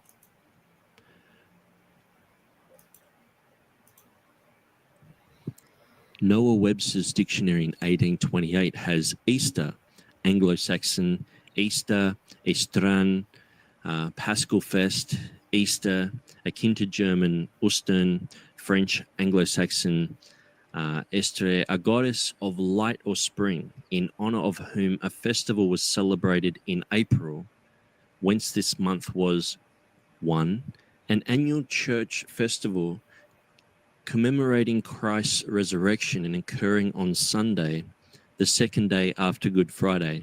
It corresponds to the Pascha or Passover of the Jews, and most nations still give it the name under the various forms of Pascha, Pasque, Pasch, and Pasch. 1. The day on which the festival is observed. Easter Day, on which the rest of the movable feast depends, is always the first Sunday after the 14th day of the calendar moon, which 14th day falls on or next after the 21st of March, according to the rules laid down for the construction of the calendar, so that if the 14th day happened on a Sunday, Easter Day is the Sunday after. American Dictionary of the English Language, 1828, through the 1911 edition, Noah Webster. Nathan Bailey, in his 1802, A Universal Etymological English Dictionary, said, Easter, Easter of Estre, Saxon, a goddess of the Saxons, in honor of whom sacrifices were offered about that time of year. Ostern, Teutonic, and then has a solemn festival appointed in commemoration of Christ's death and resurrection. A Universal Etymological English Dictionary, 1802, Nathan Bailey. The Eastern connection. When one does a study on Easter in English, Easter and Josta are etymologically related to the word east, but that's as far as it goes. In reality, there are many words that come from east, which is akin to German Ost. East and Ost simply have similar roots, meaning the dawn or sunrise. To Christians, this word is related to the resurrection and the rising of the sun, at which time of the day the Lord Jesus was discovered to be risen. In the end of the Sabbath, as it began to dawn toward the first day of the week, came Mary Magdalene and the other Mary to the sepulchre. Matthew 28 verse 1. And very early in the morning, the first day of the week, they came to the sepulchre at the rising of the sun. Mark 16:2. Some scriptures point to Christ's resurrection as being the great dawning. But unto you that fear my name shall the Son of Righteousness arise with healing in his wings. Malachi chapter 4 verse 2. We have also a more sure word of prophecy, whereunto you do well that ye take heed, as unto a light that shineth in a dark place, and until the day dawn, and the day star arise in your hearts. 2 Peter chapter 1 verse 19. I am the root and the offspring of David, and the bright and morning star. Revelation chapter 22 verse 16. It's amazing. The ESV just changed that to, I have become the root and offspring. No, I have become the Alpha and the Omega. I was like, what? While pagans obviously named their goddess after East for whatever reasons they did, it must be made abundantly clear that the word East is totally neutral. So when I did this video, I did it thinking, okay, there was a real pagan goddess, but the word Easter is no longer related to that, okay? But after doing this video, I came to the conclusion, and watching more and more stuff about it, I just became fascinated with Bede. And I realized that it only comes from him. There's no other proof anywhere on the planet that this Yosta goddess even existed. So we're going to look a lot more on that, but we'll just continue through this video. But I just thought I'd give you the context that I've done this video thinking, okay, well, there's Easter and then there's this pagan thing. They've both got etymological roots to the word east. Okay, let's think about this, because historians, like none of the reformers ever said it was pagan. Proper linguists who are, not like Hislop who's just making stuff up. Proper linguists who are, translating the works of Eusebius and things like that. They're like, well, it comes from the German, it comes from the word resurrection. And it's like, well, that's a really good etymology. They're not saying it comes from paganism. So I'm thinking, okay, well, this goddess, and I'm thinking there was lots of evidence for this goddess, but there's just zero, except for one quote by Bede. So we're going to look at that as well. And is neither Christian nor pagan, good or evil. There are several examples of neutral words being related to East, one being the Germanic Österreich, which is simply known as the country of Austria, from Oster, East, and Reich, kingdom, which includes the word Oster being the same word Luther used for Easter in his Bible, and the same word claimed to be a pagan goddess. Austria, while having Oster in it, is not related to the Christian Oster or the pagan Oster, but simply means East Kingdom. Many words in all languages can have a similar root, like undertaker, understanding, or undermine, but this does not mean that these words are exclusively associated. There is nothing evil about East, and words that derive from it should not be seen as close relatives of each other with good or evil meanings. Ost simply means east in German, and because a goddess is named after such a common term, should not taint any other common word related to Ost. Pagan Christianity. Just because a pagan goddess existed does not mean, which I no longer think. that Easter derives from Yosta in any. So what I'm doing here as well is I'm sort of giving the benefit of the doubt, like what's the worst case scenario if this is true? Let's go through it. But then, you'll see as I go through. Shape or form. From my research, I've concluded that Easter is derived from the German word to resurrect and remains so today, as I expressed in my earlier articles. So let me read that again. This is from Cruz, a proper linguist who translated the works of Eusebius into English. He says, our word Easter is of Saxon origin and of precisely the same import with its German cognate Ostern. The latter is derived from the old Teutonic form of Auferstehen, Auferstehung, that is resurrection. So he's saying the word Easter means resurrection. When you get the whole pagan thing out of your mind, you're like, hang on, it comes from resurrection.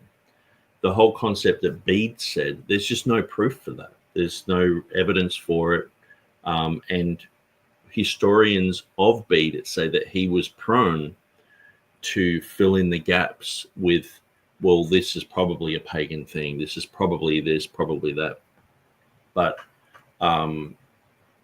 true linguists are saying that this comes from Auferstehen, Auferstehung, that is resurrection. So the word Easter actually means resurrection. Our word Easter is of Saxon origin and of precisely the same import with its German cognate Ostern. The latter is derived from the old Teutonic form of Auferstehen or Auferstehung, that is resurrection. But for argument's sake, let's amuse ourselves with the concept that the name Easter originated from a pagan goddess. What is the worst case scenario of such an association? Well, etymologically, the name of the goddess Easter simply means morning. If a local witch called her cult the dawn of the morning, relating back to this goddess, I wouldn't stop using the word morning, even if I found that it had derived from the same evil place. So I'm sort of saying, okay, what's the worst case scenario? If it does come from a pagan goddess, what's the worst thing that can happen? Let's look at that. And then it's like, okay, it means morning. Would we stop using the word morning and say, oh, it's pagan, don't say good morning to anyone? And the thing is, even in the New Testament, words like theos and Hades all do come from paganism. And we use them all the time. We will say, oh, that's Hades, that's Tartarus, that's theos. And it's like, you're using Greek words that we use for Thor. Christ even uses morning as part of his title in Revelation 22:16. The old High German Eastorum simply means to dawn. East is not evil. Morning is not evil. In fact, does Satan own any words? Are any words his to claim, and are we forbidden to use them?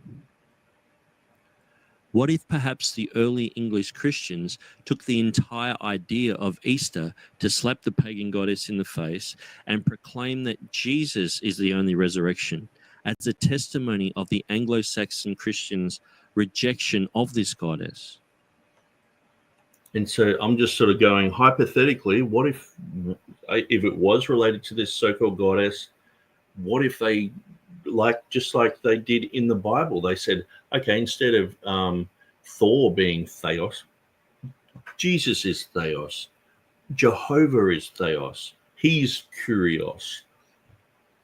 We have biblical precedent, even if it's the worst case scenario, that we should not say, oh, it's a pagan thing and all the rest of it.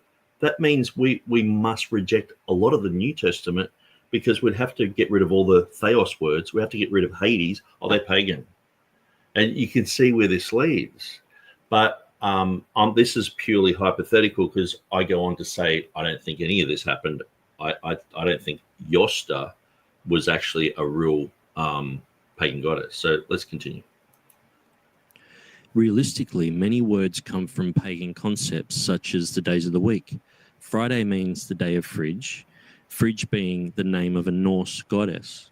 Wednesday and Saturday are also derived from the names of pagan gods, Woden and Saturnus.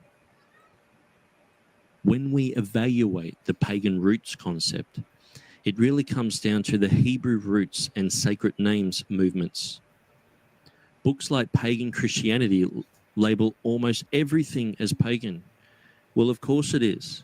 No culture and language was sanctified except for the culture of the Hebrews of the Old Testament.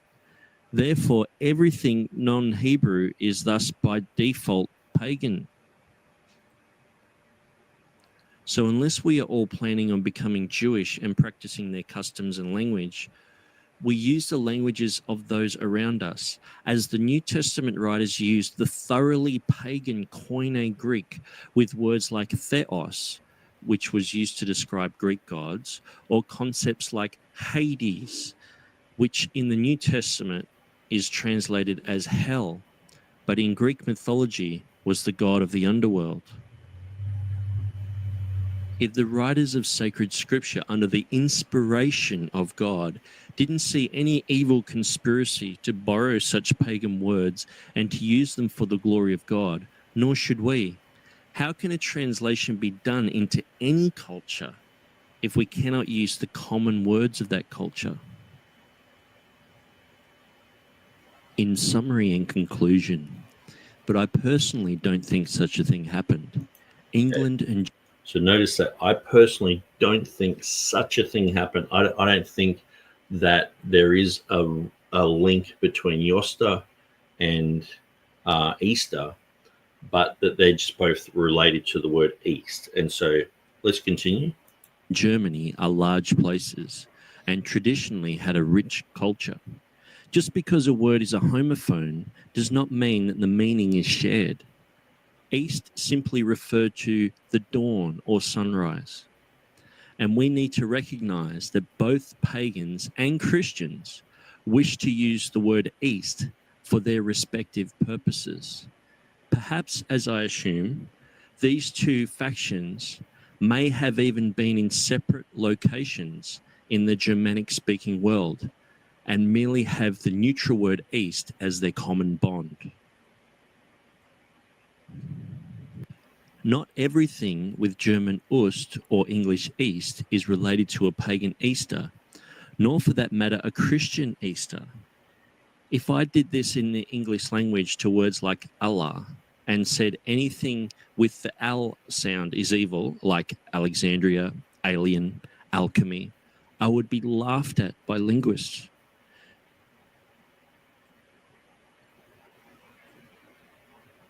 Now, suppose Satan worshippers worshipped on a hill called the Western Mount.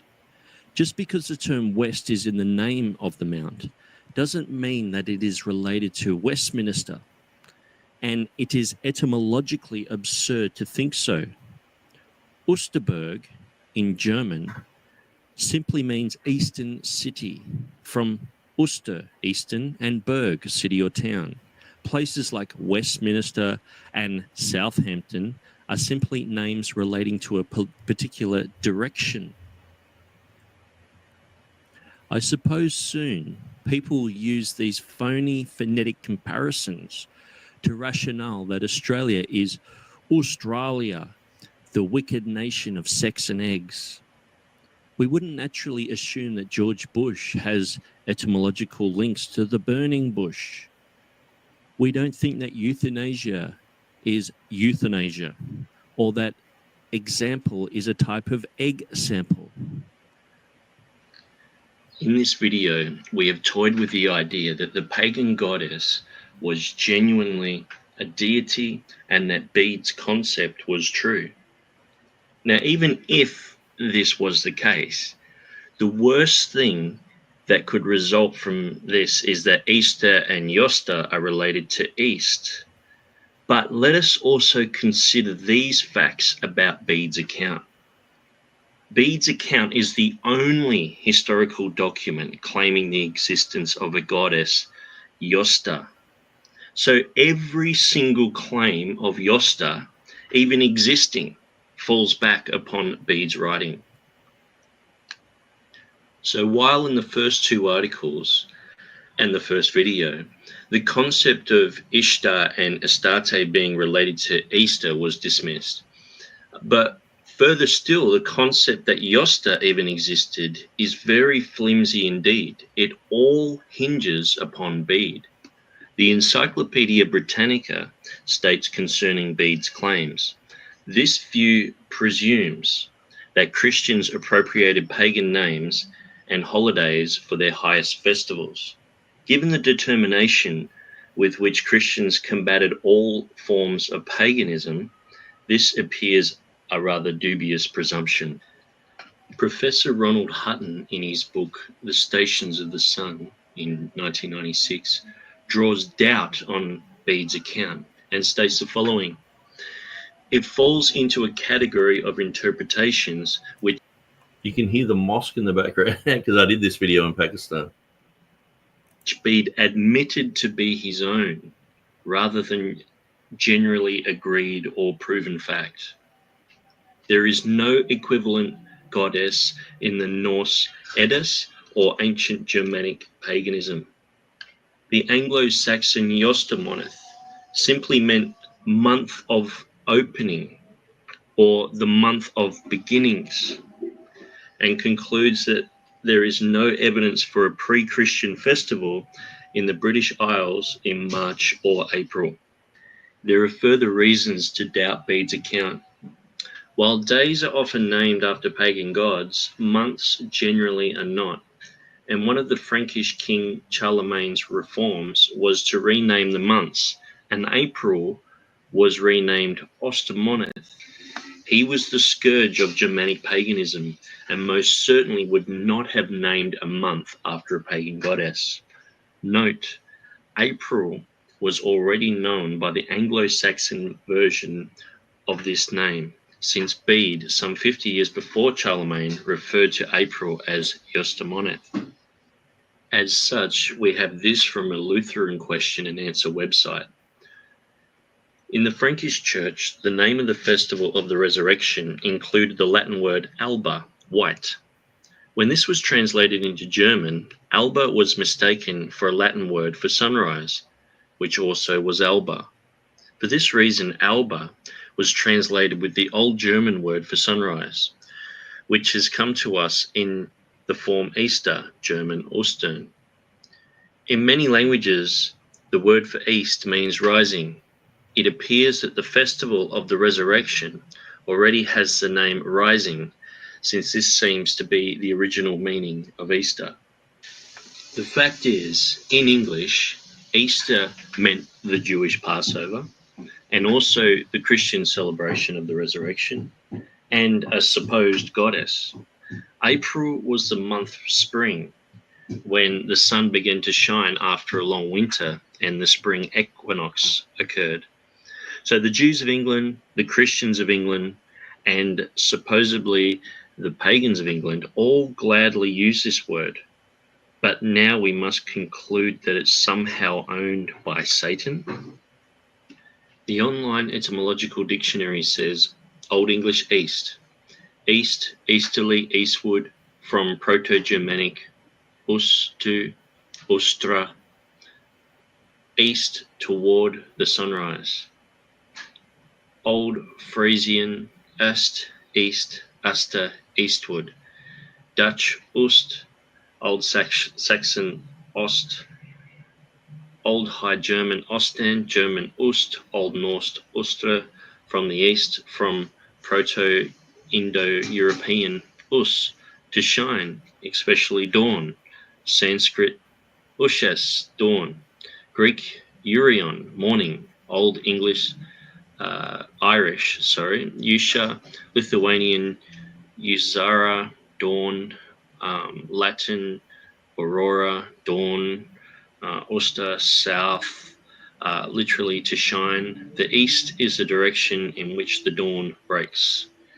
And so as we can see, despite my bad Anglo-Saxon dialect, we can see that there's literally hundreds of words that relate to the dawn, to the morning, to east, to sunrise, and to conclude that these are evil somehow is etymologically absurd.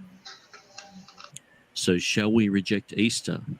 Dr. Paul Mayer, professor of ancient history at Western Michigan University, observes that if all the evidence is weighed carefully and fairly, it is indeed justifiable, according to the canons of historical research, to conclude that the sepulchre of Joseph of Arimathea, in which Jesus was buried, was actually empty on the morning of the first Easter.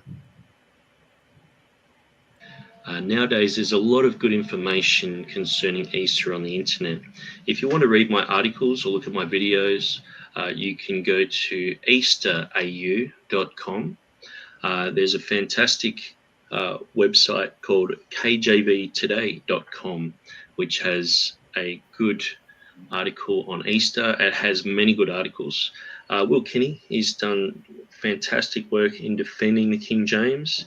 If you look at his website, brandplucked.webs.com, he's also done a YouTube voiceover concerning Easter. There's a new site called midax.net, and they have an article on Easter. They seem to be yet to make a conclusion about Easter, but they have a lot of good information, and I borrowed some of their information for this video, and I thought I'd reference that here. Scott Jones, who had lamblion.net, he's taken his website down for some reason, but you can find his website if you go to Wayback Machine. If you type that into Google and type in lamblion.net, you can find his old Easter article, which is one of the first articles that I'd read concerning Easter and it not being a pagan festival. Up until then, I did believe and teach that Easter was a pagan festival.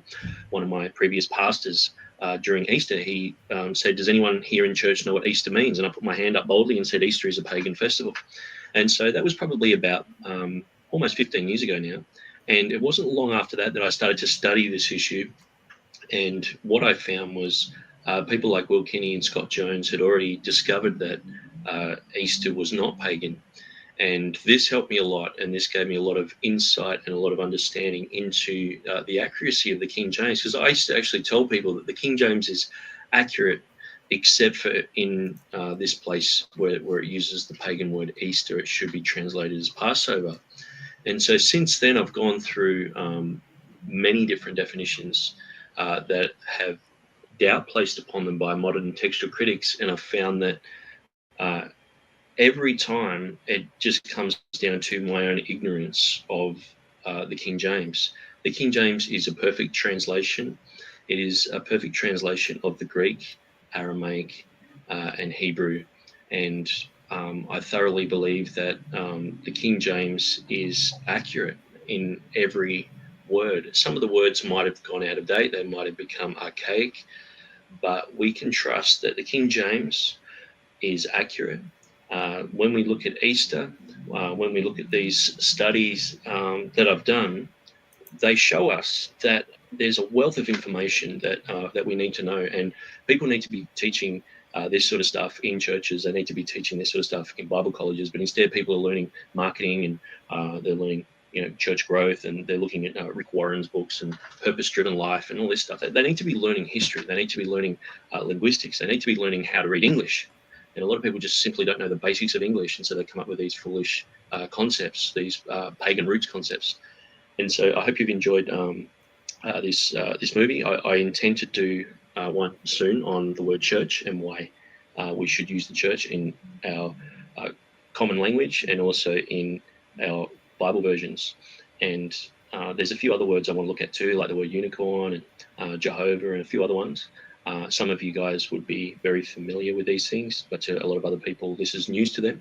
And so thanks for watching. If you have any feedback, please comment below.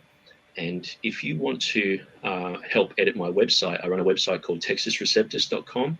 I'm not your usual Textus Receptus sort of guy. A lot of people who prefer a Textus Receptus position over a King James only position tend to want to change a lot of things about the King James. I believe the King James is 100% accurate to the Greek and Hebrew. I believe the King James is without error. And so, but I have not adopted the theory that the King James is extra revelation or a special revelation.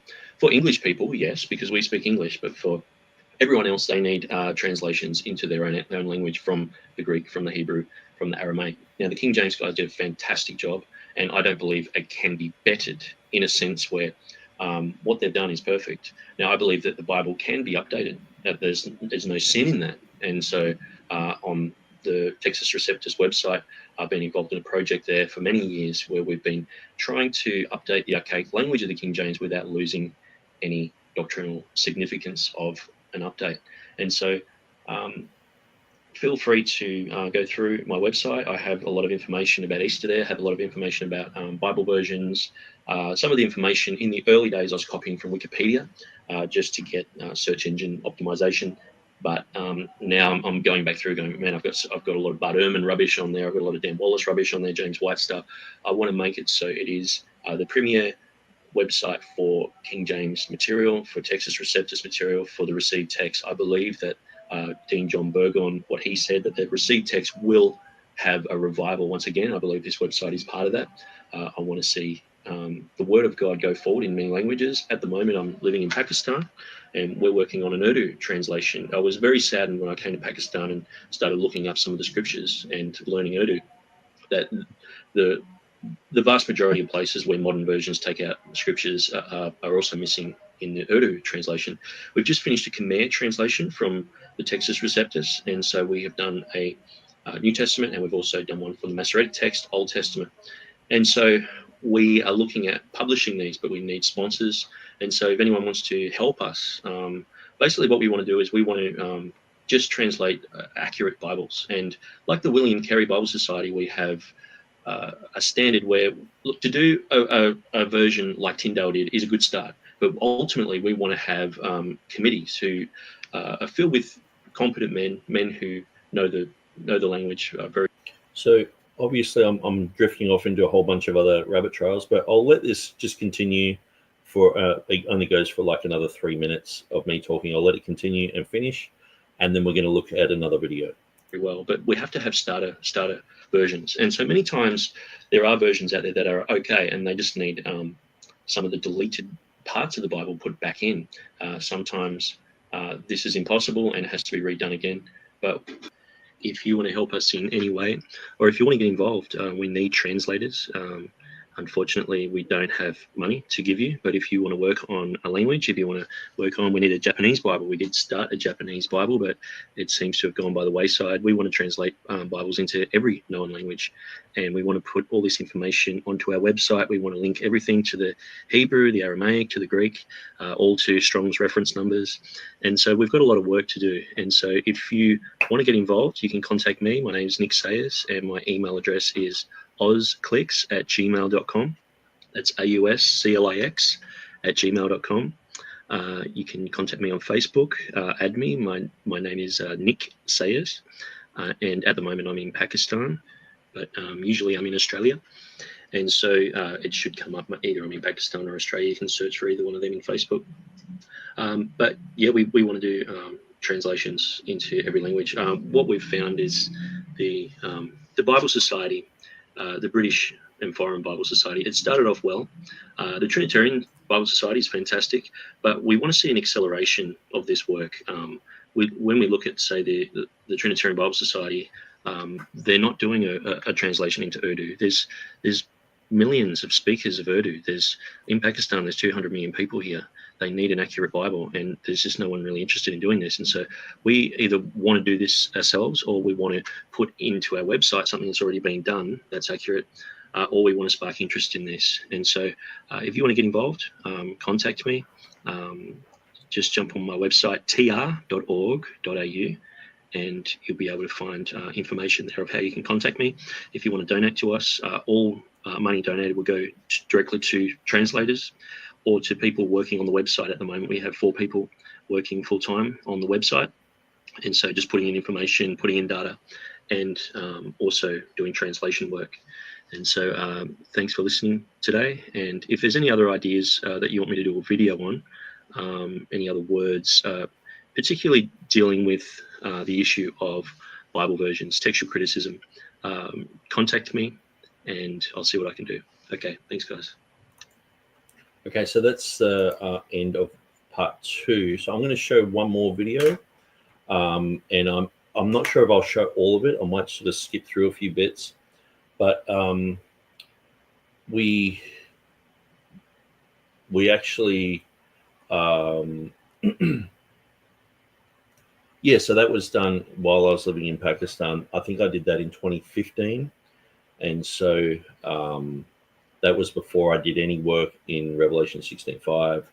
And so, yeah, I guess it's, 10 years ago. And so Pastor Brett says, it didn't sound like me. I thought it was someone else. Yeah, I was a lot younger back then.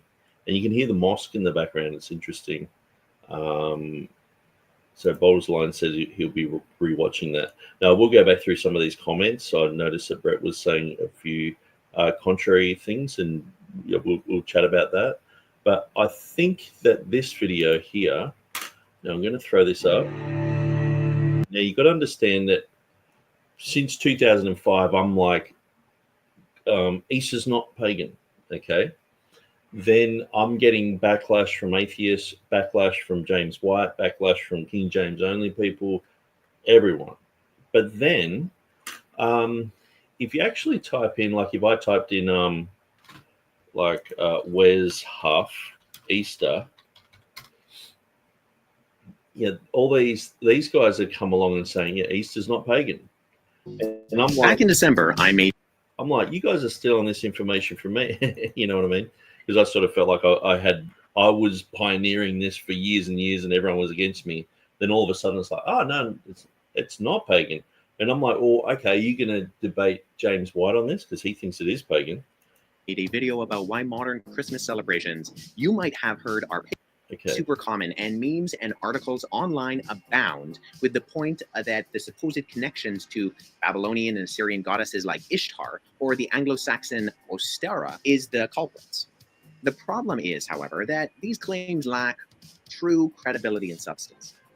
The name Easter, to celebrate the time of Jesus' death and resurrection, is only a reality in Germanic languages like English. If you look at basically any other language or non-Germanic linguistic heritage, and especially those with Latin or Greek origins, you're going to find it being called Pashka, deriving its origins from the Jewish celebration of Passover, which occurs around the exact same time. Trying to connect the word Easter with the name Ishtar is what we call an association fallacy. In other words, it's a conclusion drawn based on the similar sounding words, but in reality is an irrelevant association as the linguistic, cultural, and etymological roots don't cross paths. The Christian celebration of Easter and the Babylonian goddess Ishtar have about as much to do with each other as Steven Seagal has to do with the beach seagull. Beyond the fact that seagull and seagull sound similar, they are completely unrelated, and the same goes for Easter and Ishtar. The other claim is that the name Easter comes from the Anglo-Saxon Germanic springtime goddess Ostara. Until the day that Jesus Christ crawled out of his stinky old grave, folks would paint eggs with dandelions and paprika for her to exchange as gifts the first sign of spring in her name, Ostara. They still do. They still do. On my festival days, they still feast on eggs and rabbit and candy, and they do it in my name. However, there is only one source for anything on Ostara, and that's a writing from the 7th century by the English monk St. Bede. There is no other reference in any other sources, Christian or pagan, to Ostara. In fact, the name Ostara has an etymological connection to the ancient Germanic word ostaro, which simply means springtime. Because of this conspicuous lack of anything concerning who Ostara was, how, why, where, or when she was worshipped, or really anything else about her, a good portion of scholars think that either Bede made her up, was misinformed, or misspoke when he mentioned her. So where does the name Easter come from then? While reading the literature, you'll find that there really is little agreement on the origin of the name. However, most of the scholarly consensus comes around the fact that the celebration usually fell on what was, once again, in Germanic-speaking areas, called Ostarmana, the 4th month on the Old English calendar. Resurrection Sunday almost always fell on Iostaromonath, and so the name of the month, shortened to the beginning of the word, stuck as the name of the celebration, Easter. Think of something like the 4th of July as the common name for Independence Day in the United States, or Cinco de Mayo in Mexico, which celebrates the anniversary of Mexico's victory over the French on May 15th, 1862. These two events have less to do with the month than they do with the fact that the event they're remembering happens to fall on that month, and so the name derives from the timing. Christians starting to call the celebration of Resurrection Sunday Easter probably stemmed from a similar premise. Okay, while that might make sense, how on earth would you justify and rationalize the Easter bunny? I mean, surely that's a pagan symbol of fertility, isn't it? I mean, we all know bunnies have a lot of babies, so doesn't it just make sense that they're from some form of pagan fertility cult as a pagan fertility icon?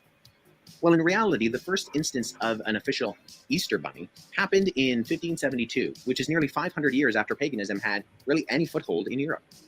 Coupled with that is the fact that it wasn't even originally a bunny, but an Easter hare, which is actually a different animal entirely that can't even breed with rabbits or bunnies. In fact, if you do enough digging, you'll find that the idea of the Easter bunny being a pagan symbol comes from a passing comment in a writing of the 19th century folklorist, a guy named Jacob Ludwig Karl Grimm. Grimm had no real evidence to this claim, but suggested that there might be a connection to the fertility of bunnies and the common theme in ancient paganism to fertility cults. The ties to the origin of the Easter bunny to paganism are scant. What we can say is that there really is no evidence of the bunny being an overly prominent symbol in any one ancient pagan group regarding cultural, religious, or celebratory practices and references. However, rabbits and bunnies are a common springtime animal in the Northern Hemisphere, and rabbits, being a social animal who travel together in packs, as well as their mating and birthing seasons being more frequent than other animals, means that they appear more numerous in springtime when they're out and about after hiding all winter long to avoid the cold.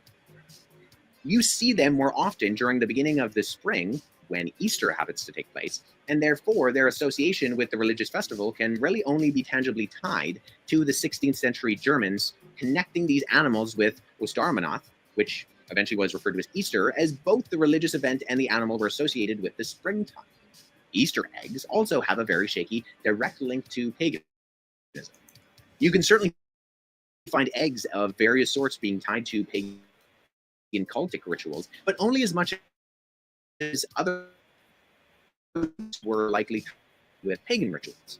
What I mean by that is that eggs are common food, cultural, and religious spectrums. So eggs, feed earliest reference to Easter eggs, actually comes from the end of the 13th century, when Edward Longshanks, or King Edward I, decorated hundreds of hard-boiled eggs with golden leaves to be handed out to his family and friends during the Easter season. This is as far back as the tradition goes, and nobody in and around the time connects this custom to any sort of cultural, ethnic, or religious practice other than Edward wanting it to be done for Easter. There is evidence of Easter eggs, or something like them, being made in the early Middle Ages in other areas of Europe. That is true. But the reason for this is that during Lent, when people would fast from meat, dairy, and eggs for 40 days leading up to Easter, meant that eggs were often hard-boiled in order to preserve them for longer periods of time. If you can't eat the eggs, but your chickens keep on laying them, hard boiling them would preserve them longer than just leaving them alone to rot. Dairy and meat were expensive during this time, and even for a celebration like Easter, this might very well be out of the range of the populace's budget or availability. Eggs, however, were common, and we see them being eaten as a customary food during the holidays. The abundance of eggs, due to them being hard-boiled and saved for 40 days, meant that they existed in excess in and around the time of Easter. We also have evidence that these eggs were decorated as festive pastimes during the holiday celebrations. All of this is a far cry from anything overly pagan in substance. The reality is that the origin of both the Easter bunny and Easter eggs are far more mundane and innocent than you might have thought. That doesn't make for a very exciting or sensational headline, but when the evidence is actually evaluated and the history is taken into consideration, these do in fact appear to be the origins of our modern Easter traditions.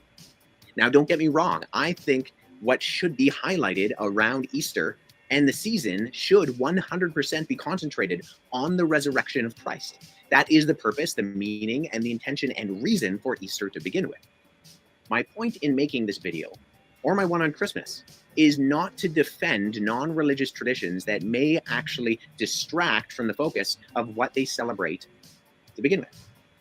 I think there's definitely grounds to lament the commercialization and secularization of these holidays. And if your reason for pushing back on Christmas or Easter is due to that, I can certainly understand that, even if I don't necessarily agree.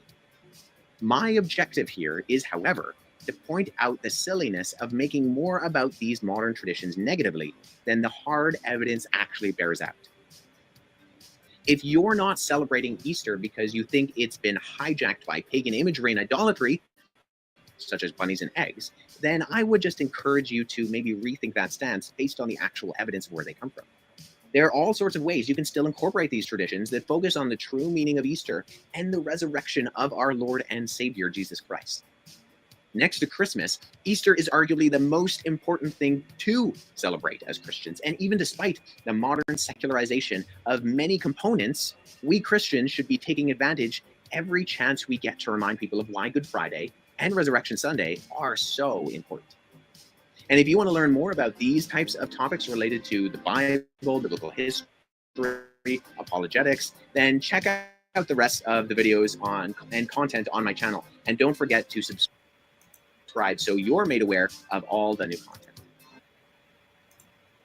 Okay, so obviously when people like Wes Huff were doing these, Easter's not pagan, like the whole, James White crew, who for the last, the previous 10 years before this, had been hounding me saying, no, it is pagan, and saying I'm a King James only-ish for thinking that way. But then you got the King James only crew saying it's pagan as well.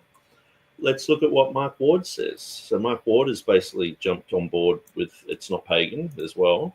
And I think that both of these guys have watched my videos because there's tiny little snippets of the way that they have said things that I'm like, it seems like they've watched my stuff. And it wouldn't surprise me, but that's fine,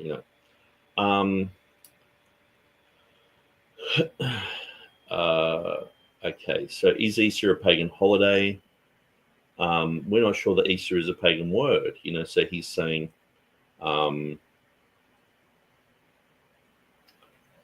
this is Mark Ward's article. So he goes through this whole Easter thing and basically says the same sort of thing. And he's got these articles.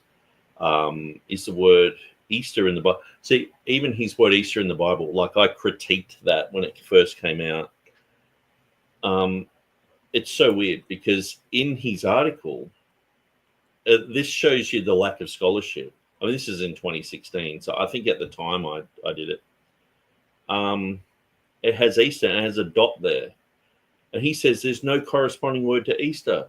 And I'm like, yeah, because it's Pascha, the word here. And they're like, no, there's no word for Easter. And I was like, this guy's selling Logos and he can't even figure out that Pascha underlies Easter. So anyway, I was like, what are you talking about, dude? So anyway, I went through that article. That's Mark Ward, obviously.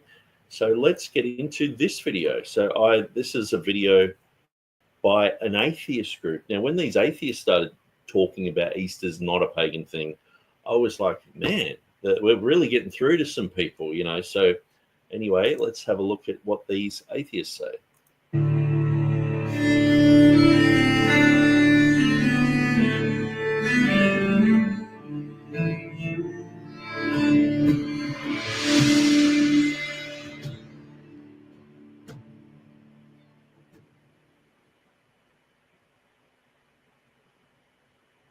Hello and welcome back to History for Atheists.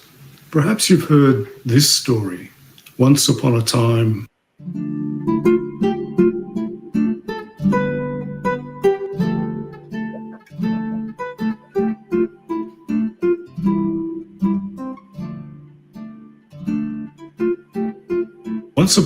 the Assyrians and Babylonians worshipped a beloved goddess called Ishtar. She was the goddess of fertility and sex, and her symbols were the egg and the rabbit. and her main festival was celebrated at the spring equinox, which was a feast of fertility, rebirth and sex, celebrated with orgies and feasting. But when the Roman Emperor Constantine decided to Christianize the Roman Empire, he took the spring festival of Ishtar and made it the Christian feast of Easter, taking its name from the goddess's name. This is why Easter is celebrated in spring and why Easter is associated with bunnies and eggs, the symbols of fertility. So Easter is pagan in origin. Or perhaps you've heard a similar version, though this time it's the Germanic goddess Eostra or Ostara, who is the goddess whose festival gets stolen, and where again a fertility goddess gives her name and her feast to a Christianized event along with her bunny and egg symbols. These stories appear every year around this time in pop history articles and get repeated uncritically by many atheists who accept the old-fashioned idea that pretty much all major Christian feasts and festivals are just pagan ones stolen and reworked slightly. So this meme about Ishtar gets shared widely on Twitter and Facebook and other online venues. Or this other one about Eostra is even more popular in atheist circles. So it and others also get wheeled out annually. Like a lot of this kind of low-level pop history factoid, these examples are neat, cute, simple, and easy to understand. And these ones, like the similar ones about the pagan origins of Christmas and Halloween, are propagated as unalloyed fact by atheists who like to think they are rationalists who carefully check their facts. Unfortunately, these claims of pagan origins are quite simply dead wrong.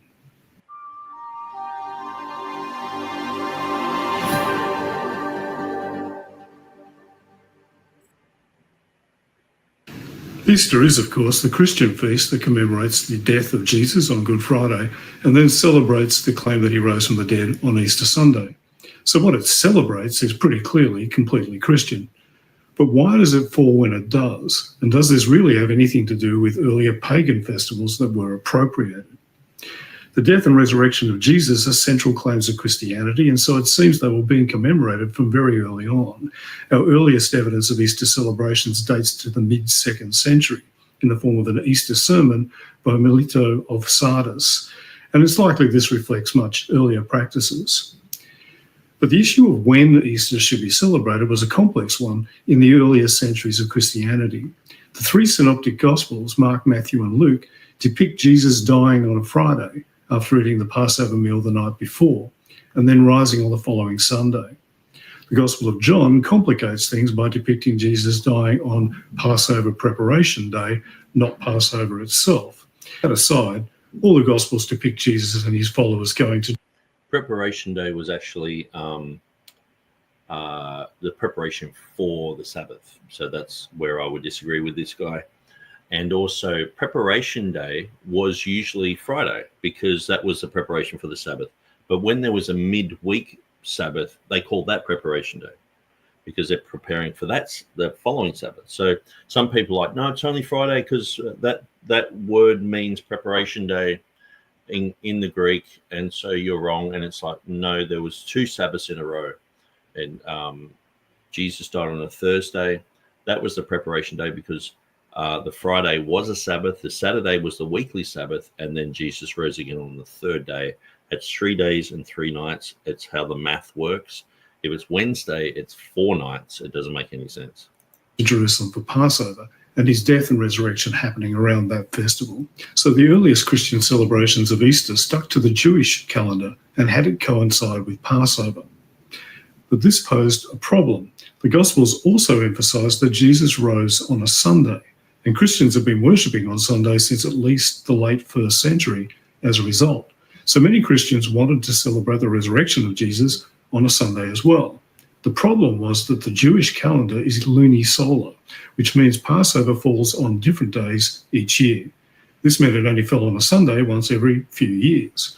As a result, some churches celebrated Easter on Passover in line with the Jewish calendar, and others celebrated it on a Sunday close to Passover, though with no consistency on exactly which one. And here's where the Roman Emperor Constantine comes in.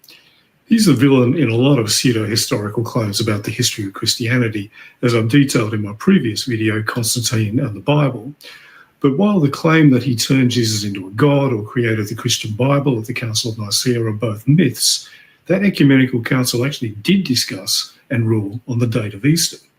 The council ruled that the date of Easter should not follow the Jewish calendar and should always fall after the spring equinox. It didn't say explicitly that it should be on a Sunday, however, nor did it detail exactly how its date should be calculated, so some confusion and inconsistency continued. By the 7th century, there were at least 3 competing methods of computus, the calculation of the date of Easter. There was the 84-year Liturgis cycle invented by Sulpicius Severus in the early 5th century. Then there was the method of Victorius of Aquitaine a little later. And finally, the one created by Dionysius Exiguus in the 6th century. Different communities in different parts of the Christian world use different computus calculations, which cause confusion and conflicts when practices intersected. In Britain, for example, most of the northern churches were heavily influenced by the Irish Church, which used the Severan method, but the southern churches tended to use the Victorian calculation favoured by Rome. This meant things got confusing at the court of the Kingdom of Northumbria, where King Oswiu followed the Irish practice while his queen Eanfled followed the Roman calculation. This meant one was celebrating the Easter feast, while the other one was still maintaining the fasting required during Lent, which was all a bit inconvenient. Clearly, some consistent practice needed to be established. So in 664, King Oswiu called a synod at the monastery of Whitby, presided over by his relative, the esteemed abbess called Hild. After a long debate, the story goes that when Wilfrid, the abbot of Ripon, noted the Victorian method was used in Rome and so had the authority of St. Peter, King Oswiu asked who was the gatekeeper of heaven. And when he was told it was St. Peter, he decreed that the Roman calculation would be used from then on. Apparently he was quite keen on getting into heaven and not offending St. Peter. Whether the decision went quite the way that story says or not, the date of Easter became standardised, and its calculation was detailed in a highly influential work by the Northern English scholar Bede. His De Temporum Ratione, or On the Reckoning of Time, was written sometime before 725 AD. It became the standard text on the calculation of Easter across the Western Christian world. Bede detailed how to calculate the feast, summarising that the Sunday following the full moon, which falls on or after the spring equinox, will give a lawful Easter. This is why in the Western churches to this day, Easter always falls on a Sunday between March 22nd and April 25th. The key essentials here are that the time of year was determined by the gospel references to Jesus dying around the Passover, and the day of the week by the gospel references to him dying on a Sunday.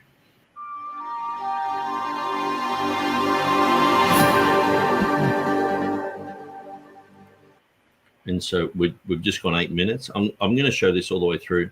Now, I really appreciate that this guy, he's got some really good videos. He's got some great videos on the Library of Alexandria as well, because there is an atheist myth out there that the Christians burnt the library down because they were just ignoramuses and just wanted to burn things. And he goes through that and talks about the history of that, and it clearly writes all that off. So in a sense where he is just trying to be honest with the facts, even though he's an atheist, he's trying to deal with the facts and also teach atheists not to look like bozos. Because sometimes, you know, when we're talking atheists, sometimes they can just say the most outlandish things. And so he's like, look, that's not intellectual. Let's deal with facts and stats and figures. And so that's what he's doing here.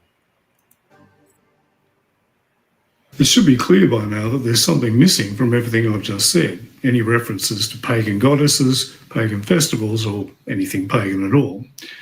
So what about the common pop history claims about a pagan origin for Easter and the assertions made in the memes that so many online anti-theists like to share? Well, let's start with the claims about Easter and Ishtar. Ishtar was the Akkadian form of the name for the Sumerian goddess Inanna, and she was worshipped widely by the Assyrians and Babylonians under that name. But there's no evidence of any festival dedicated to her coinciding with Easter. Contrary to the popular meme's claims, her name was not pronounced Easter, was actually pronounced more or less as it looks, Ishtar, or perhaps Ishtar. She was not primarily a goddess of fertility, though she was associated with sexuality, as well as kingship, date palms, and the planet Venus. There is absolutely no evidence at all of her symbols, including the egg and the bunny. Her actual symbols were the lion, a 6 or 8 pointed star, and a bundle of reeds. Her cult. So this is the thing, like when you look at the stats and facts and figures, it's like, okay, what did she have to do with eggs? And it's like, well, it wasn't really her, it was some other god, goddess, but we'll just mix them together, and it's just not being intellectually honest with the data. Where are the rabbits? Oh, well, rabbits have a lot of sex, What about the Playboy magazine? It's got a rabbit on it. It's like, okay, that's your link, the Playboy magazine. Well, centered mainly in the Middle East, but the Phoenician form of this goddess, called Ashtar, found its way into the Mediterranean world via Phoenician and Carthaginian traders and sailors, and was worshipped as far afield as Spain. In the Roman world, she was called Astarte, and this Western form of the cult survived for a while, but was largely absorbed by similar Greco-Roman goddess cults. So the idea that there was some kind of flourishing festival of Ishtar in the 4th century for the Emperor Constantine to hijack as a Christian feast is simply fantasy. As I've already mentioned, the only connection between Constantine and the date of Easter is his calling the Council of Nicaea, which, among many other things, did rule to disconnect Easter from the Jewish calendar. But it didn't make any kind of ruling on exactly when Easter should fall, let alone steal some completely non-existent festival of a long-since defunct Middle Eastern cult. So every single claim in the meme is total nonsense.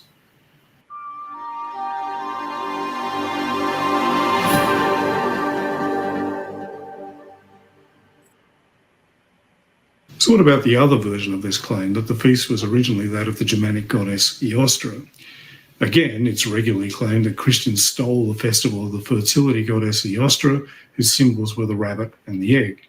Those online pop history articles have all kinds of details about this goddess and her festival, referring to legends of her giving birth to a rabbit or hare, decorated eggs being exchanged at her festival, and her feast day being a celebration of love, sex, and fertility, even to the point of involving orgies.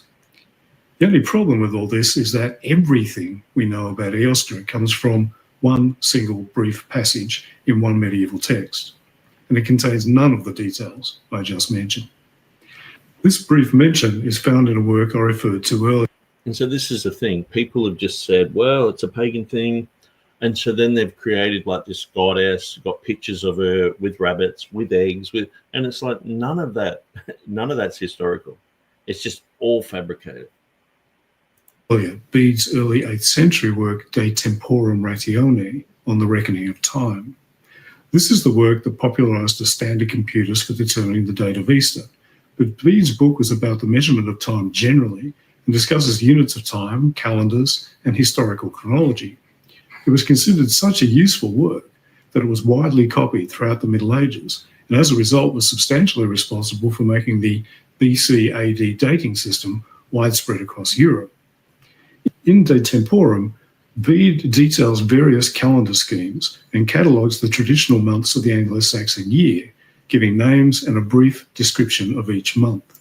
Some of his etymologies seem to refer to the agricultural cycles of the year, such as Weodmonath, or August, which means weed month, or Thrimilkemonath, or May, which means three milkings month. It was called that because in that month, the cattle were milked 3 times a day thanks to the lush spring grass. Others refer to pagan practices. Bede says Halgemonath, September, is holy month because it was a month of sacred rites, possibly associated with the harvest. And he says 2 months were named after goddesses, Hrethmonath, March, after Hretha, and Eostramonath, April, after our goddess Eostra. And here is where we get the one and only reference to Eostra anywhere in an actual source. Bede says, Eostramonath has a name that is now translated Paschal month, and which was once called after a goddess of theirs named Eostra, in whose honour feasts were celebrated in that month. Now they designate that Paschal season by her name, calling the joys of the new rite by the time-honoured name of the old observance. And that's it. All he says about this goddess is that feasts were celebrated in this month in her honour. There's nothing about bunnies or eggs, nothing about her being a fertility goddess, nothing about love and sex, and absolutely no mention of orgies. All those details are modern fantasies. Given that Bede's mention of Eostra is the only one we have, Some historians have even doubted there was ever such a goddess, and posited that Bede didn't actually have a clue what Eostra Monoth meant, and he simply invented an Eostra goddess to explain the obscure name. Old English language scholar Philip A. Shaw, however, disagrees, noting some place names and Anglo-Saxon personal names that he interprets as references to this goddess. In his book, Pagan Goddesses in the Early Germanic World, Eostra, Hreda, and the Cult of Matrons, Shaw notes two places called Eastleigh, one in Kent and one in Cambridgeshire, and one called Estrington in Yorkshire. He interprets the first two as referring to a district, or yea, of Eostra, and the latter to the enclosure, or tun, of the Eastrings, i.e. the people of Eostra. He also notes the Anglo-Saxon personal name Eostawin, literally Eostra friend, which happened to be the name of a 7th century abbot at Bede's own monastery of Jarrow. Then there's the Middle English name Estrild, which seems to derive from the Old English form Eosterhild. Exactly how widespread the worship of this goddess was is also unclear. She does seem to have been worshipped in pre-Christian Anglo-Saxon England, but the fact that April was called Ostermanod in the Old High German may indicate that she was worshipped in Western Germany as well.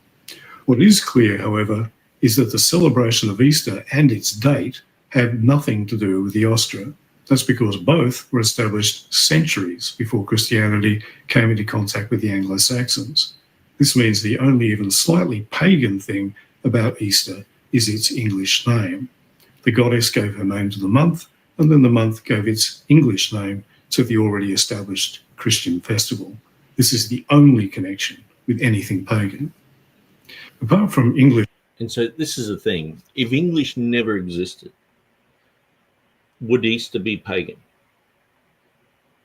And if in the 1st century they were celebrating Easter, what we label it as Easter, we'll call it Pascha. Okay, they're celebrating Pascha. 2nd century, celebrating Pascha. 3rd century, celebrating. 4th century. And then it gets to the time of Bede, and he's like, well, apparently it's from this goddess. And it's like, so does that nullify the festival? Of course not. That's ridiculous. It's anachronistic. So there's nothing pagan about Easter whatsoever. And like this guy said, except for the name. Now, he's just gone through and he said, really, there's no trace of this goddess. And he said, but someone did write a book and mention a few locations. Now, when he's mentioning these locations, I'm like, okay. And even he's like, well, one of them happens to have the same name as one of Bede's, friends or workers or whatever. And it's like, so he's got the same name as this apparently pagan place. It just seems so weird, especially when there's so many words that are related to East. If we have somewhere where it's talking about East and it's spelt in a different way, it's a pagan thing, And so he's giving the benefit of the doubt, saying, well, okay, where's this, worshipped? What's the go with all this? So that's where he's coming from, where I would just completely abandon the whole thing of a goddess. I don't think this goddess actually was real. Or, I know it's not real, but it was worshipped at all. English and German, the name of Easter in pretty much every European language indicates its actual origin. All of its forms are derived from the Greek Pascha, which is the Greek form of the Hebrew Peash, meaning Passover. The English form is only derived indirectly from the largely forgotten goddess because the feast usually fell in the month that carried her name. We have no idea exactly when the feasts of this goddess that Bede mentions had once been celebrated, and we can be pretty sure they didn't fall on the Sunday following the full moon, which falls on or after the spring equinox, like Easter. Easter is not an appropriation of this goddess's festival and has almost no connection to her at all. So when people are saying, well, Acts chapter 12, verse 4, that was the time of the pagan thing, it's like, what, an English goddess? You know what I mean? And then they're like, no, it happened all over the place. There's no proof of that whatsoever. But that's why they have to mix Ishtar and Yosta together. Because they're like, oh, let's just grab this other goddess and make it part of that as well.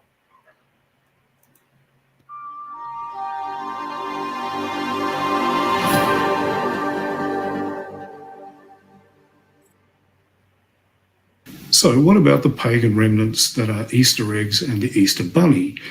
As already noted above, there is no evidence linking Ishtar to eggs, rabbits or hares, despite the claims to that effect.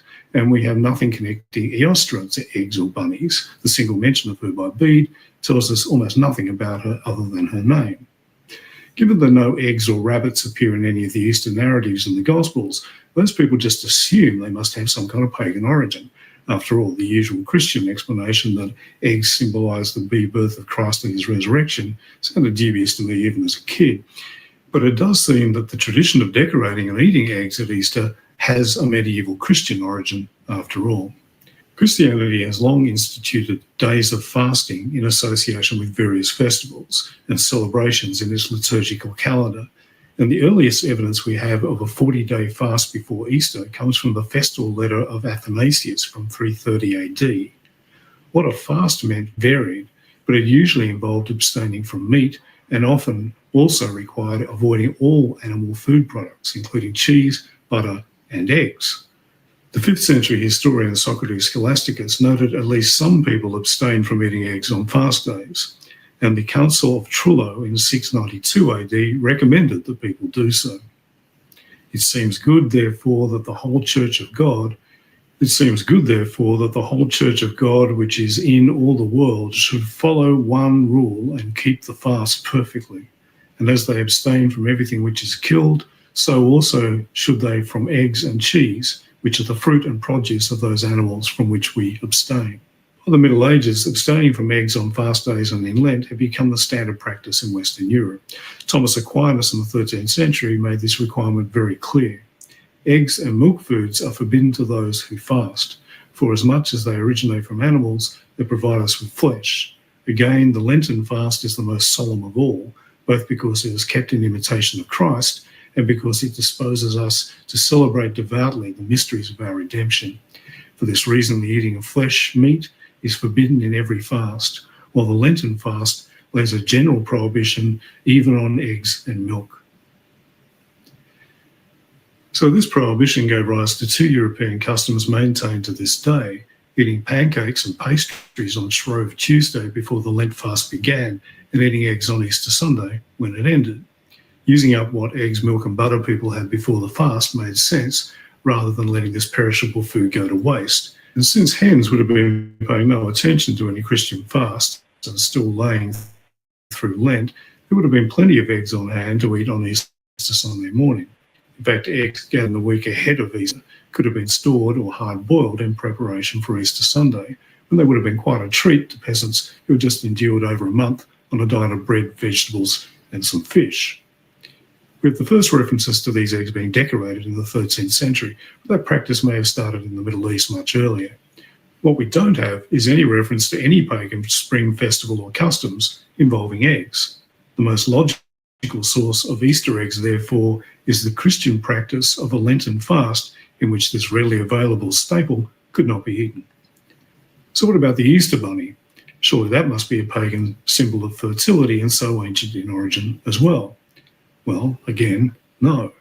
Easter became associated with a number of animals in Northern European folk traditions, essentially animals who would migrate back to Europe in early spring or who became more active and visible as the weather begins to warm. So we have German folk traditions about the Osterfuchs, the Easter fox, and others about the Easter stork, the Easter cuckoo, the Easter ravens, and even Easter butterflies. But the modern Easter bunny derives from the northern German traditions about the Osterhase, the Easter hare. Hares are generally shy and solitary animals, but in early spring they become much more social as part of their mating behaviour. So around March, in most of Northern Europe, hares can be seen in the fields boxing, with males competing for mates and females occasionally rebuffing males physically. The sight of groups of hares in the fields would have been a sign of the onset of spring and that Easter was just around the corner for rural people without calendars.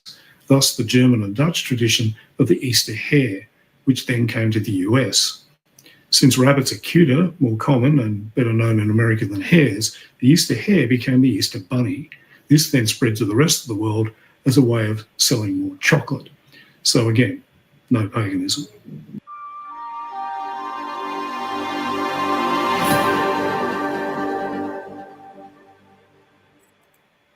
And so, as we can see, pretty much the same as, Wes Huff's type of thing. And I'm in agreement with that. It's just springtime in Europe. You got these hares running around. So people draw it in pictures, and then people are like, oh, it's to do with sex. And then they say, well, this goes back to this Bible, Ishtar, this Bible goddess, biblical era goddess. And it's, look, she must have had bunnies as well. And it's like, no, she didn't have bunnies. It's ridiculous. So Ishtar had nothing to do with Easter. Eostra had nothing to do with the Christian festival other than its name, and Easter eggs and the Easter bunny aren't pagan either. And I would say even the name is suspect, that it has anything to do with that, because of the linguistic superiority of people like in the Reformation. They never said, well, it's a pagan thing, we've got to get away from it somehow or whatever. They used it, they clarified it, they put it in the King James Bible, and then later on people like Cruz translating the works of Eusebius is like, this comes from the German Oster, which means which comes from Auferstehung, resurrection. This means resurrection. I don't know why people would want to look at inferior scholarship like Hislop and other people like that and just wholeheartedly swallow what they're saying, when realistically the only place in the whole history of some sort of goddess is Bede. If Bede hadn't written what he did, people wouldn't even think about it. But he wrote what he did, and it's like there are many websites out there, many people claiming that Bede would simply fill in the gaps at times to try and associate these things. So this atheist guy is going, okay, I'm giving Bede the benefit of the doubt, and I'm saying there was apparently a goddess before Bede. I mean, Bede's writing in the 8th century. So anyway. So where did all this crack come from? One of the interesting things about having spent several decades tracking down crank pseudo-history is how often I find these dumb ideas can all be traced back to a single source. In this case, we have memes being shared uncritically both by New Agers and Neo-Pagans and by vehement New Atheists, which is deeply ironic given that the source of these ideas is a 19th century fundamentalist Christian. Alexander Hislop was a minister in the Free Church of Scotland and a parish schoolmaster in Caith. So I would say that he's probably watched my video, because I mean, this is done 2 years ago. I mean, my video was done in 2009. And in my first video, my first book, article on this in 2005, I was saying that it stemmed from Hislop. Now, I would reword that and say it was popularized by Hislop. It didn't originate with him. There were several people saying this type of thing. And so we go through some of the dictionaries before Hislop. We go through some of the quotations of people. So this is where I would disagree with this guy. I think he's sort of saying the same error that I said. So anyway. He was a vehement critic of anything to do with Catholicism and became convinced that while good Protestants like him followed the true faith of Jesus Christ, the Catholic Church was actually the ancient Babylonian mystery cult of Nimrod, an obscure pagan figure mentioned a few times in the Old Testament. According to Hislop, pretty much anytime someone says Nimrod and starts with all this history of it, I'm like, that's creative. There's just nothing really written about Nimrod in the Bible. He was a hunter before the Lord, and people like, yeah, and he's the the head of the snake and the Illuminati, and I'm like, whatever, I just feel like people just read into this stuff what they want to see. Well, Satan allowed the Emperor Constantine, yes, him again, to hijack the true Christian faith and lead it into idol worship and papist error.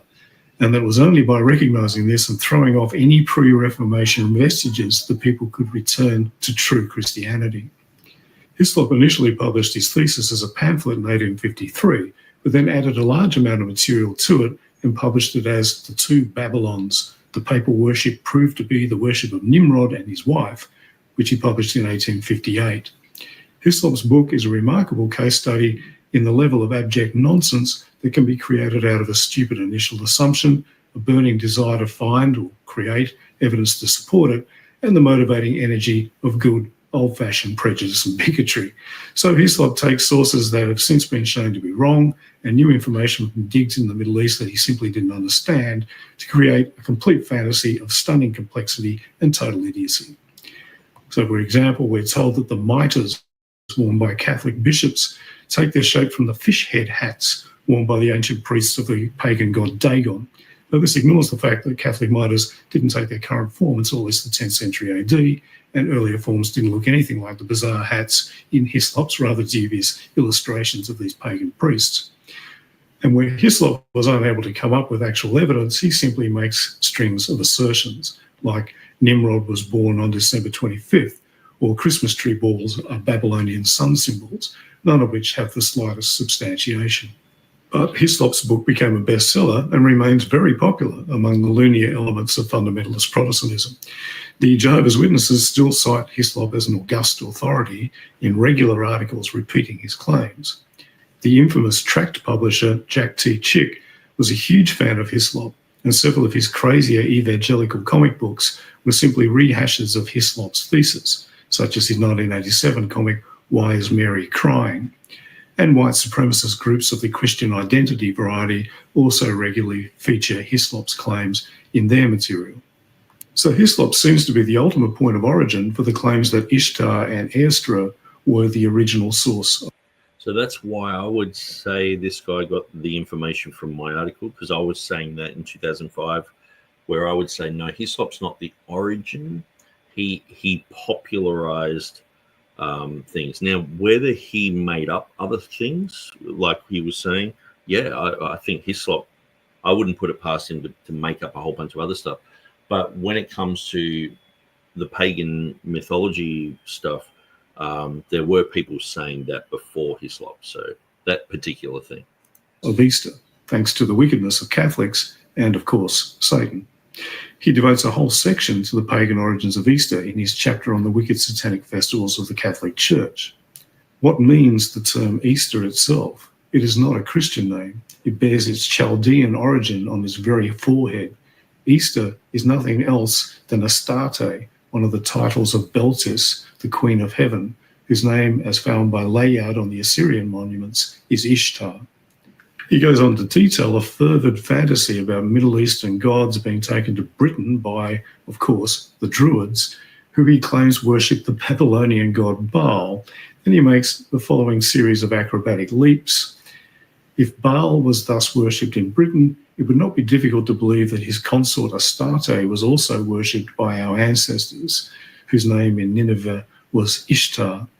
The religious solemnities of April, as now practiced, are called by the name of Easter, that month among our pagan ancestors having been called Easter Monath. He then traces his pagan Easter and its Catholic customs via a circuitous route through the 40-day fast of the Yazidis, the pagan devil worshippers of Kurdistan, and somehow the pagan Mexicans, and the cults of Adonis, Osiris, Ceres, and Tammuz, before it was imposed on the poor Christians of Britain by the wicked and satanic Church of Rome. It sounds ridiculous when you think about that. He concludes, such is the history of Easter. The popular observances that still attend the period of its celebration amply confirm the testimony of history as to its Babylonian character. The hot cross buns of Good Friday and the dyed eggs of Pasch or Easter Sunday featured in the Chaldean rites just as they do now. So pretty much all the elements of the memes discussed earlier can be found here, though not the satanic hot cross buns, which Hislop condemns as celebrating the goddess Easter and therefore also evil. I imagine Mr. Hislop is not very fun at parties. Hislop's junk scholarship was very popular, and while his whole thesis generally only appealed to his hardline Protestant audience, His claims permeated 19th century and early 20th century pop culture. So we can find them popping up in esoterica, in tracts by theosophists and occultists, and in free thinker pamphlets, which recycled anti-Catholic material with uncritical enthusiasm. And now we find supposedly rational online atheists cluelessly regurgitating this hoary fundamentalist 19th century Christian nonsense because they don't check their facts and just accept any garbage that appeals to them purely on faith, which is highly ironic. Happy Easter, and see you again here soon. Okay, so I really enjoyed that, and if you do want to listen to, the History for Atheists channel is pretty good. Let's just have a quick look at some of their videos. Did Jesus exist? Easter and pagan origin. So he does a whole nother video on that, and I'm pretty sure. Yeah, when I listened to this, I was like, man, these guys have watched my stuff for sure. Pagan Halloween. But the ones that I would go to would be the ones that I've actually enjoyed listening to, because I haven't listened to all of these. I've just sort of data mined a little bit. There were ones about the Library of Alexandria, and they were gold. It was, here we are, the Great Library, part 1. So I might just actually put that link in there.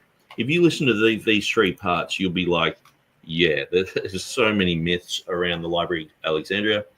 And so he documents quite a lot of stuff there. So I'll pull that down. Now, someone in the chat, I think it was Hudson, mentioned that Inspiring Philosophy does a video on this. So I've just looked it up. It goes to 10 minutes. I'll quickly show that. It might have a lot of the same type of stuff, but I'm just sort of showing, Wes Half is saying this and other people are saying that. And I've been saying this since 2005. I know Scott Jones since 2001. Will Kinney's been saying it for a long time. We're in agreement with the whole thing. But let's get into this one, Inspiring Philosophy.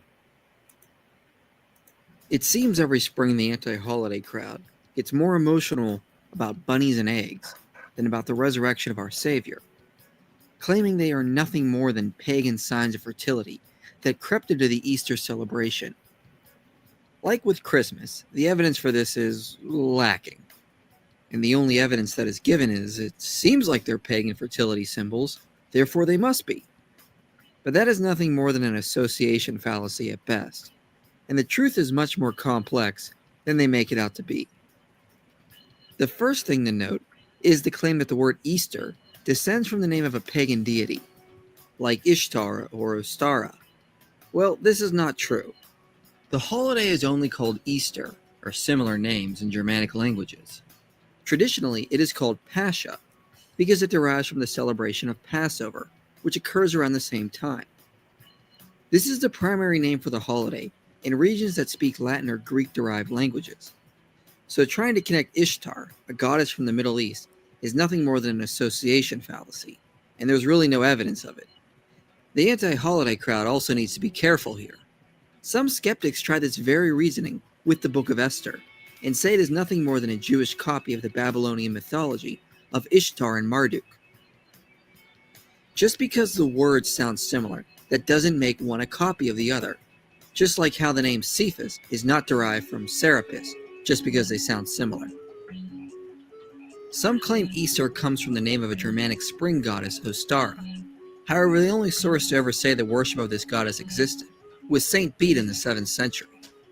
And we can't find any other reference, Christian or pagan, to this goddess outside of Bede. Because of this, many scholars think he just made it up, or had some other goddess in mind but was terribly confused. So most scholars do not think this works either. No one is really sure where the word Easter came from, but the most probable explanation is the use of the Germanic word Easter came to be used for this holiday because it occurred around Ostaromonath, which was the 4th month on the Old English calendar. People saw that Resurrection Sunday was occurring in Ostaromonath, so they just started calling it the Ostaromonath celebration, and eventually it was just shortened to the Easter celebration. The closest thing that this can compare to is the celebration of 4th of July, which is an American holiday that celebrates its independence. However, this has nothing to do with the month of July. It just happens to fall in the month of July, so people title the holiday with the date it occurs on. Calling Resurrection Sunday Easter likely resulted from a similar idea. It is also possible there was a spring goddess with a similar name, but we really can't be sure. And even if there was, it would not show that Pascha was blended with paganism to become Easter. However, more people are upset by the use of the Easter rabbit, which they are sure is a pagan fertility symbol. Why? Well, because it has to be. Bunny rabbits. I'm sure it's probably a fact that Ishtar in the Temple of Nineveh, the Ishtar Temple, they probably never used bunny rabbits to worship the goddess Ishtar. But you have to be a complete moron to not understand that bunny rabbits have always been symbols of fertility by numerous people groups around the world. Even if that's true, there's no evidence the modern Easter bunny derives from a pagan fertility symbol. The first reference to an Easter bunny happened long after paganism died out in Europe in 1572, and originally it was an Easter hare, which is not the same animal as a rabbit, since they can't interbreed, and rabbits are creatures we more commonly associate today with fertility because they are social animals living in colonies and are often seen together in groups. So you see more of them and assume they're more populous. They also produce quicker and more often than their cousin the hare, whereas hares live mostly in solitary, and it is rare to see them together unless they are mating. The idea the Easter bunny is pagan came from Jacob Grimm in the 19th century. He had no evidence to assert this and only suggested it could be the case. But the rumor spread and the anti-holiday crowd still thinks this to this day. So there is no evidence the Easter bunny came from a pagan fertility symbol. As Tanya Golovich said, the earliest known reference to the Easter hare in any known historical document comes from a German book printed in the year 1572. The author writes, "Do not worry if the bunny escapes you. Should we miss his eggs, then we shall cook the nest." It is possible the Easter hare predates this document, but we really can't say because the paper trail ends here, so there's no way we could trace it back to any pagan roots. The most probable explanation for why the hare or rabbit came to be associated with Easter is because you are unlikely to see them in the winter months because they are hiding from the cold like you are. In the spring they come out in abundance for mating season, so you see them quite often around Easter. So the 16th century Germans just made up a custom to go along with Easter that was already associated with spring. So no paganism can be traced here either. Easter eggs also have a hard time being traced back to paganism. Yes, eggs have been used in pagan rituals, but only for the same reason meat and crops have been used in pagan rituals. They are a commonly eaten food. The origins of where Easter eggs come from is not certain. It's quite amazing. Even in the two Babylons, they'll have, a picture of Mary and Jesus, and it's like, I understand the idolatry of the Catholics and the Orthodox, but wouldn't a mother and child be the most common thing? It happens in every culture, everywhere. So someone who makes a statue of that, are they actually worshipping that, or if they draw it, is that a goddess, or is it just a mother and child? And that's the thing. Where do you draw the line with that? I understand, having a picture of Mary and Jesus and people looking at that and praying to it, and then, that's ridiculous. But then Alexander Hislop, he's like, okay, look at this picture back then. It's a mother with a child. It's like, one of the most popular, most common things that happen. I was like that with my mother. So were you, if you, had a normal childhood, So the whole concept of, eggs are evil. It's like most cultures have eggs and eat eggs. But they're evil. It's ridiculous. You can hear claims they come from Celtic Druids, Babylon, Egypt, and even Japan.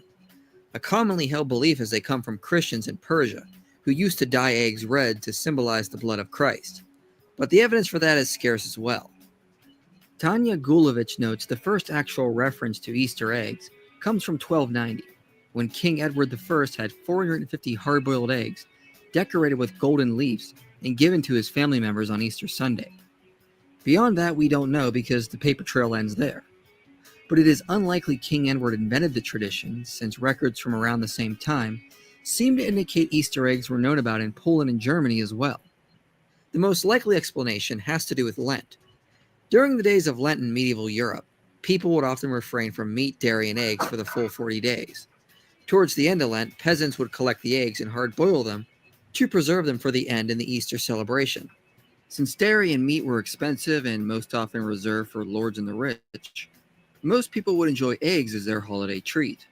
As time progressed, people probably began painting and hiding them, since it was a festive time and you tend to do more games and crafts during holidays or festivals. So no real evidence of paganism here, and the anti-holiday crowd has yet to provide any hard evidence for any pagan connections. And you've got to understand the Jehovah's Witnesses hate having a birthday. They hate having any type of celebration. There are cults out there, there are groups out there pushing anti-holiday stuff, anti-Easter, anti-Christmas, anti-everything. I've got no problem with someone celebrating the birth of Jesus. I mean, if you want to do that today and say, hey, you know, whether it's the day or not, you're just like, yeah, I'm going to celebrate the birth of Jesus today with my family. Go for it. If you want to do that on the day that everyone says that that's the day Jesus was born, okay, well, you go for that. Well, I mean, obviously now it's become, completely, secular, and it's not a biblical thing. But I mean, the wise men went and found baby Jesus and worshipped him. I don't think there's anything wrong with thinking about Jesus at a time of year and going, yeah, this is great. Like, I understand cults do it, Catholics do it, whatever, but I don't see anything wrong with it. But the thing is, Easter is biblical. This is the thing. Easter is the celebration of Pascha. It's the Passover celebration. It never stopped. It just became the Pascha for the Christians. And the church history shows it never stopped. It just continually went through all the churches. They celebrate, and right up until today. And so the other feasts didn't continue. Now, for those who want to rant on about how cultures have used eggs and rabbits as pagan symbols, I'll refer you to my series on Christmas, where we show how illogical it is to reject something God created just because a pagan tried to corrupt it for their worship. We explain in that series that there is nothing inherently evil or sinful about painting an egg or decorating a pine tree. Now again, I want to be clear. We are not denying pagans have used rabbits, eggs, and words that sound similar to Easter to honor pagan gods. The failure of the anti-holiday crowd is twofold. First, they cannot show the modern customs, which are not attempts to worship or honor Christ, derived from any pagan ritual or celebration. And two, they cannot show logically how it is sinful to paint an egg or hide them in a game for children. Just because pagans have painted eggs in their rituals, that doesn't mean Christians are applying the same meaning when they do it. This is, again, an association fallacy, and when you apply this kind of logic elsewhere, you can see how ridiculous it is. For example, I could say it is pagan when the Bible calls Jesus the Lion of the tribe of Judah, because in ancient Egypt, the lion was the war god.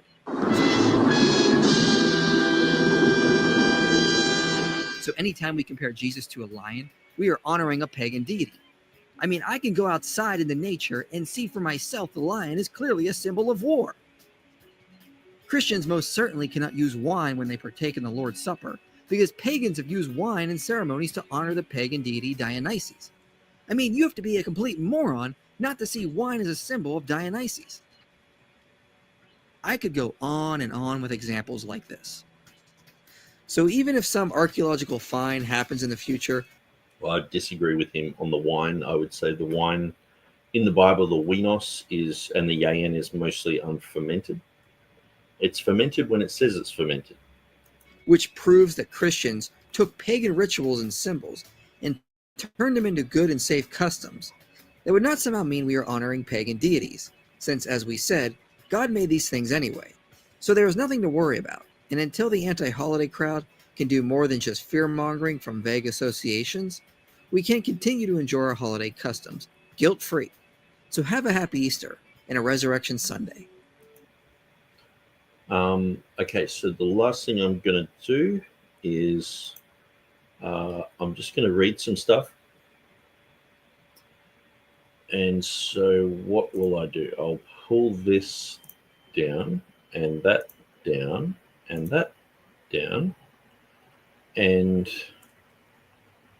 actually, I shut too many windows. It's always the way. I'll just go back to my history. 5 tabs. It might destroy my bandwidth for a second, but let's just bring that window back. Okay, so we don't want to go through Wes Huff again. I guess I'll search for Cruise. Here we go. But I'm just going to read through some stuff as I draw to a close, so I'll probably go for another 10 minutes. Here's a detailed script that I've got here. Easter in the 1611. For years, critics have claimed that Easter is a pagan holiday, borrowing elements from ancient fertility cults. This false narrative was largely popularized by Alexander Hislop in The Two Babylons. It's been thoroughly debunked by scholars. The reality is that Easter is a thoroughly Christian term. So it's rooted in Greek Pascha, which itself is derived from Pesach. The argument that Easter has pagan origins is not historically inaccurate, but also ignores the linguistic and theological decisions made by the King James translators. And so people say, well, the King James translators put it in there because it's a pagan thing. And it's just so ridiculous, because English, Anglo-Saxon didn't, the language wasn't around until like the 5th century. Okay. So you've got basically 4 or 5 centuries of people looking at the Greek and saying it's Pascha, which means Passover. And the New Testament Christians are celebrating this, but they're not killing a lamb. They're just celebrating Jesus. So that becomes the Christian Pascha. There's so many people write about this. They have the Council of Nicaea and everything talking about this, setting dates for this. Everyone's doing this. There's not one person that's not doing this.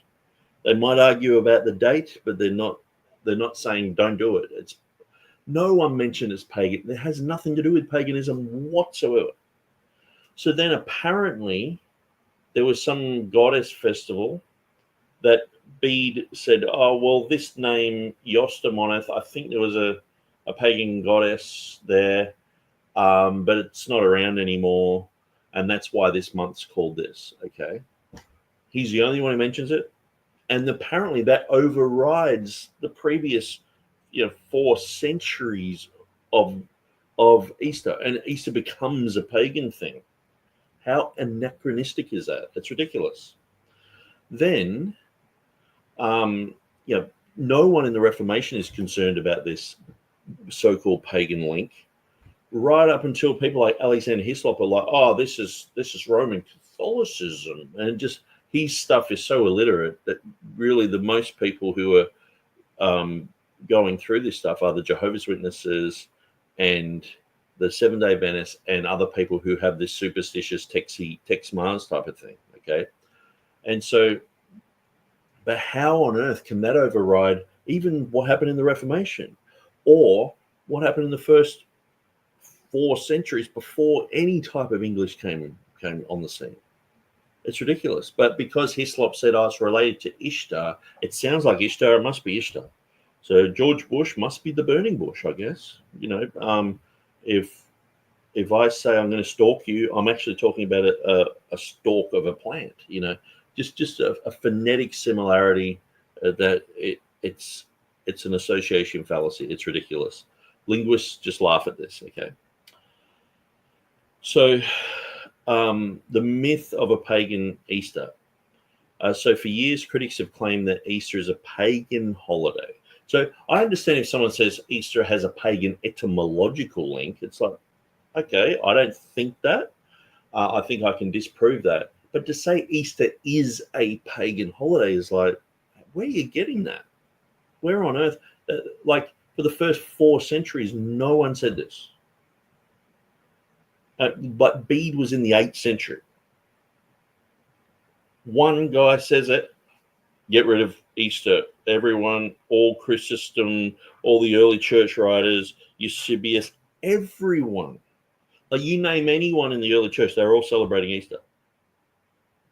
Like it's just a ridiculous. Like one guy says one thing, it's like right off Easter, you know.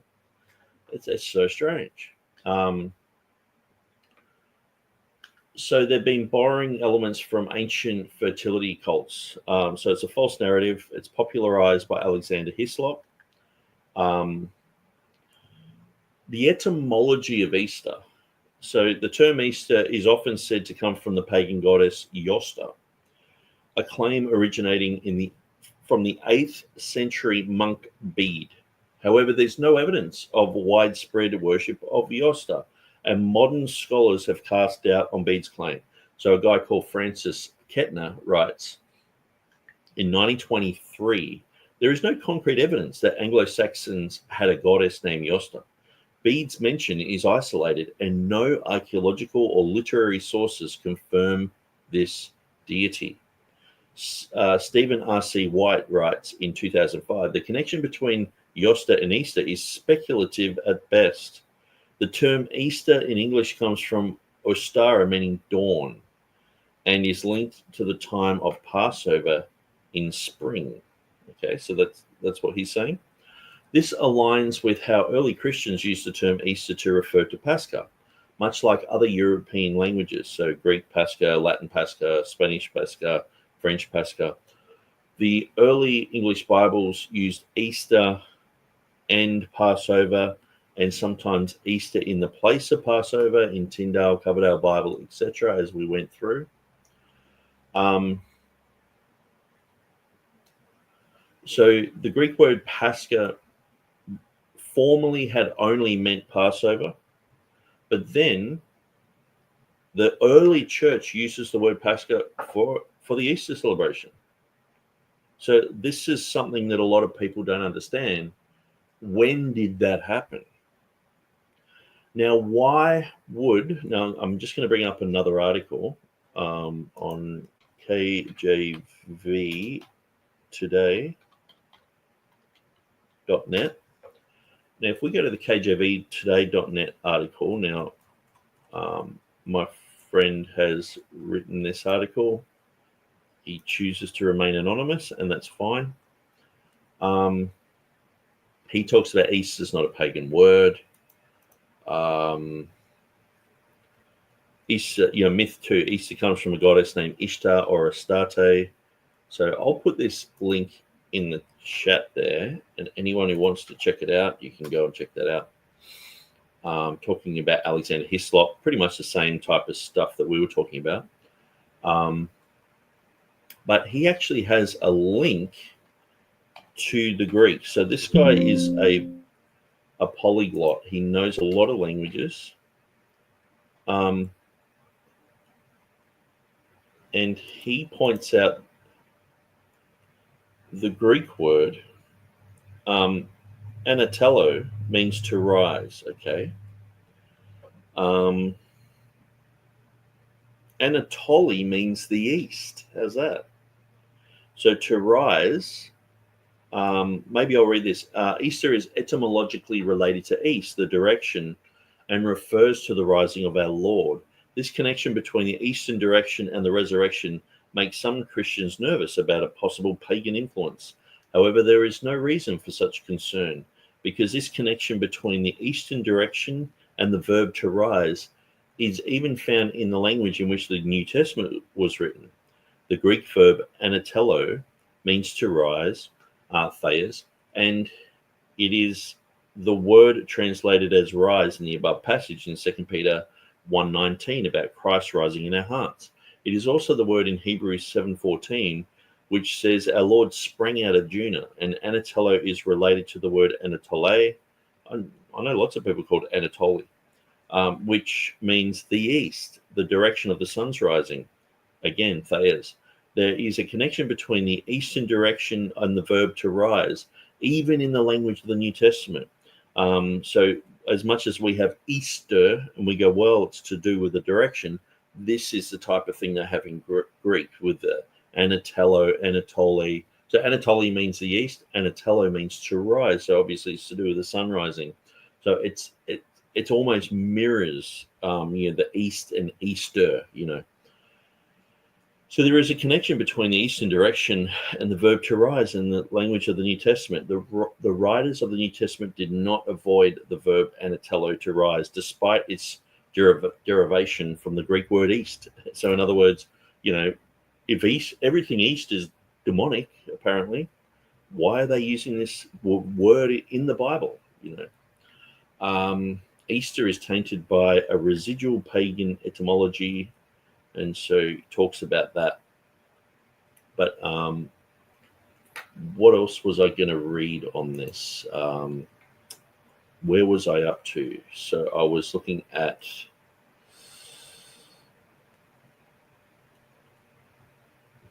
Greek word Pascha normally refers to Passover. Okay, so let's go down. So we just looked at some of the etymology. If you look up at modern Greek dictionary, Pascha means Easter and the Jewish Passover. So it means both Easter and Passover. The same. It's been the same for 2,000 years in the Greek. Okay. Here's a card. Kalo Pascha. Happy Easter. Or if it had in the context like Jewish Pascha, it would be Happy Passover.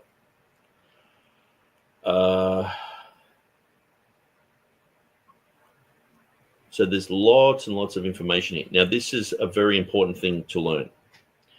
John chapter 2, verse 13, it says, and the Jews' Passover was at hand. Why would it say Jews' Passover? I thought the Jews were the only ones who had a Passover. The Greeks started having a Passover, didn't they? So the Greeks, they started having, because it's the word Pascha, they started having a Pascha as well. But their Pascha was a New Testament Pascha, which we now call Easter. They were celebrating that, and the Jews were celebrating their thing in the same festive week.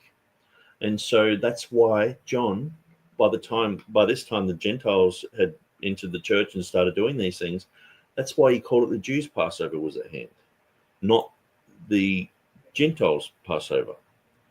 And John 11:55, and the Jews' Passover was nigh at hand. So there's only one other time where he does this to a feast, and that's the Feast of Tabernacles. And knowing that historically there were a group of false Jews who were celebrating the Feast of Tabernacles, doing all sorts of debauchery and sexual acts and things like that, and they were false Jews, and they were claiming to do the Feast of Tabernacles. So that's why John also says, and the Jews' Feast of Tabernacles. I think it's the Feast of Tabernacles. I'm pretty sure it is. Okay, so that's why John does that in the Bible, to make a distinction.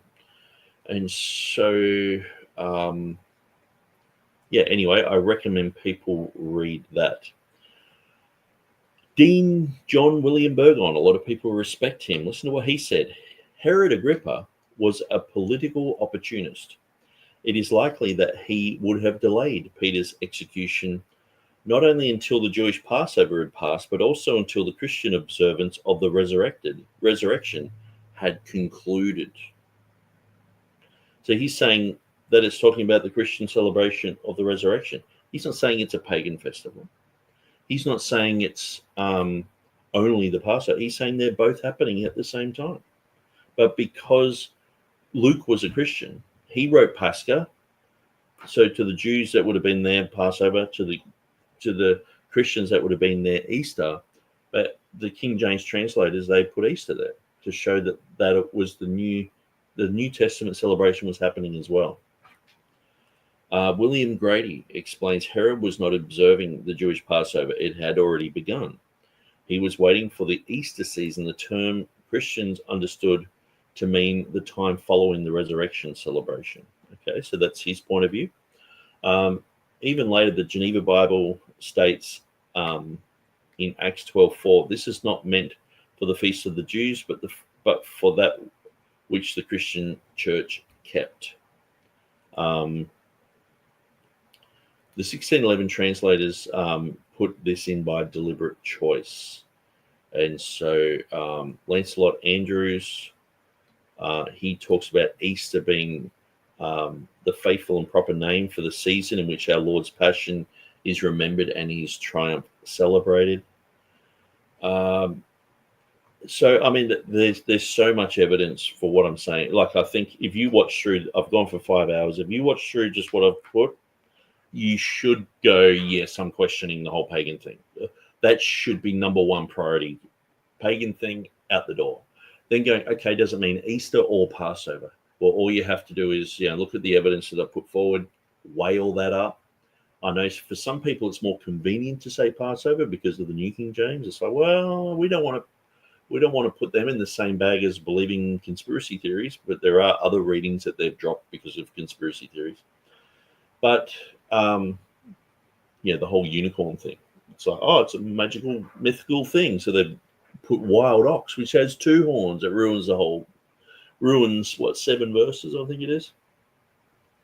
But yeah, so the whole thing of eggs, it's just simply not related to paganism. Easter bunnies, not related to paganism. So should we throw out Easter because of some supposed etymological link to some supposed goddess who they can't find any proof for? No, we shouldn't. The etymology of Easter is rooted in the German word Oster, which comes from Hung. So I'm going to get that back up. Why we should not pass over Easter 1. Here it says,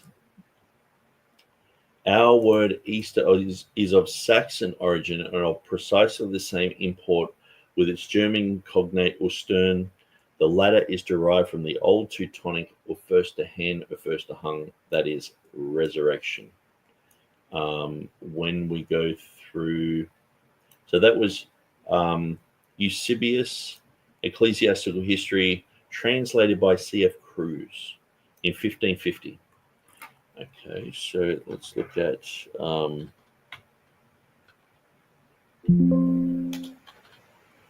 I'll just look up the word resurrection because I know I do have another little section.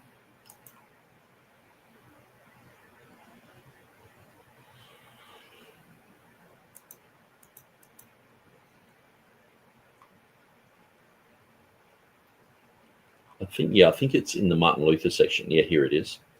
The English word Easter is of German Saxon origin and not Babylonian as Alexander Hislop falsely claimed, and as we shall see later.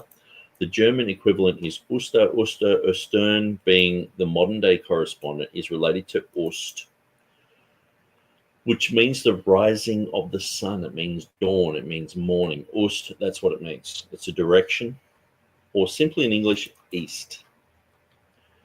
Oster comes from the Old Teutonic form of Hen, Hung, which means resurrection, which in the older Teutonic form comes from 2 words, Erster, meaning first, and Stehen, meaning to stand.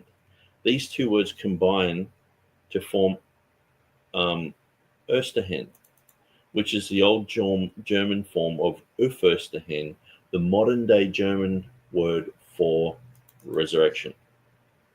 So Easter means resurrection. Easter is not pagan. Okay. I'm going to go through some of these comments and then I'm going to shut it down, but I think I've made my case. So coming up to Easter, I would like you to think about these things. If you disagree with me, prove me wrong. That's what all I would ask. Show me where I am wrong. A lot of people just go, no, pagan goddess. And it's like, well, we've talked about that. Talk about the details of all this, All right, so I'm going to go back up to, so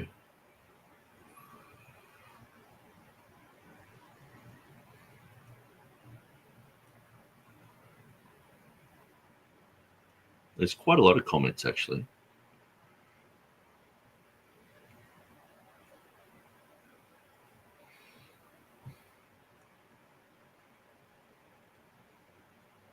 All right, so what was the line? Says, yeah, Nick sounds different in his earlier videos. Pastor Brett says, wrong on linguistics. I guess he's talking about me.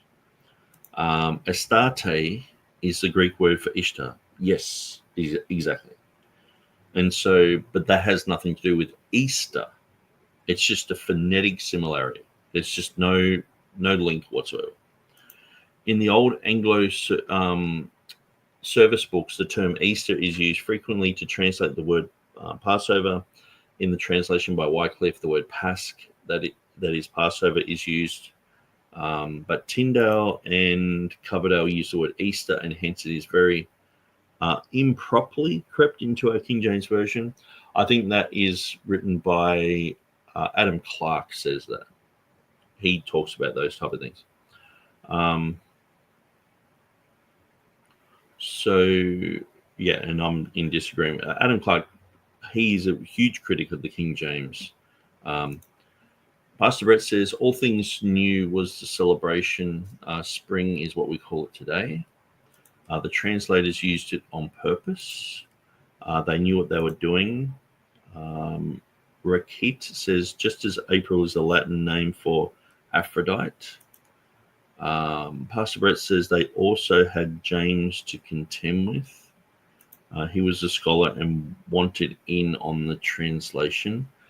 Well, he did mention in the rules that Bancroft penned down, the 14 rules, to keep the feasts and things like that as they have commonly been known. So it wasn't like he introduced something new. He just said, let's just keep it the same as we've always kept it. So the Feast of Passover, the Feast of Easter, that is what had eventuated from the term Passover being coined by Tyndale and Easter being the common word for their resurrection celebration. Now they had a separate word for both. They could use that, and they utilized that. So, I would think that King James's 14 rules had a hand in that, but I would say that they probably would have done that anyway. So Permafrost says, I just think if it was for the pagan holiday, we wouldn't get an Easter in March or May sometimes. If it was for the pagan holiday, we wouldn't get an Easter in March or May sometimes. Okay. Pastor Brett says he held back. Permafrost says, intending after Easter, rather after the Passover, that is, after the whole festival was over. The word in our King James Version is an ecclesiastical term of later date and ought not to have been. Yeah, so that's definitely Adam Clark there.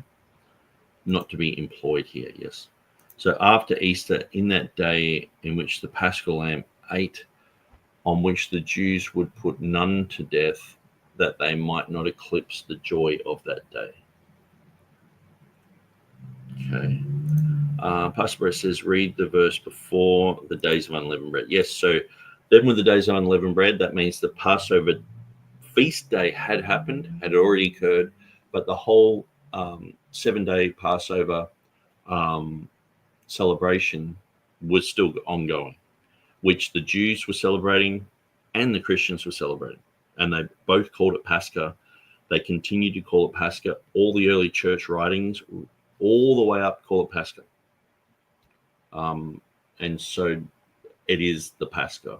And they celebrated the Pascha. And everyone said the early church celebrated this. Everyone celebrated it. There was no one who didn't. I think TurretinFan found one saying from Lancelot Andrews that there was this one tiny little group who didn't celebrate it. And it's like, well, it's news to me and news to most other people. I guess that's a good fact to know, but it's like 99.99999% of all the Christians celebrated Easter, and they only debated on what date to have it on and what to do. That they didn't celebrate. They didn't say not to celebrate it. No one said that until later when the pagan myth concept comes into it.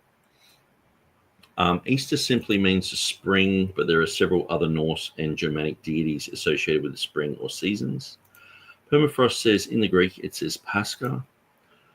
David First says, I'm super grateful to Nick for this study and the material presented, thorough, detailed, and clear to where we can all understand. Yes, I think even though some people might disagree with me, what I'm saying, at least I know where I stand with this. And so Permafrost says, if it says Pascha in Greek, then what do we care? Pastor Brett says, time to go. We can talk about this another time. Going live. Good night, all. David First says, I'm looking forward to the book. Raquette says, like today, folks recognize Good Friday, Saturday, Sunday are Jewish Christian holidays, even though there's association with the gods. Yes, but I would say I don't think that this even applies. Pretty much because we have proper linguists like Cruz saying the word comes from Uster, not from Astarte. That's the correct etymology. Luther used Uster. He used a Förster hen in his Bible. And so people who know German know that the link between those two. Rahet says, the actual pagan Easter is the first day of spring, different from Christianity that made follows it after or more in line with the Passover. Okay. Hilly Billy says 1 Kings 11:5. For Solomon went after Ashtaroth, the goddess of the Zidonians, and after Milcom, the abomination of the Amorites. Not saying it's Easter, but just pointing to the verse. Okay, thanks for that, Hilly Billy. Ashtaroth equals Ishtar, among other names. Yes. And so, but Ishtar is not Easter. So that's where the guy was saying, even the book of Esther, people are saying, well, that's a pagan name, and all this. So it's a pagan festival, so these were pagan things, concepts. Hudson, YouTube channel Inspiring Philosophy also has that video. Yes, we showed that. Thanks for that, Hudson. So that's the link to some video there. Boulder's Line, I watched that channel before. Hilly Billy says, my problem with Easter is it's no more biblical than Mardi Gras. God gave us 7 holy days, and the addition of Purim as a Purim and Hanukkah 9. Purim and Hanukkah, but Easter's not one of them. Well, to me, when you look at the Passover celebration is definitely biblical. And Jesus said, do this in remembrance of me. So when are we supposed to do that? And this is a whole nother study that I've done. What day do we do the Lord's Supper? So a lot of people are like, well, we do it on Sunday. Some people like we do it once a week. We do it once a month. We do it every 6 months, or we do it whenever. My take is that, no, the only time you're really supposed to biblically do that is at the celebration of Pascha, which is Easter, because it's like, this is my blood, this is my body. So Jesus is the Passover lamb. So we still celebrate Pascha. And as Paul said, but we do, keep the feast, not with the unleavened bread of maliciousness and this other stuff, but he's saying, cleanse out the leaven. He's clearly talking about the Passover feast continuing, but we are to do it in a New Testament fashion. We don't kill a lamb anymore. Jesus died. He's the Lamb of God. So understanding that it's an old shadow and type, but now we have the fulfillment. The fulfillment is always more superior to the shadow, and it's Christ. He's resurrected. So it's become in English the resurrection of the celebration. Sorry, the celebration of the resurrection, Easter. And so that's where I would say it definitely is a biblical festival. And 1 Corinthians 11 is talking about that festival, because some people read that into, every Sunday they were doing this and people were dying and this happened and that happened. Now, when you understand it was party time, it was Passover time, people were getting together. The Jews were doing their thing, the Christians were doing their thing. And of course, in Gentile places, there's going to be more Christians doing that than there are, Jews. But in Israel, there's going to be probably more Jews than Christians doing that. So there's all that type of tension. But they're doing it in the same week. And so they're still both celebrating that. But the Christians obviously are not killing the lamb. They're not doing those things. And so Hilly said, I used to have a hare. Rabbits don't lay eggs. So why are they associated? Well, I guess people just want to associate them.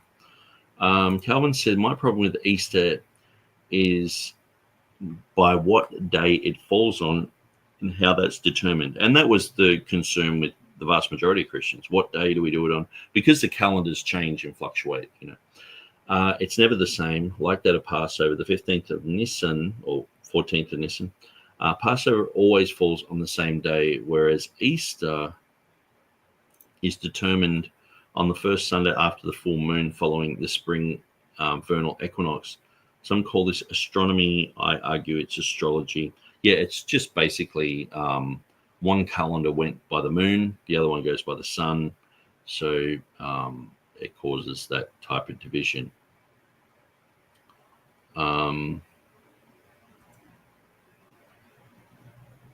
Yeah, Passover always falls on a full moon. Yes. The Hebrew month begins with the new moon, so the 14th of any given Hebrew month will be a full moon. So Sherman Dye is in the house saying, Calvin, astrology is a worship of the stars and assuming their power over us. So simply looking at the timing of a stellar alignment and basing the timing of an event from that is not astrology. Yeah, very good.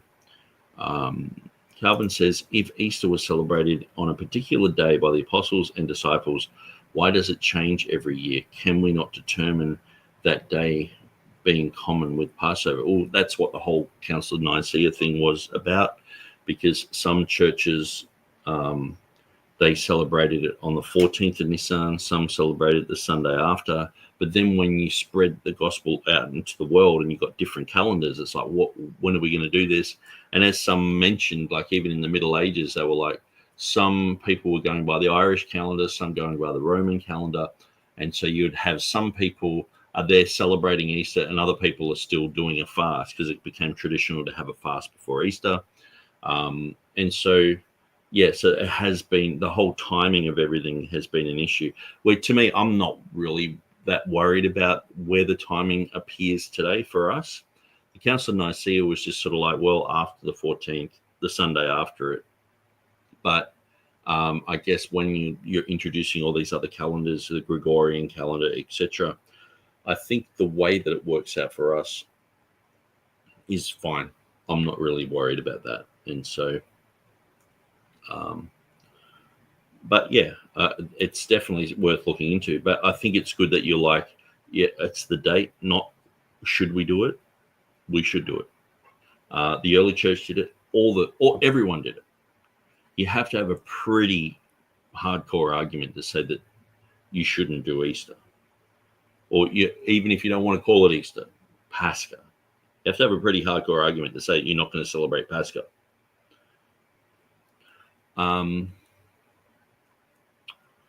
Okay.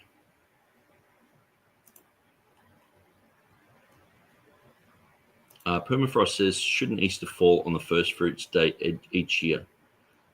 Yes, but we are under a different calendar. So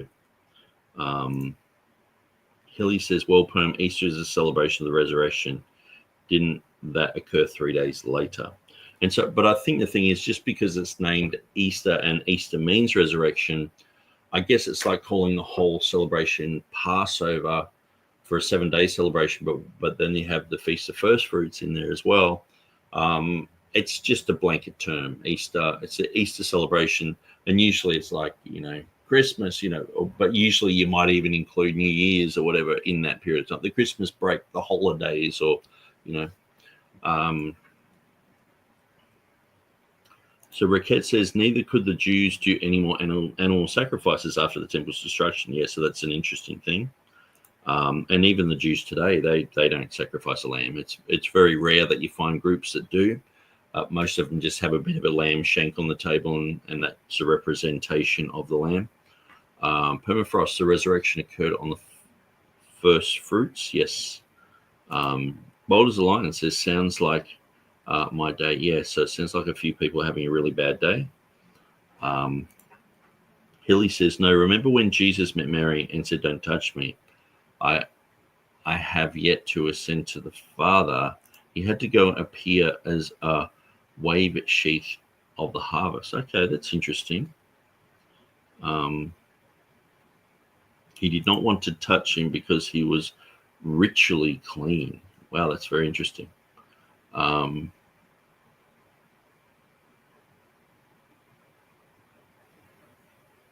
Sherman says, when we get Malachi 4:2, but unto you, then we get Malachi 4:2, but unto you that fear my name shall the sun, S-U-N, of righteousness arise. Sunrise, from which direction? The east. Yes, and it's very important that we go through these scriptures, because clearly the dawning, and even the Greek language, as mentioned by KJV today, not net, the Anatoly, the east, is that in the Greek there.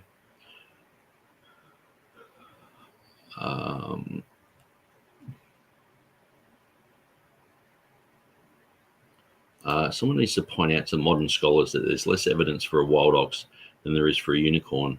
By definition, a wild ox simply can't exist. Yes, because it gets tamed. And there's verses of who can tame the Reem. Well, you can't tame something that's probably a rhinoceros, but you can tame an ox. It stops being a wild ox and just becomes an ox, In the 8th century, Bede connected Yosta to a goddess similar to Diana Ishtar. Yes, so we've gone through that quite a lot. Matt Singleton popped in, said hello. Hey, Matt. I did a lot of education stuff today. Okay, that's great. We have dogwood trees that have blooming white flowers right now, and after Easter they become blood red. Okay, that's very interesting. Yeah, there's a lot of creatures that are sort of called Easter plant or Easter this and that, because, or sometimes related to the cross, like especially flowers. They come out and they're a certain color, or an animal like sheds its fur and things like that around. I guess because spring is involved, this all happens, but it's quite an interesting thing. Metzagoodson said, but seriously, the Easter is based on the season. The seasons were made by God, so even though the pagans twist stuff, God is showing us the future gospel. Hilly Billy says, I lean on Leviticus 23 and then Ezekiel 20:19 to 20. Okay.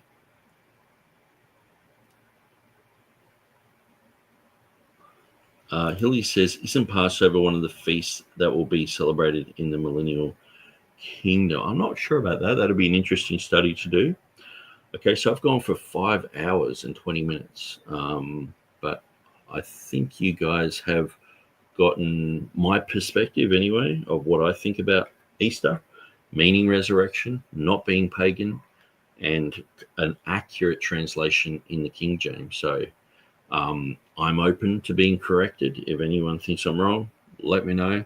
I guess, obviously I've gone through lots of things.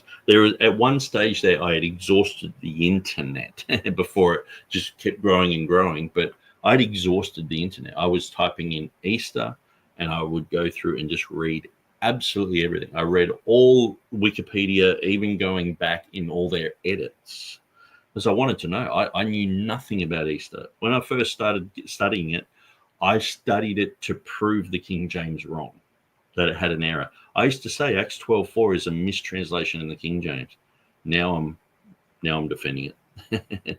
And so anyway, guys, God bless you. Thanks for joining us, and we'll see you next time.